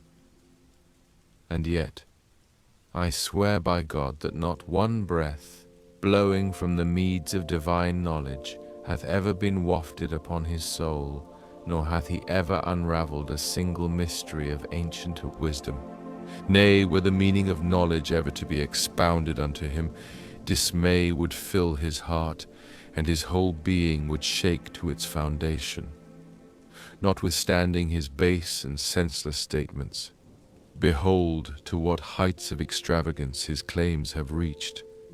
Gracious God, how great is our amazement at the way the people have gathered around him, and have borne allegiance to his person. Content with transient dust, these people have turned their face unto it, and cast behind their backs him who is the Lord of Lords. Satisfied with the croaking of the crow, and enamored with the visage of the raven, they have renounced the melody of the nightingale and the charm of the rose. What unspeakable fallacies the perusal of this pretentious book hath revealed! They are too unworthy for any pen to describe, and too base for one moment's attention. Should a touchstone be found, however, it would instantly distinguish truth from falsehood, light from darkness, and sun from shadow.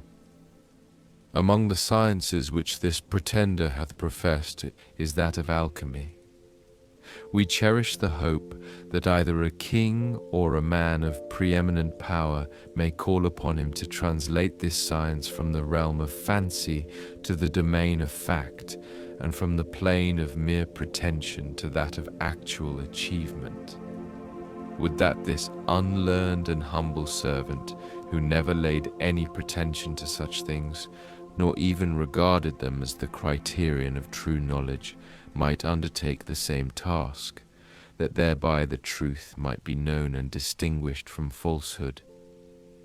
But of what avail? All this generation could offer us were wounds from its darts, and the only cup it proffered to our lips was the cup of its venom. On our neck we still bear the scar of chains, and upon our body are imprinted the evidences of an unyielding cruelty. And as to this man's attainments, his ignorance, understanding, and belief, behold what the book which embraceth all things hath revealed. Verily, the tree of Zakkum shall be the food of the Athim. And then follow certain verses until he saith, Taste this, for thou forsooth art the mighty Karim. Consider how clearly and explicitly he hath been described in God's incorruptible book. This man, moreover, feigning humility, hath in his own book referred to himself as the Athim servant. Atim, in the book of God, mighty among the common herd, Karim in name. Ponder the blessed verse, so that the meaning of the words, there is neither a thing green nor sere, but it is noted in the unerring book, may be imprinted upon the tablet of thy heart. Notwithstanding, a multitude bear him allegiance. They have rejected the Moses of knowledge and justice, and clung to the Samurai of ignorance.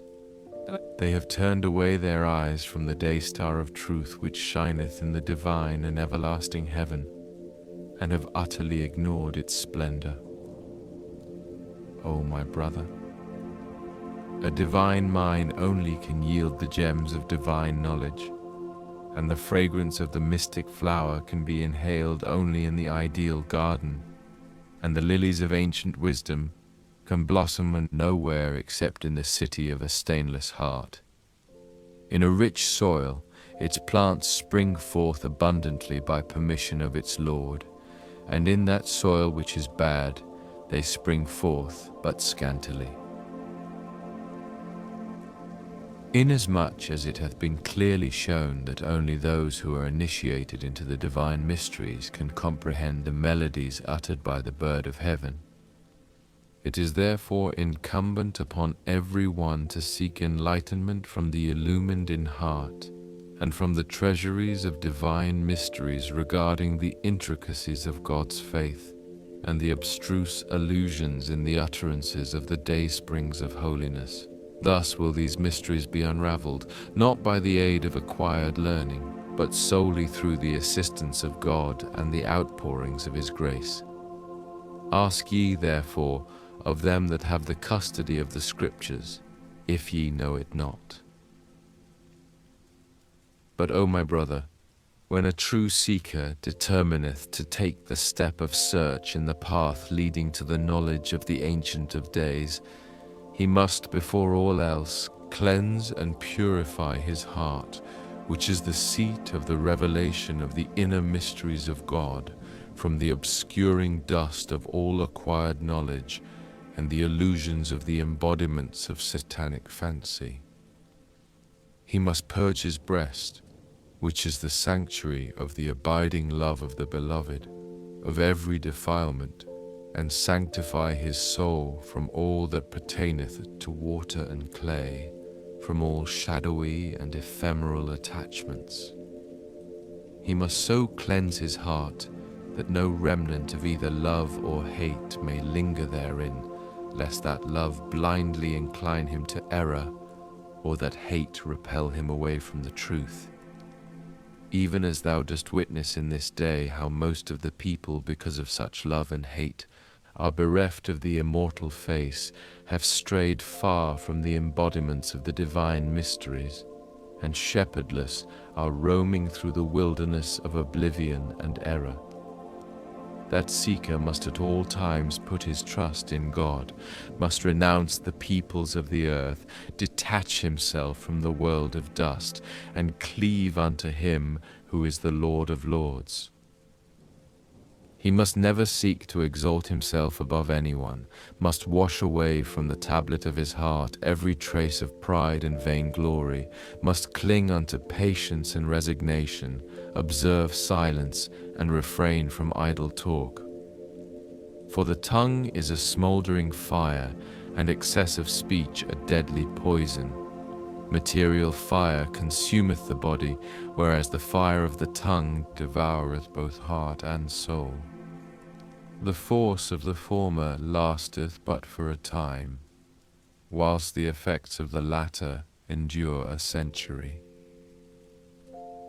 That seeker should also regard backbiting as grievous error, and keep himself aloof from its dominion, inasmuch as backbiting quencheth the light of the heart, and extinguisheth the life of the soul. He should be content with little, and be freed from all inordinate desire. He should treasure the companionship of those that have renounced the world, and regard avoidance of boastful and worldly people a precious benefit. At the dawn of every day he should commune with God, and with all his soul persevere in the quest of his beloved. He should consume every wayward thought with the flame of his loving mention, and with the swiftness of lightning pass by all else save him. He should succor the dispossessed, and never withhold his favor from the destitute. He should show kindness to animals, how much more unto his fellow man, to him who is endowed with the power of utterance. He should not hesitate to offer up his life for his beloved, nor allow the censure of the people to turn him away from the truth. He should not wish for others that which he doth not wish for himself, nor promise that which he doth not fulfill. With all his heart should the seeker avoid fellowship with evildoers, and pray for the remission of their sins. He should forgive the sinful, and never despise his low estate, for none knoweth what his own end shall be. How often hath a sinner, at the hour of death, attained to the essence of faith, and quaffing the immortal draught, hath taken his flight unto the celestial concourse. And how often hath a devout believer, at the hour of his soul's ascension, been so changed as to fall into the nethermost fire. Our purpose in revealing these convincing and weighty utterances is to impress upon the seeker that he should regard all else beside God as transient, and count all things save him, who is the object of all adoration, as utter nothingness. These are among the attributes of the exalted and constitute the hallmark of the spiritually minded.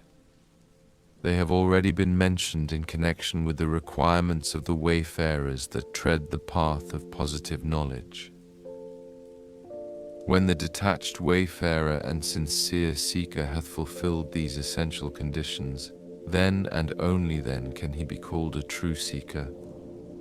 Whensoever he hath fulfilled the conditions implied in the verse, "Whoso maketh efforts for us, he shall enjoy the blessing conferred by the words, 'In our ways shall we assuredly guide him.'"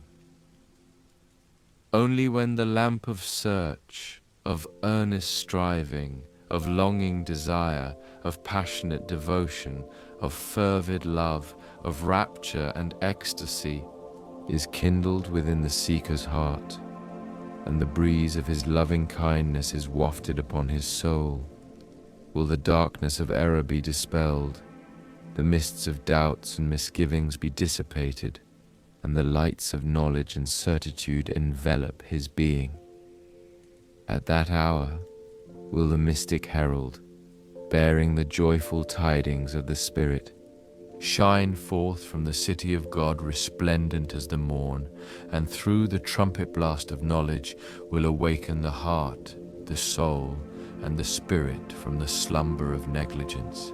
Then will the manifold favors and outpouring grace of the Holy and Everlasting Spirit confer such new life upon the seeker that he will find himself endowed with a new eye, a new ear, a new heart, and a new mind.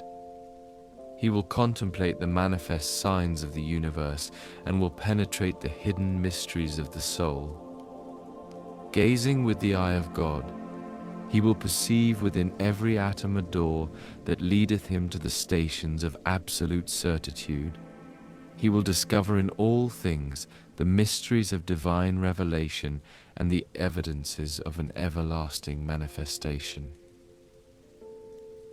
I swear by God, were he that treadeth the path of guidance and seeketh to scale the heights of righteousness to attain unto this glorious and supreme station, he would inhale at a distance of 1,000 leagues the fragrance of God, and would perceive the resplendent morn of a divine guidance rising above the dayspring of all things. Each and every thing, however small, would be to him a revelation leading him to his beloved, the object of his quest. So great shall be the discernment of this seeker that he will discriminate between truth and falsehood, even as he doth distinguish the sun from shadow.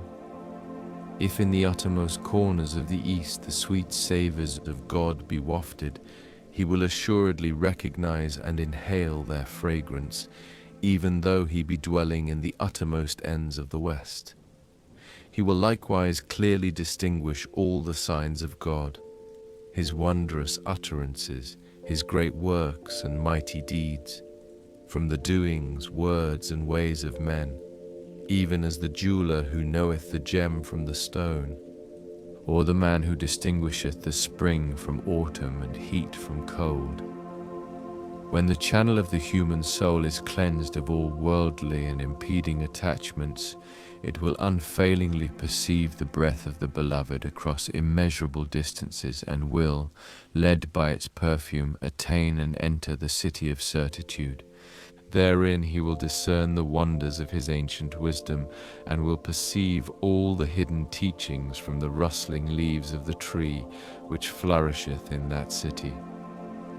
With both his inner and his outer ear, he will hear from its dust the hymns of glory and praise ascending unto the Lord of Lords. And with his inner eye will he discover the mysteries of return and revival. How unspeakably glorious are the signs, the tokens, the revelations and splendors which he who is the King of names and attributes hath destined for that city. The attainment of this city quencheth thirst without water, and kindleth the love of God without fire. Within every blade of grass are enshrined the mysteries of an inscrutable wisdom, and upon every rosebush a myriad nightingales pour out in blissful rapture their melody. Its wondrous tulips unfold the mystery of the undying fire in the burning bush, and its sweet savours of holiness breathe the perfume of the Messianic Spirit. It bestoweth wealth without gold, and conferreth immortality without death. In every leaf ineffable delights are treasured, and within every chamber unnumbered mysteries lie hidden. They that valiantly labour in quest of God will, when once they have renounced all else but Him, be so attached and wedded to that city that a moment's separation from it would to them be unthinkable. They will hearken unto infallible proofs from the hyacinth of that assembly, and receive the surest testimonies from the beauty of its rose and the melody of its nightingale. Once in about 1,000 years shall this city be renewed and readorned. Wherefore, O my friend, it behoveth us to exert the highest endeavour to attain unto that city, and by the grace of God and his loving kindness, rend asunder the veils of glory, so that, with inflexible steadfastness, we may sacrifice our drooping souls in the path of the new beloved. We should, with tearful eyes, fervently and repeatedly, implore him to grant us the favor of that grace. That city is none other than the Word of God revealed in every age and dispensation. In the days of Moses it was the Pentateuch, in the days of Jesus the Gospel, in the days of Muhammad the messenger of God the Quran, in this day the Bayan, and in the dispensation of him whom God will make manifest his own book, the book unto which all the books of former dispensations must needs be referred, the book which standeth amongst them all transcendent and supreme. In these cities spiritual sustenance is bountifully provided, and incorruptible delights have been ordained. The food they bestow is the bread of heaven, and the spirit they impart is God's imperishable blessing. Upon detached souls they bestow the gift of unity, enrich the destitute, and offer the cup of knowledge unto them who wander in the wilderness of ignorance. All the guidance, the blessings, the learning, the understanding, the faith and certitude conferred upon all that is in heaven and on earth are hidden and treasured within these cities. For instance, the Quran was an impregnable stronghold unto the people of Muhammad. In his days, whosoever entered therein was shielded from the devilish assaults, the menacing darts, the soul-devouring doubts, and blasphemous whisperings of the enemy. Upon him was also bestowed a portion of the everlasting and goodly fruits, the fruits of wisdom from the divine tree. To him was given to drink the incorruptible waters of the river of knowledge, and to taste the wine of the mysteries of divine unity. All the things that people required in connection with the revelation of Muhammad and his laws were to be found revealed and manifest in that Ridvan of resplendent glory. That book constitutes an abiding testimony to its people after Muhammad, inasmuch as its decrees are indisputable and its promise unfailing. All have been enjoined to follow the precepts of that book until the year 60, the year of the advent of God's wondrous manifestation.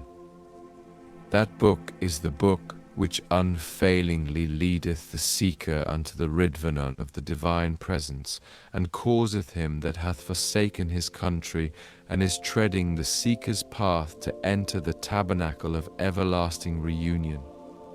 Its guidance can never err, its testimony no other testimony can excel. All other traditions, all other books and records are bereft of such distinction, inasmuch as both the traditions and they that have spoken them are confirmed and proven solely by the text of that book. Moreover, the traditions themselves grievously differ, and their obscurities are manifold. Muhammad himself, as the end of his mission drew nigh, spoke these words: "Verily I leave amongst you my twin weighty testimonies, the Book of God and my family." Although many traditions it had been revealed by that source of prophethood and mine of divine guidance, yet he mentioned only that book, thereby appointing it as the mightiest instrument and surest testimony for the seekers, a guide for the people until the day of resurrection. With unswerving vision, with pure heart and sanctified spirit, consider attentively what God hath established as the testimony of guidance for his people in his book, which is recognized as authentic by both the high and lowly. To this testimony we both, as well as all the peoples of the world, must cling, that through its light we may know and distinguish between truth and falsehood, guidance and error. Inasmuch as Muhammad hath confined his testimonies to his book and to his family, and whereas the latter hath passed away, there remaineth his book only as his one testimony amongst the people. In the beginning of his book he saith, Alif, Lam, Mim. No doubt is there about this book. It is a guidance unto the God-fearing. In the disconnected letters of the Quran, the mysteries of the divine essence are enshrined, and within their shells the pearls of his unity are treasured. For lack of space, we do not dwell upon them at this moment. Outwardly they signify Muhammad himself, whom God addresseth, saying, O Muhammad, there is no doubt nor uncertainty about this book, which hath been sent down from the heaven of divine unity. In it is guidance unto them that fear God. Consider how he hath appointed and decreed this selfsame book, the Quran, as a guidance unto all that are in heaven and on earth. He, the divine being and unknowable essence, hath himself testified that this book is, beyond all doubt and uncertainty, the guide of all mankind until the day of resurrection. And now we ask, is it fair for this people to view with doubt and misgiving this most weighty testimony, the divine origin of which God hath proclaimed and which he hath pronounced to be the embodiment of truth? Is it fair for them to turn away from the thing which he hath appointed as the supreme instrument of guidance for attainment unto the loftiest summits of knowledge, and to seek aught else but that book? How can they allow men's absurd and foolish sayings to sow the seeds of distrust in their minds? How can they any longer idly contend that a certain person hath spoken this or that way, or that a certain thing did not come to pass? Had there been anything conceivable besides the Book of God which could prove a more potent instrument and a surer guide to mankind, would he have failed to reveal it in that verse? It is incumbent upon us not to depart from God's irresistible injunction and fixed decree as revealed in the above-mentioned verse. We should acknowledge the holy and wondrous scriptures, for failing to do this we have failed to acknowledge the truth of this blessed verse. For it is evident that whoso hath failed to acknowledge the truth of the Quran hath in reality failed to acknowledge the truth of the preceding scriptures. This is but the manifest implication of the verse. Were we to expound its inner meanings and unfold its hidden mysteries, eternity would never suffice to exhaust their import, nor would the universe be capable of bearing them. God verily testifieth to the truth of our saying. In another passage he likewise saith, And if ye be in doubt as to that which we have sent down to our servant, then produce a surah like it, and summon your witnesses beside God if ye are men of truth. Behold, how lofty is the station, and how consummate the virtue of these verses which he hath declared to be his surest testimony, his infallible proof, the evidence of his all-subduing power, and a revelation of the potency of his will. He, the divine King, hath proclaimed the undisputed supremacy of the verses of his book over all things that testify to his truth. For compared with all other proofs and tokens, the divinely revealed verses shine as the sun, whilst all others are as stars.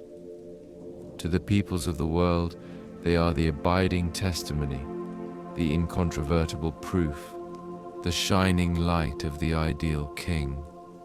Their excellence is unrivaled, their virtue nothing can surpass. They are the treasury of the divine pearls and the depository of the divine mysteries. They constitute the indissoluble bond, the firm cord, the urvatul vuthka, the inextinguishable light. Through them floweth the river of divine knowledge, and gloweth the fire of his ancient and consummate wisdom. This is the fire which, in one and the same moment, kindleth the flame of love in the breasts of the faithful, and induceth the chill of heedlessness in the heart of the enemy. O friend, it behoveth us not to waive the injunction of God, but rather acquiesce and submit to that which he hath ordained as his divine testimony. This verse is too weighty and pregnant an utterance for this afflicted soul to demonstrate and expound. God speaketh the truth and leadeth the way. He verily is supreme over all his people. He is the mighty, the beneficent. Likewise he saith, such are the verses of God. With truth do we recite them to thee. But in what revelation will they believe if they reject God and his verses?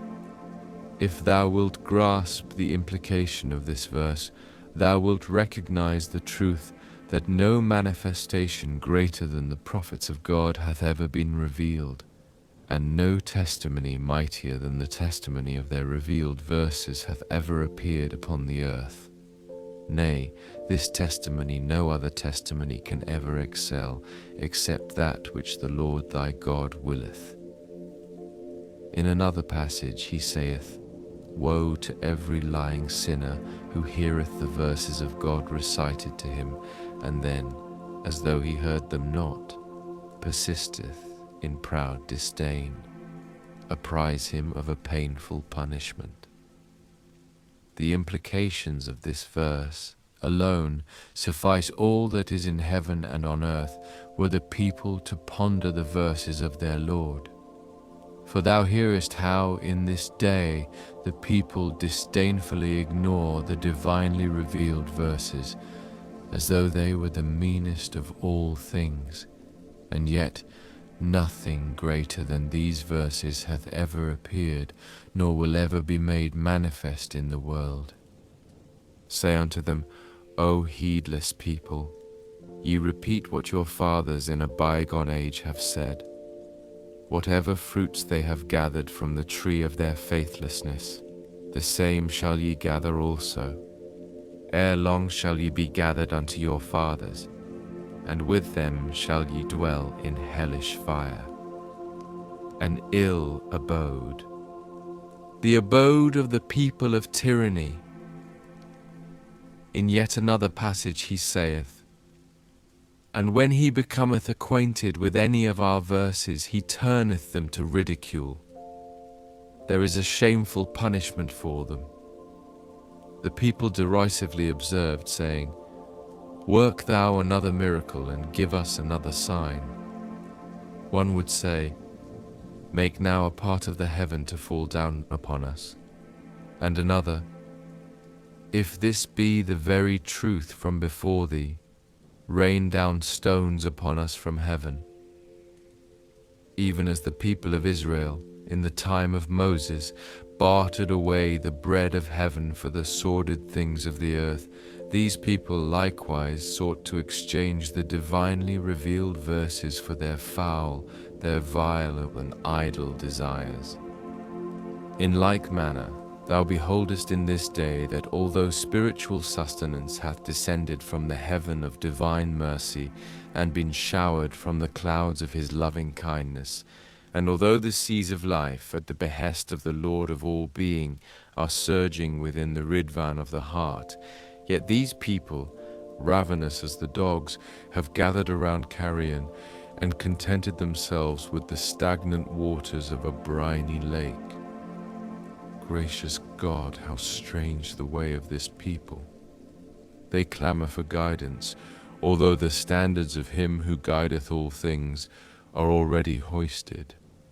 They cleave to the obscure intricacies of knowledge, when he who is the object of all knowledge shineth as the sun. They see the sun with their own eyes, and yet question that brilliant orb as to the proof of its light. They behold the vernal showers descending upon them, and yet seek an evidence of that bounty. The proof of the sun is the light thereof, which shineth and envelopeth all things. The evidence of the shower is the bounty thereof, which reneweth and investeth the world with the mantle of life. Yea, the blind can perceive naught from the sun except its heat, and the arid soil hath no share of the showers of mercy. Marvel not if in the Quran the unbeliever perceiveth naught but the trace of letters, for in the sun the blind findeth naught but heat. In another passage he saith, "And when our clear verses are recited to them, their only argument is to say, Bring back our fathers, if ye speak the truth." Behold, what foolish evidences they sought from these embodiments of an all-encompassing mercy. They scoffed at the verses, a single letter of which is greater than the creation of heavens and earth, and which quickeneth the dead of the valley of self, and desire with the spirit of faith, and clamoured, saying, Cause our fathers to speed out of their sepulchres. Such was the perversity and pride of that people. Each one of these verses is unto all the peoples of the world an unfailing testimony, and a glorious proof of his truth. Each of them verily sufficeth all mankind, wert thou to meditate upon the verses of God. In the above-mentioned verse itself, pearls of mysteries lie hidden. Whatever be the ailment, the remedy it offereth can never fail.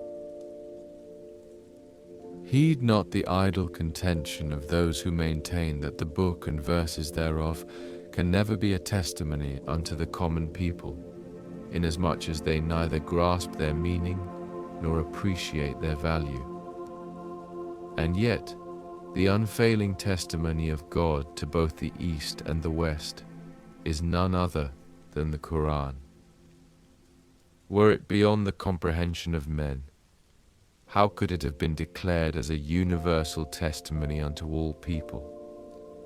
If their contention be true, none would therefore be required, nor would it be necessary for them to know God, inasmuch as the knowledge of the Divine Being transcendeth the knowledge of his book, and the common people would not possess the capacity to comprehend it.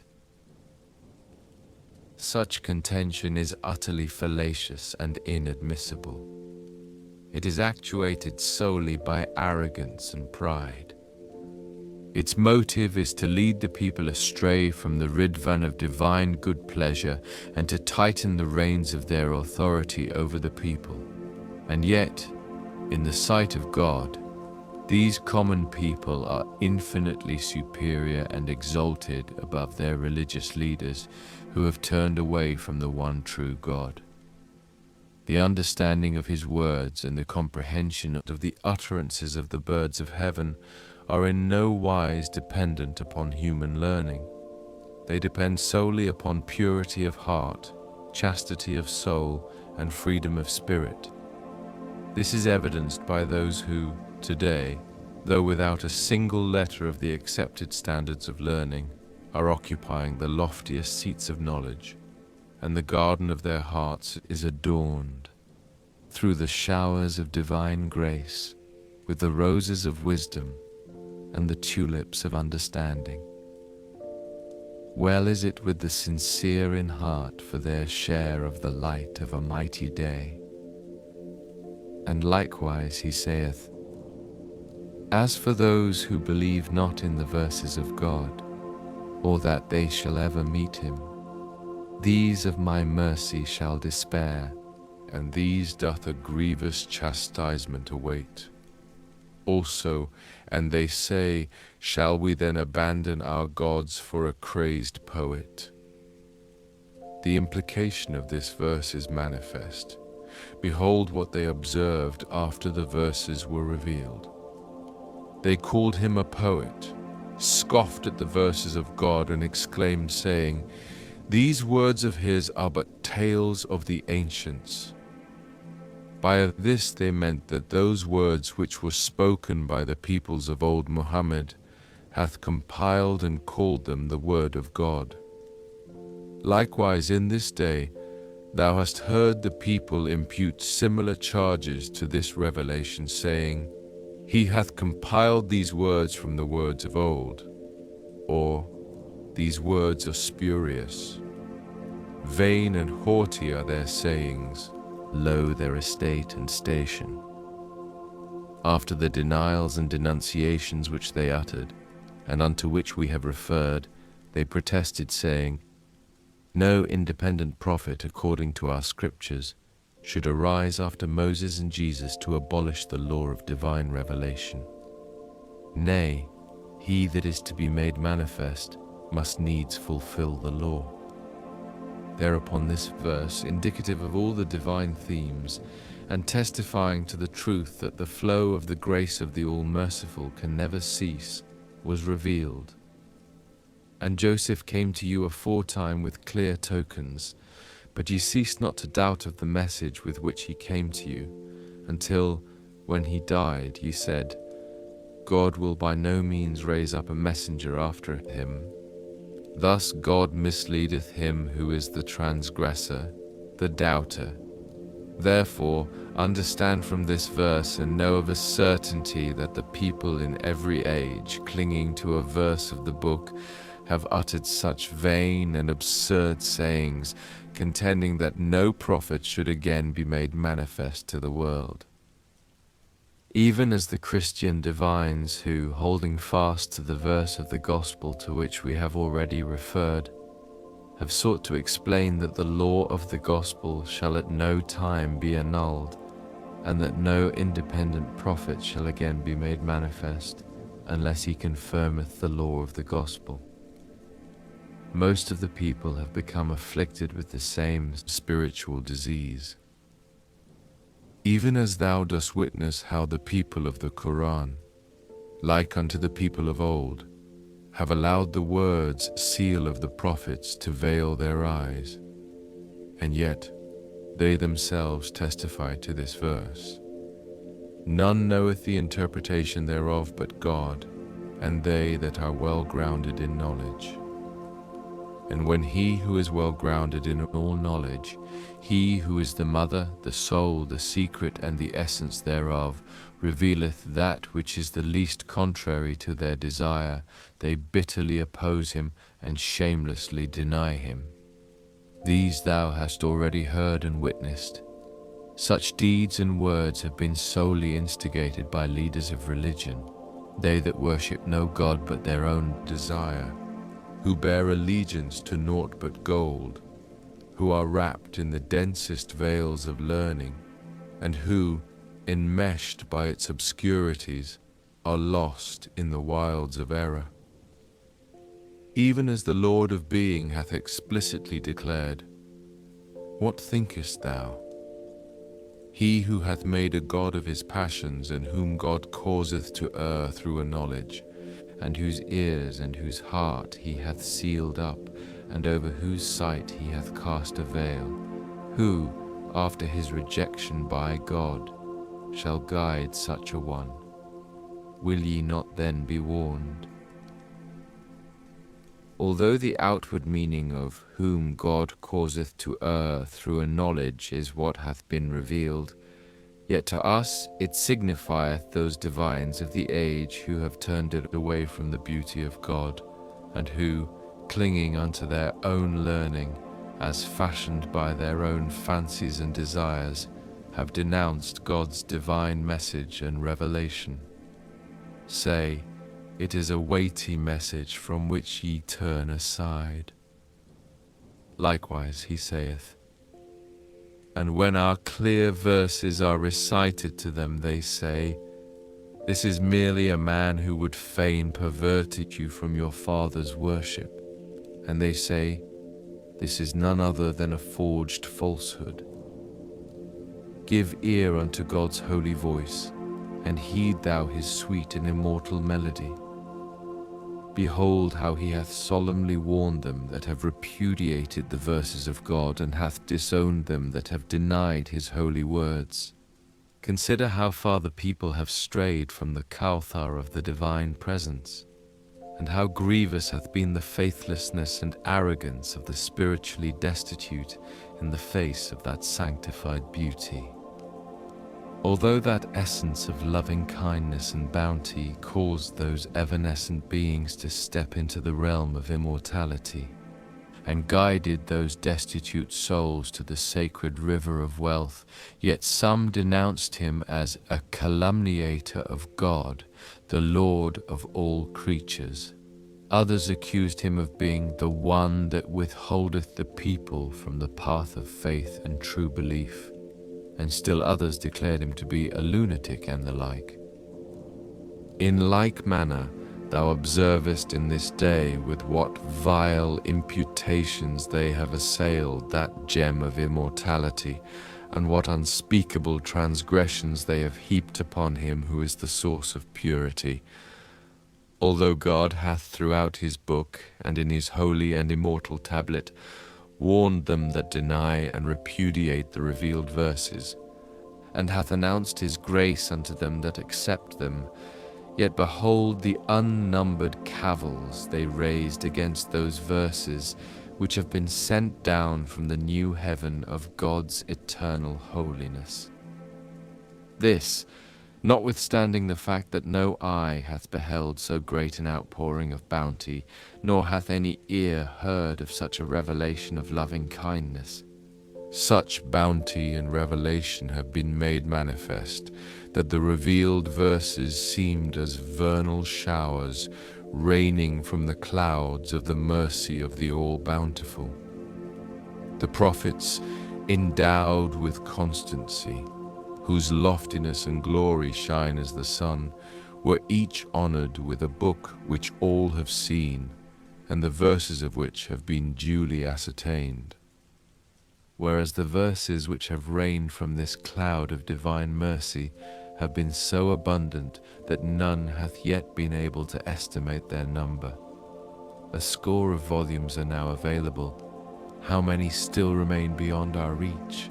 How many have been plundered and have fallen into the hands of the enemy, the fate of which none knoweth? O brother, we should open our eyes, meditate upon his word, and seek the sheltering shadow of the manifestations of God, that perchance we may be warned by the unmistakable counsels of the book, and give heed to the admonitions recorded in the holy tablets, that we may not cavil at the revealer of the verses, that we may resign ourselves wholly to his cause, and embrace wholeheartedly his law, that haply we may enter the court of his mercy, and dwell upon the shore of his grace. He verily is merciful and forgiving towards his servants. And likewise he saith, Say, O people of the book, do ye not disavow us only because we believe in God and in what he hath sent down to us, and in what he hath sent down aforetime, and because most of you are doers of ill? How explicitly doth this verse reveal our purpose, and how clearly doth it demonstrate the truth of the testimony of the verses of God. This verse was revealed at a time when Islam was assailed by the infidels, and its followers were accused of misbelief, when the companions of Muhammad were denounced as repudiators of God and as followers of a lying sorcerer. In its early days, when Islam was still to outward seeming devoid of authority and power, the friends of the Prophet, who had turned their face toward God wherever they went, were harassed, persecuted, stoned, and vilified. At such a time, this blessed verse was sent down from the heaven of divine revelation. It revealed an irrefutable evidence and brought the light of an unfailing guidance. It instructed the companions of Muhammad to declare the following unto the infidels and idolaters: Ye oppress and persecute us, and yet what else have we done except that we have believed in God and in the verses sent down unto us through the tongue of Muhammad, and in those which descended upon the prophets of old? By this is meant that their only guilt was to have recognized that the new and wondrous verses of God, which had descended upon Muhammad, as well as those which had been revealed unto the prophets of old, were all of God, and to have acknowledged and embraced their truth. This is the testimony which the divine King hath taught his servants. In view of this, is it fair for this people to repudiate these newly revealed verses which have encompassed both the East and the West, and to regard themselves as the upholders of true belief? Should they not rather believe in him who hath revealed these verses? Considering the testimony which he himself hath established, how could he fail to account as true believers them that have testified to its truth? Far be it from him that he should turn away from the gates of his mercy them that have turned unto and embraced the truth of the divine verses, or that he should threaten those that have clung to his sure testimony. He verily establisheth the truth through his verses, and confirmeth his revelation by his words. He verily is the powerful, the help in peril, the Almighty.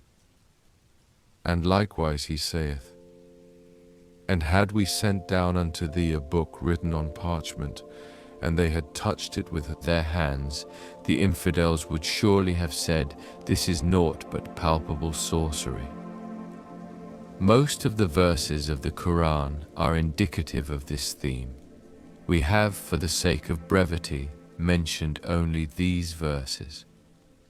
Consider, hath anything else besides the verses been established in the whole book as a standard for the recognition of the manifestations of his beauty, that the people might cling to and reject the manifestations of God? On the contrary, in every instance, he hath threatened with fire those that repudiate and scoff at the verses, as already shown. Therefore, should a person arise and bring forth a myriad verses, discourses, epistles and prayers, none of which have been acquired through learning, what conceivable excuse could justify those that reject them and deprive themselves of the potency of their grace? What answer could they give when once their soul hath ascended and departed from its gloomy temple? Could they seek to justify themselves by saying, We have clung to a certain tradition, and not having beheld the literal fulfillment thereof, we have therefore raised such cavils against the embodiments of divine revelation, and kept remote from the law of God? Hast thou not heard that among the reasons why certain prophets have been designated as prophets endowed with constancy was the revelation of a book unto them? And yet, how could this people be justified in rejecting the revealer and author of so many volumes of verses, and follow the sayings of him who hath foolishly sown the seeds of doubt in the hearts of men, and who, Satan-like, hath risen to lead the people into the paths of perdition and error? How could they allow such things to deprive them of the light of the sun of divine bounty?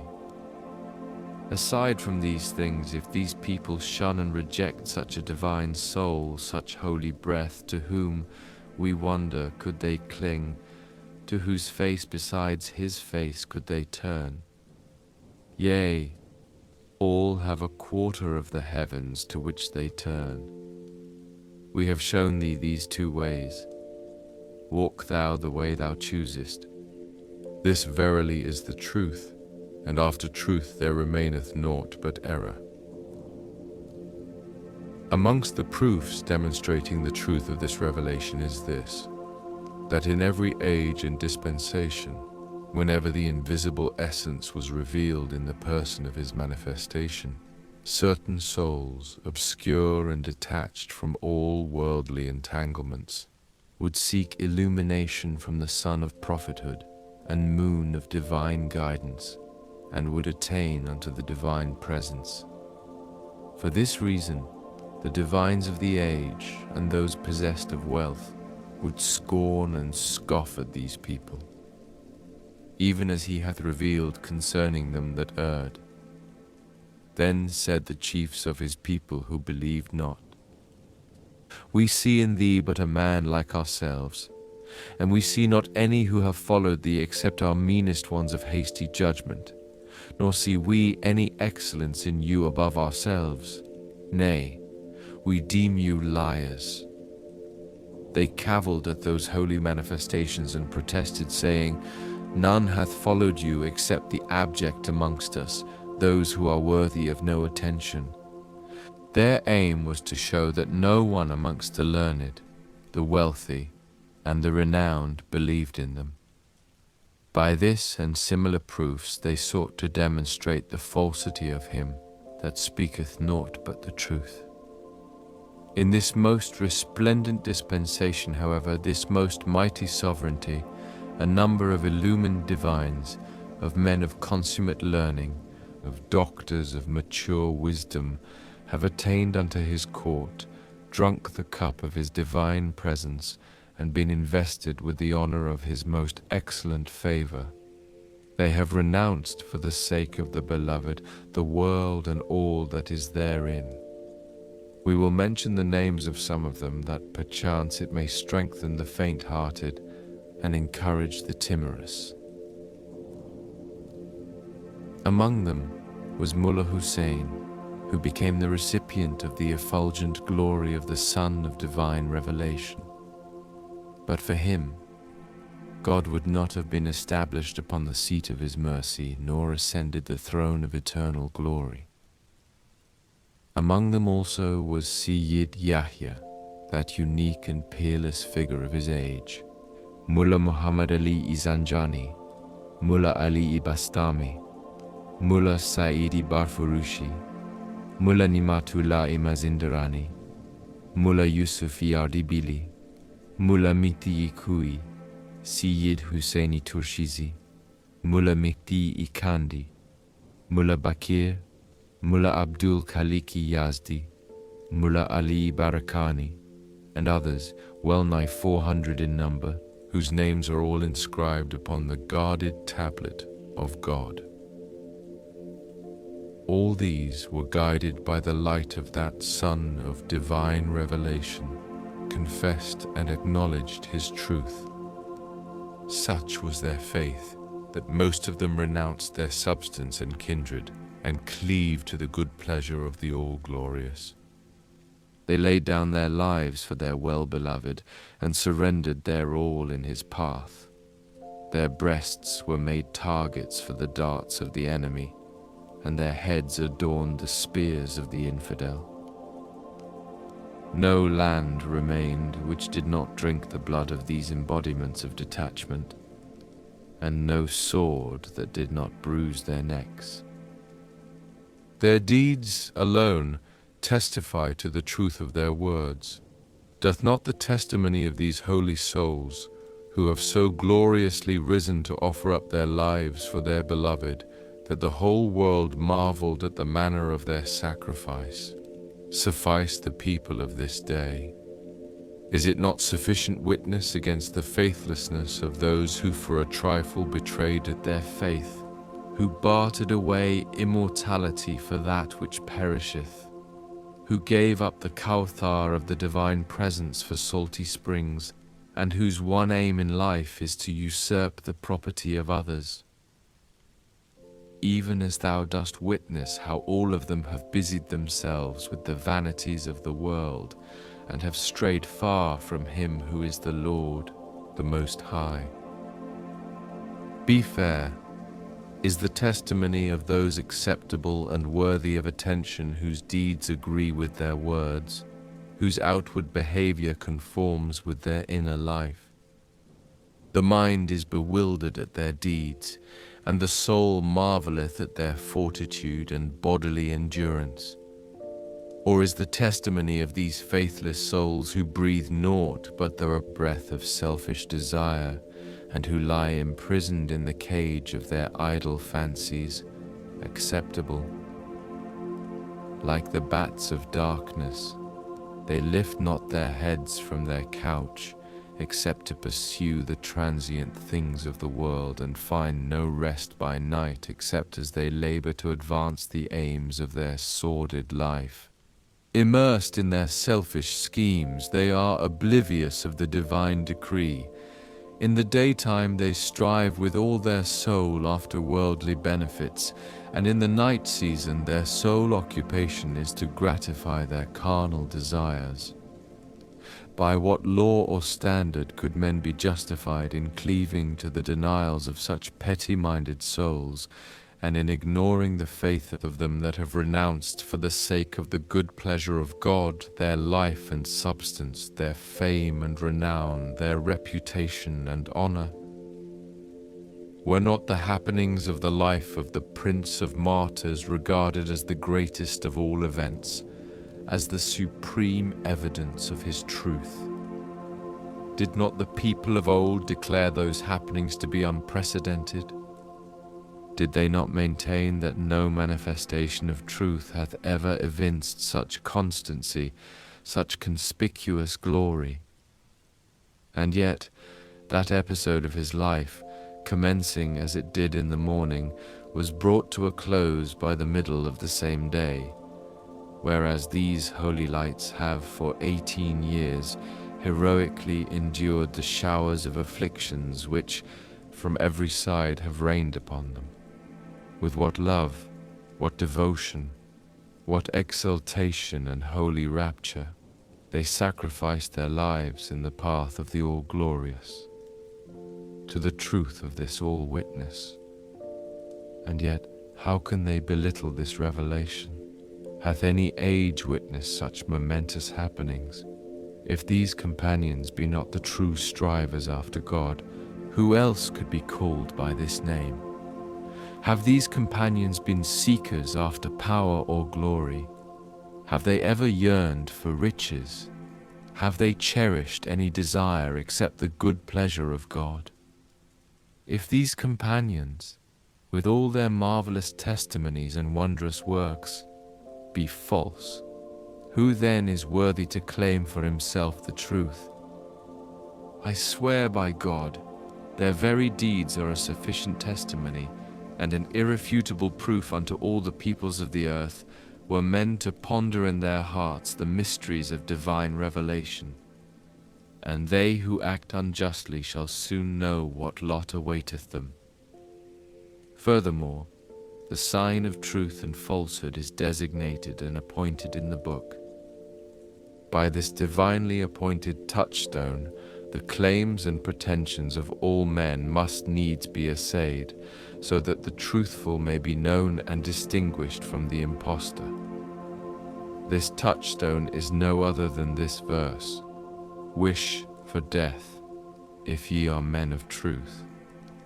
Consider these martyrs of unquestionable sincerity, to whose truthfulness testifieth the explicit text of the book, and all of whom, as thou hast witnessed, have sacrificed their life, their substance, their wives, their children, their all, and ascended unto the loftiest chambers of paradise. Is it fair to reject the testimony of these detached and exalted beings to the truth of this preeminent and glorious revelation, and to regard as acceptable the denunciations which have been uttered against this resplendent light by this faithless people, who for gold have forsaken their faith, and who for the sake of leadership have repudiated him who is the first leader of all mankind? This, although their character is now revealed unto all people who have recognized them as those who will in no wise relinquish one jot or one tittle of their temporal authority for the sake of God's holy faith, how much less their life, their substance, and the like. Behold how the divine touchstone hath, according to the explicit text of the book, separated and distinguished the true from the false. Notwithstanding, they are still oblivious of this truth, and in the sleep of heedlessness are pursuing the vanities of the world, and are occupied with thoughts of vain and earthly leadership. O Son of Man, many a day hath passed over thee whilst thou hast busied thyself with thy fancies and idle imaginings. How long art thou to slumber on thy bed? Lift up thine head from slumber, for the sun hath risen to the zenith. Haply it may shine upon thee with the light of beauty. Let it be known, however, that none of these doctors and divines to whom we have referred was invested with the rank and dignity of leadership.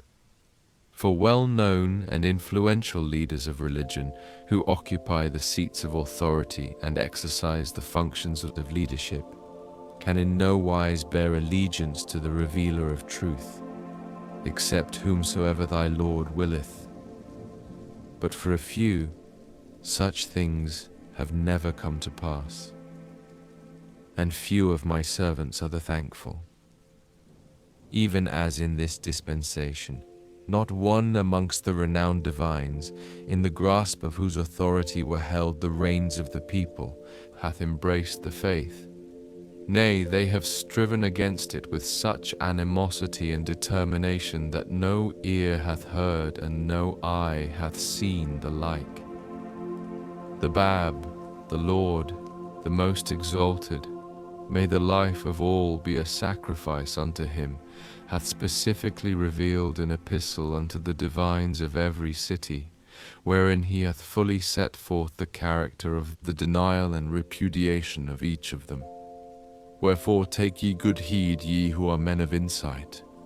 By his references to their opposition, he intended to invalidate the objections which the people of the Bayan might raise in the day of the manifestation of Mustagath, the day of the latter resurrection, claiming that, whereas in the dispensation of the Bayan a number of divines have embraced the faith, in this latter revelation none of these hath recognized his claim. His purpose was to warn the people lest, God forbid, they cling to such foolish thoughts and deprive themselves of the divine beauty. Yea, these divines to whom we have referred were mostly unrenowned, and by the grace of God they were all purged of earthly vanities and free from the trappings of leadership. Such is the bounty of God, to whom he will he giveth it. Another proof and evidence of the truth of this revelation, which amongst all other proofs shineth as the sun, is the constancy of the eternal beauty in proclaiming the faith of God. Though young and tender of age, and though the cause he revealed was contrary to the desire of all the peoples of earth, both high and low, rich and poor, exalted and abased, king and subject, yet he arose and steadfastly proclaimed it. All have known and heard this. He was afraid of no one. He was regardless of consequences. Could such a thing be made manifest except through the power of a divine revelation and the potency of God's invincible will, by the righteousness of God? Were anyone to entertain so great a revelation in his heart, the thought of such a declaration would alone confound him. Were the hearts of all men to be crowded into his heart, he would still hesitate to venture upon so awful an enterprise. He could achieve it only by the permission of God, only if the channel of his heart were to be linked with the source of divine grace, and his soul be assured of the unfailing sustenance of the Almighty. To what, we wonder, do they ascribe so great a daring? Do they accuse him of folly as they accused the prophets of old? Or do they maintain that his motive was none other than leadership and the acquisition of earthly riches? Gracious God, in his book, which he hath entitled Qayyumul Asma, the first, the greatest and mightiest of all books, he prophesied his own martyrdom. In it is this passage: O thou remnant of God, I have sacrificed myself wholly for thee. I have accepted curses for thy sake, and have yearned for naught but martyrdom in the path of thy love. Sufficient witness unto me is God, the exalted, the protector, the ancient of days. Likewise, in his interpretation of the letter Ha, he craved martyrdom, saying, Methinks I heard a voice calling in my inmost being, Do thou sacrifice the thing which thou lovest most in the path of God, even as Hussein, peace be upon him, hath offered up his life for my sake. And were I not regardful of this inevitable mystery, by him who hath my being between his hands, even if all the kings of the earth were to be leagued together, they would be powerless to take from me a single letter. How much less can these servants who are worthy of no attention, and who verily are of the outcast, that all may know the degree of my patience, my resignation, and self-sacrifice in the path of God. Could the revealer of such utterance be regarded as walking any way but the way of God, and as having yearned for aught else except his good pleasure? In this very verse there lieth concealed a breath of detachment, which, if it were to be breathed full upon the world, all beings would renounce their lives and sacrifice their souls, reflect upon the villainous behavior of this generation, and witness their astounding ingratitude. Observe how they have closed their eyes to all this glory, and are abjectly pursuing those foul carcasses from whose bellies ascendeth the cry of the swallowed substance of the faithful. And yet, what unseemly calumnies they have hurled against those day-springs of holiness. Thus do we recount unto thee that which the hands of the infidels have wrought, they who, in the day of resurrection, have turned their face away from the divine presence, whom God hath tormented with the fire of their own misbelief, and for whom he hath prepared in the world to come a chastisement which shall devour both their bodies and souls. For these have said, God is powerless, and his hand of mercy is fettered. Steadfastness in the faith is a sure testimony and a glorious evidence of the truth. Even as the seal of the prophets hath said, 2 verses have made me old. Both these verses are indicative of constancy in the cause of God. Even as he saith, Be thou steadfast, as thou hast been bidden. And now consider how this Sadri of the Ridvan of God hath, in the prime of youth, risen to proclaim the cause of God. Behold what steadfastness that beauty of God hath revealed. The whole world rose to hinder him, yet it utterly failed. The more severe the persecution they inflicted on that Sadri of blessedness, the more his fervour increased, and the brighter burned the flame of his love. All this is evident, and none disputeth its truth. Finally, he surrendered his soul, and winged his flight unto the realms above. And among the evidences of the truth of his manifestation were the ascendancy, the transcendent power and supremacy which he, the revealer of being and manifestation of the adored, hath, unaided and alone, revealed throughout the world. No sooner had that eternal beauty revealed himself in Shiraz in the year 60, and rent asunder the veil of concealment, than the signs of the ascendancy, the might, the sovereignty and power emanating from that essence of essences and sea of seas were manifest in every land, so much so that from every city there appeared the signs, the evidences, the tokens, the testimonies of that divine luminary. How many were those pure and kindly hearts which faithfully reflected the light of that eternal sun, and how manifold the emanations of knowledge from that ocean of divine wisdom which encompassed all beings. In every city all the divines and dignitaries rose to hinder and repress them, and girded up the loins of malice, of envy and tyranny for their suppression. How great the number of those holy souls, those essences of justice who, accused of tyranny, were put to death. And how many embodiments of purity, who showed forth naught but true knowledge and stainless deeds, suffered an agonizing death. Notwithstanding all this, each of these holy beings up to his last moment breathed the name of God and soared in the realm of submission and resignation. Such was the potency and transmuting influence which he exercised over them, that they ceased to cherish any desire but his will, and wedded their soul to his remembrance. Reflect. Who in this world is able to manifest such transcendent power, such pervading influence? All these stainless hearts and sanctified souls have, with absolute resignation, responded to the summons of his decree. Instead of complaining, they rendered thanks unto God, and amidst the darkness of their anguish, they revealed naught but radiant acquiescence to his will. It is evident how relentless was the hate, and how bitter the malice and enmity entertained by all the peoples of the earth towards these companions.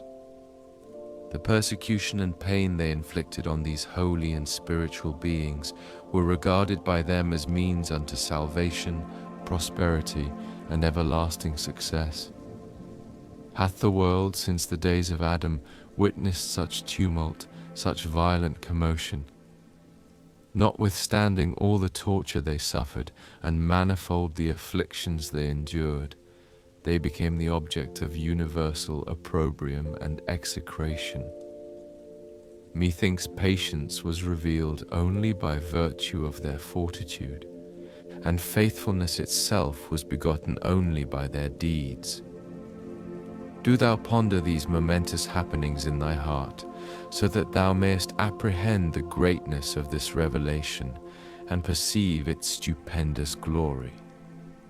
Then shall the spirit of faith, through the grace of the merciful, be breathed into thy being, and thou shalt be established, and abide upon the seat of certitude. The one God is my witness.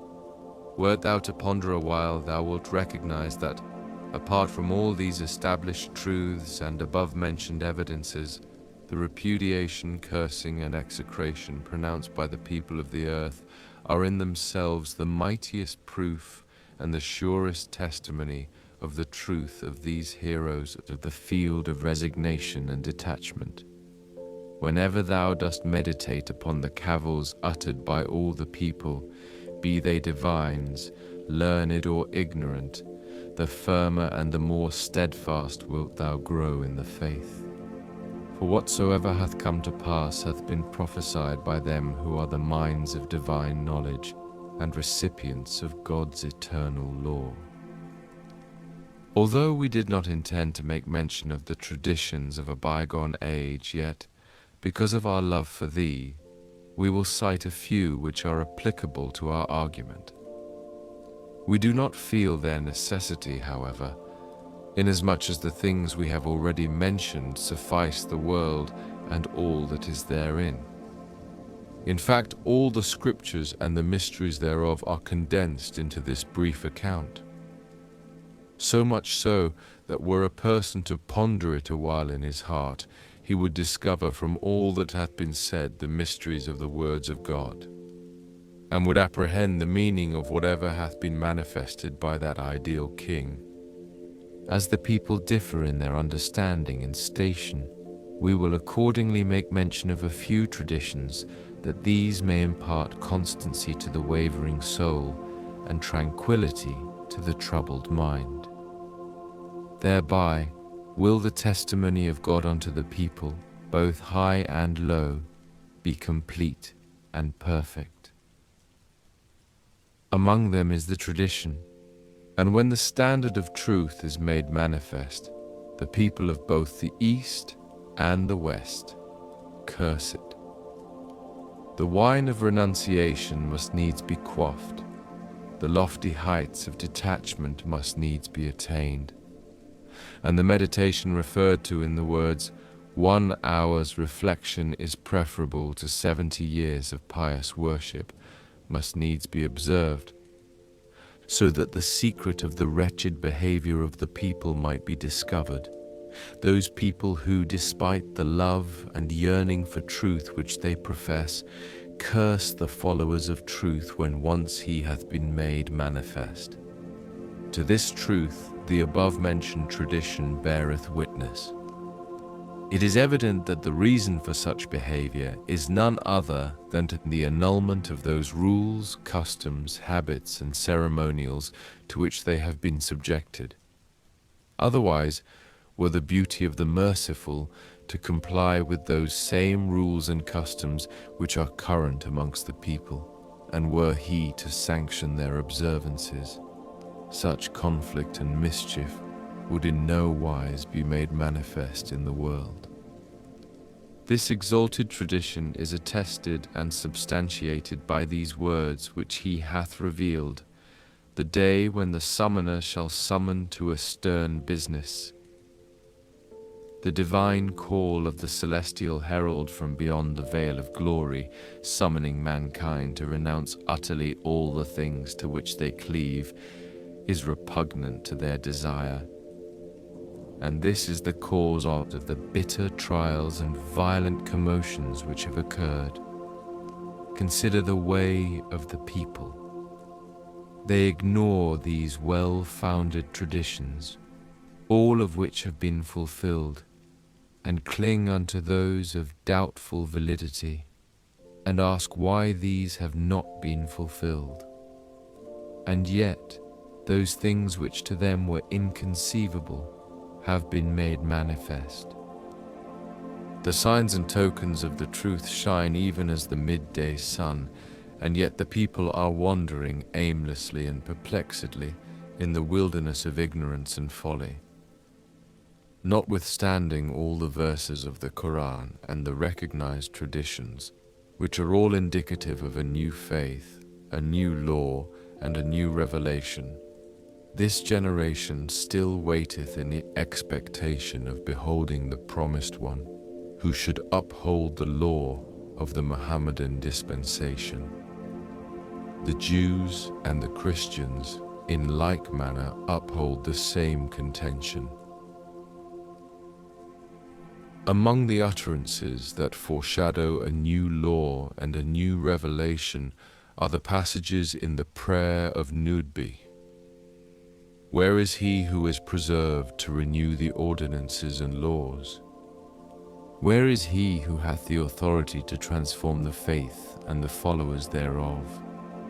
He hath likewise revealed in the Ziyarat, peace be upon the truth made new. Abu Abdillah, questioned concerning the character of the Mihdi, answered saying, he will perform that which Muhammad, the messenger of God, hath performed, and will demolish whatever hath been before him, even as the messenger of God hath demolished the ways of those that preceded him. Behold, how notwithstanding these and similar traditions, they idly contend that the laws formerly revealed must in no wise be altered. And yet, is not the object of every revelation to effect a transformation in the whole character of mankind, a transformation that shall manifest itself both outwardly and inwardly, that shall affect both its inner life and external conditions? For if the character of mankind be not changed, the futility of God's universal manifestation would be apparent. In the Avalim, an authoritative and well-known book, it is recorded, a youth from Bani Hashim shall be made manifest, who will reveal a new book and promulgate a new law. Then follow these words. Most of his enemies will be the divines. In another passage, it is related of Sadiq, son of Muhammad, that he spoke the following. There shall appear a youth from Bani Hashim, who will bid the people plight fealty unto him. His book will be a new book, unto which he shall summon the people to pledge their faith. Stern is his revelation unto the Arab. If ye hear about him, hasten unto him. How well have they followed the directions of the Imams of the faith and lamps of certitude? Although it is clearly stated, were ye to hear that a youth from Bani Hashim hath appeared, summoning the people unto a new and divine book, and to new and divine laws, hasten unto him. Yet have they all declared that Lord of being an infidel, and pronounced him a heretic. They hastened not unto that Hashemite light, that divine manifestation, except with drawn swords and hearts filled with malice. Moreover, observe how explicitly the enmity of the divines hath been mentioned in the books. Notwithstanding all these evident and significant traditions, all these unmistakable and undisputed allusions, the people have rejected the immaculate essence of knowledge and of holy utterance, and have turned unto the exponents of rebellion and error. Despite these recorded traditions and revealed utterances, they speak only that which is prompted by their own selfish desires. And should the essence of truth reveal that which is contrary to their inclinations and desires, they will straightway denounce him as an infidel, and will protest, saying, "This is contrary to the sayings of the Imams of the faith and of the resplendent lights. No such thing hath been provided by our inviolable law." Even so, in this day, such worthless statements have been and are being made by these poor mortals. And now consider this other tradition, and observe how all these things have been foretold. In Arba'in it is recorded, "Out of Bani Hashim there shall come forth a youth, who shall reveal new laws. He shall summon the people unto him, but none will heed his call. Most of his enemies will be the divines. His bidding they will not obey, but will protest, saying, This is contrary to that which hath been handed down unto us by the Imams of the faith." In this day, all are repeating these very same words, utterly unaware that he is established upon the throne of "He doeth whatsoever he willeth," and abideth upon the seat of "He ordaineth whatsoever he pleaseth." No understanding can grasp the nature of his revelation, nor can any knowledge comprehend the full measure of his faith. All sayings are dependent upon his sanction, and all things stand in need of his cause. All else save him are created by his command, and move and have their being through his law. He is the revealer of the divine mysteries, and the expounder of the hidden and ancient wisdom. Thus it is related in the Biharul Anvar, the Avalim, and the Yanbu of Sadiq, son of Muhammad, that he spoke these words, "Knowledge is 27 letters. All that the prophets have revealed are 2 letters thereof. No man thus far hath known more than these 2 letters. But when the Qa'im shall arise, he will cause the remaining 25 letters to be made manifest. Consider, he hath declared knowledge to consist of 27 letters, and regarded all the prophets from Adam even unto the seal as expounders of only 2 letters thereof, and of having been sent down with these 2 letters. He also saith that the Qa'im will reveal all the remaining 25 letters. Behold from this utterance how great and lofty is his station. His rank excelleth that of all the prophets, and his revelation transcendeth the comprehension and understanding of all their chosen ones. A revelation of which the prophets of God, his saints and chosen ones, have either not been informed, or which, in pursuance of God's inscrutable decree, they have not disclosed. Such a revelation these mean and depraved people have sought to measure with their own deficient minds, their own deficient learning and understanding. Should it fail to conform to their standards, they straightway reject it. Thinkest thou that the greater part of them hear or understand? They are even like unto the brutes. Yea, they stray even further from the path. How, we wonder, do they explain the aforementioned tradition, a tradition which, in unmistakable terms, foreshadoweth the revelation of things inscrutable, and the occurrence of new and wondrous events in his day. Such marvelous happenings kindle so great a strife amongst the people that all the divines and doctors sentence him and his companions to death, and all the peoples of the earth arise to oppose him. Even as it hath been recorded in the Kafi, in the tradition of Jabir, in the tablet of Fatimi, concerning the character of the Ka'im.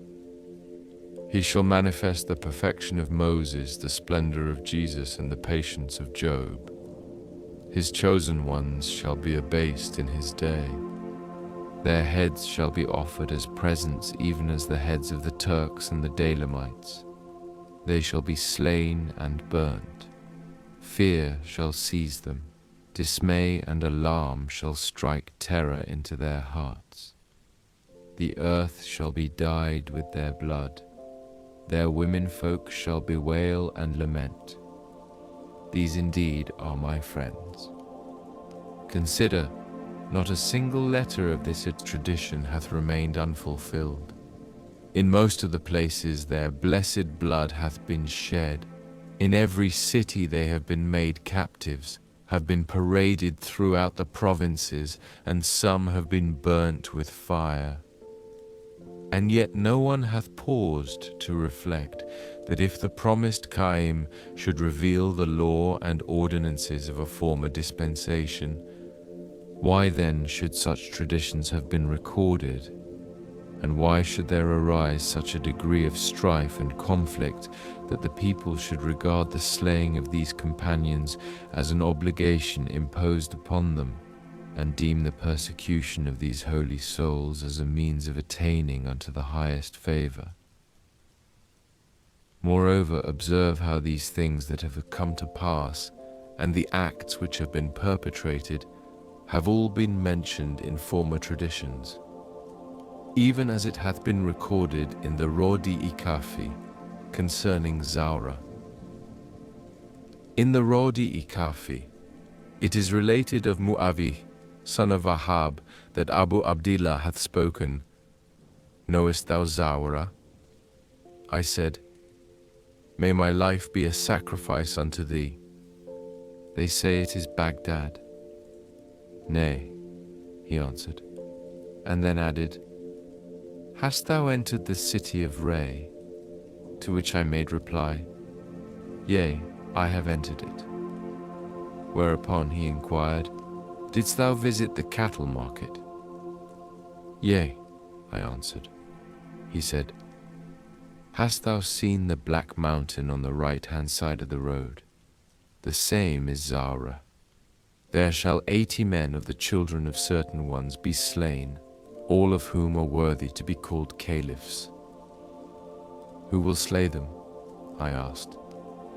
He made reply, The children of Persia. Such is the condition and fate of his companions which in former days hath been foretold. And now observe how, according to this tradition, Zawra is no other but the land of Ray. In that place his companions have been with great suffering put to death, and all these holy beings have suffered martyrdom at the hand of the Persians, as recorded in the tradition. This thou hast heard, and unto it all testify. Wherefore then, do not these groveling, worm-like men pause to meditate upon these traditions, all of which are manifest as the sun in its noontide glory?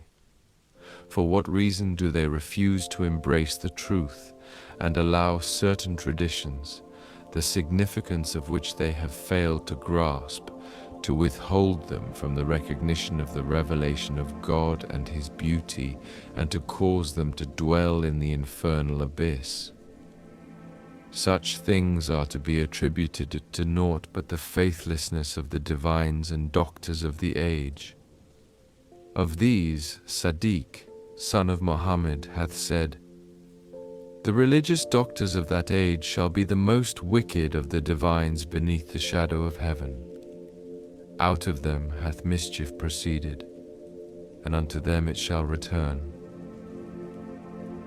We entreat the learned men of the Bayan not to follow in such ways, not to inflict at the time of Mustaghath upon him who is the divine essence, the heavenly light, the absolute eternity, the beginning and the end of the manifestations of the invisible, that which hath been inflicted in this day.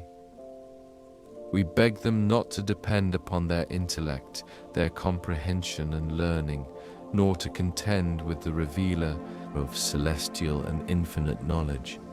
And yet, notwithstanding all these admonitions, we perceive that a one-eyed man, who himself is the chief of the people, is arising with the utmost malevolence against us.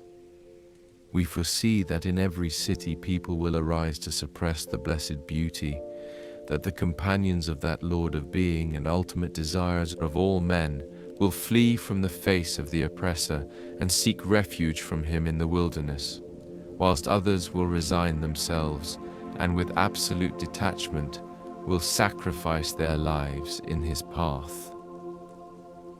Methinks we can discern one who is reputed for such devoutness and piety, that men deem it an obligation to obey him, and to whose command they consider it necessary to submit, who will arise to assail the very root of the divine tree, and endeavor to the uttermost of his power to resist and oppose him. Such is the way of the people. We fain would hope that the people of the Bayan will be enlightened, will soar in the realm of the spirit, and abide therein, will discern the truth, and recognize with the eye of insight dissembling falsehood. In these days, however, such odors of jealousy are diffused, that, I swear by the educator of all beings, visible and invisible, from the beginning of the foundation of the world, though it hath no beginning, until the present day, such malice, envy, and hate have in no wise appeared, nor will they ever be witnessed in the future. For a number of people who have never inhaled the fragrance of justice have raised the standard of sedition and have leagued themselves against us. On every side we witness the menace of their spears, and in all directions we recognize the shafts of their arrows.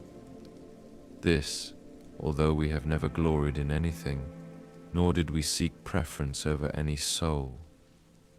To everyone we have been a most kindly companion, a most forbearing and affectionate friend. In the company of the poor we have sought their fellowship, and amidst the exalted and learned we have been submissive and resigned. I swear by God, the one true God, grievous as have been the woes and sufferings which the hand of the enemy and the people of the book inflicted upon us, yet all these fade into utter nothingness when compared with that which hath befallen us at the hand of those who profess to be our friends. What more shall we say? The universe, were it to gaze with the eye of justice, would be incapable of bearing the weight of this utterance. In the early days of our arrival in this land, when we discerned the signs of impending events, we decided, ere they happened, to retire. We betook ourselves to the wilderness, and there, separated and alone, led for 2 years a life of complete solitude. From our eyes there rained tears of anguish, and in our bleeding heart there surged an ocean of agonizing pain. Many a night we had no food for sustenance, and many a day our body found no rest. By him who hath my being between his hands, notwithstanding these showers of afflictions and unceasing calamities, our soul was wrapped in blissful joy, and our whole being evinced an ineffable gladness. For in our solitude we were unaware of the harm or benefit, the health or ailment of any soul. Alone we communed with our spirit, oblivious of the world and all that is therein. We knew not, however, that the mesh of divine destiny exceedeth the vastest of mortal conceptions, and the dart of his decree transcendeth the boldest of human designs. None can escape the snares he setteth, and no soul can find release except through submission to his will. By the righteousness of God, our withdrawal contemplated no return, and our separation hoped for no reunion. The one object of our retirement was to avoid becoming a subject of discord among the faithful, a source of disturbance unto our companions, the means of injury to any soul, or the cause of sorrow to any heart. Beyond these we cherished no other intention, and apart from them we had no end in view. And yet each person schemed after his own desire and pursued his own idle fancy, until the hour when, from the mystic source, there came the summons bidding us return whence we came. Surrendering our will to his, we submitted to his injunction. What pen can recount the things we beheld upon our return? 2 years have elapsed, during which our enemies have ceaselessly and assiduously contrived to exterminate us, whereunto all witness. Nevertheless, none amongst the faithful hath risen to render us any assistance, nor did anyone feel inclined to help in our deliverance. Nay, instead of assisting us, what showers of continuous sorrows their words and deeds have caused to rain upon our soul. Amidst them all, we stand, life in hand, wholly resigned to his will, that perchance, through God's loving kindness and his grace, this revealed and manifest letter may lay down his life as a sacrifice in the path of the primal point, the most exalted word, by him at whose bidding the Spirit hath spoken. But for this yearning of our soul, we would not for one moment have tarried any longer in this city. Sufficient witness is God unto us. We conclude our argument with the words, "There is no power nor strength but in God alone. We are God's, and to him shall we return. They that have hearts to understand, they that have quaffed the wine of love, who have not for one moment gratified their selfish desires, will behold, resplendent as the sun in its noontide glory, those tokens, testimonies, and evidences that attest the truth of this wondrous revelation, this transcendent and divine faith. Reflect how the people have rejected the beauty of God and have clung unto their covetous desires. Notwithstanding all these consummate verses, these unmistakable allusions which have been revealed in the most weighty revelation, the trust of God amongst men, and despite these evident traditions, each more manifest than the most explicit utterance, the people have ignored and repudiated their truth, and have held fast to the letter of certain traditions which, according to their understanding, they have found inconsistent with their expectations, and the meaning of which they have failed to grasp. They have thus shattered every hope, and deprived themselves of the pure wine of the All-Glorious, and the clear and incorruptible waters of the immortal beauty.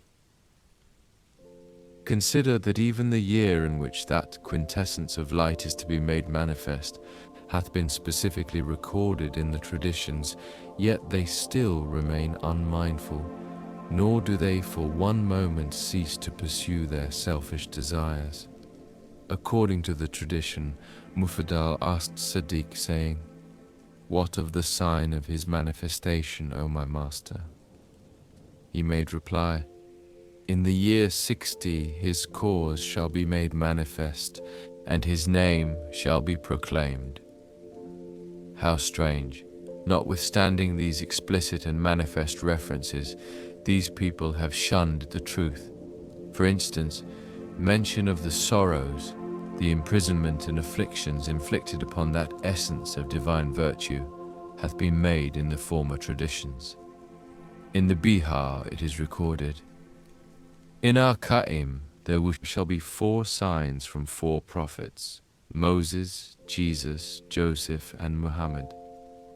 The sign from Moses is fear and expectation, from Jesus, that which was spoken of him, from Joseph, imprisonment and dissimulation, from Muhammad, the revelation of a book similar to the Quran." Notwithstanding such a conclusive tradition, which in such unmistakable language hath foreshadowed the happenings of the present day, none hath been found to heed its prophecy, and methinks none will do so in the future, except him whom thy Lord willeth. God indeed shall make whom he will to hearken, but we shall not make those who are in their graves to hearken. It is evident unto thee that the birds of heaven and doves of eternity speak a twofold language.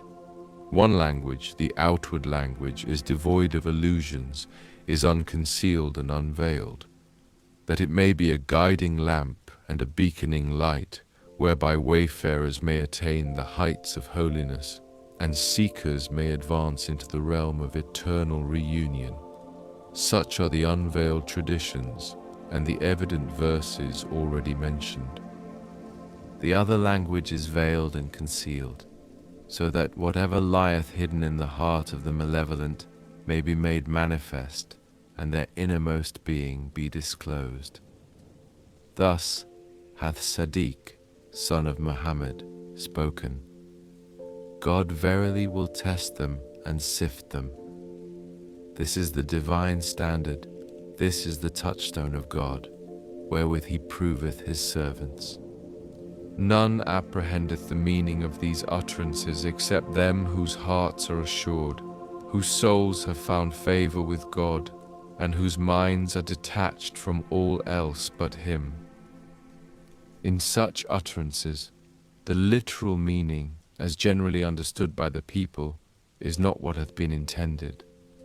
Thus it is recorded, "Every knowledge hath 70 meanings, of which one only is known amongst the people.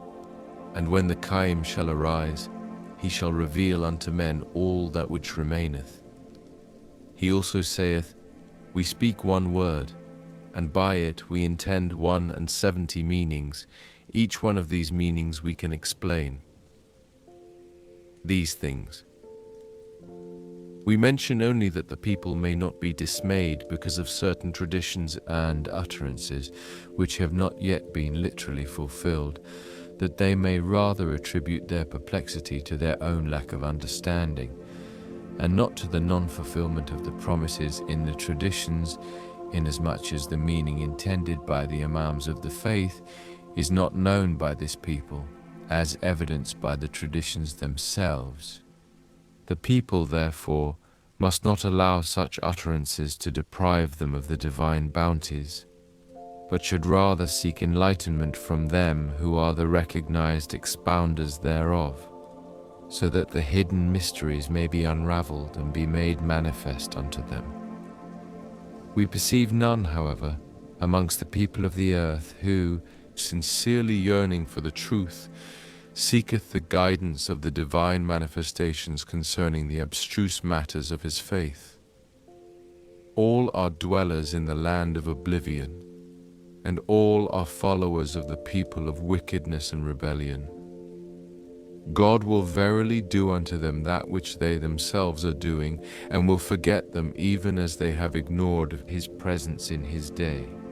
Such is his decree unto those that have denied him. and such will it be unto them that have rejected his signs. We conclude our argument with his words, "Exalted is he, and whoso shall withdraw from the remembrance of the merciful, we will chain a Satan unto him, and he shall be his fast companion. And whoso turneth away from my remembrance, truly his shall be a life of misery." Thus hath it been revealed aforetime, were ye to comprehend. Revealed by the Ba and the Ha. Peace be upon him that inclineth his ear unto the melody of the mystic bird calling from the Sadratul Muntaha. Glorified be our Lord the Most High. End.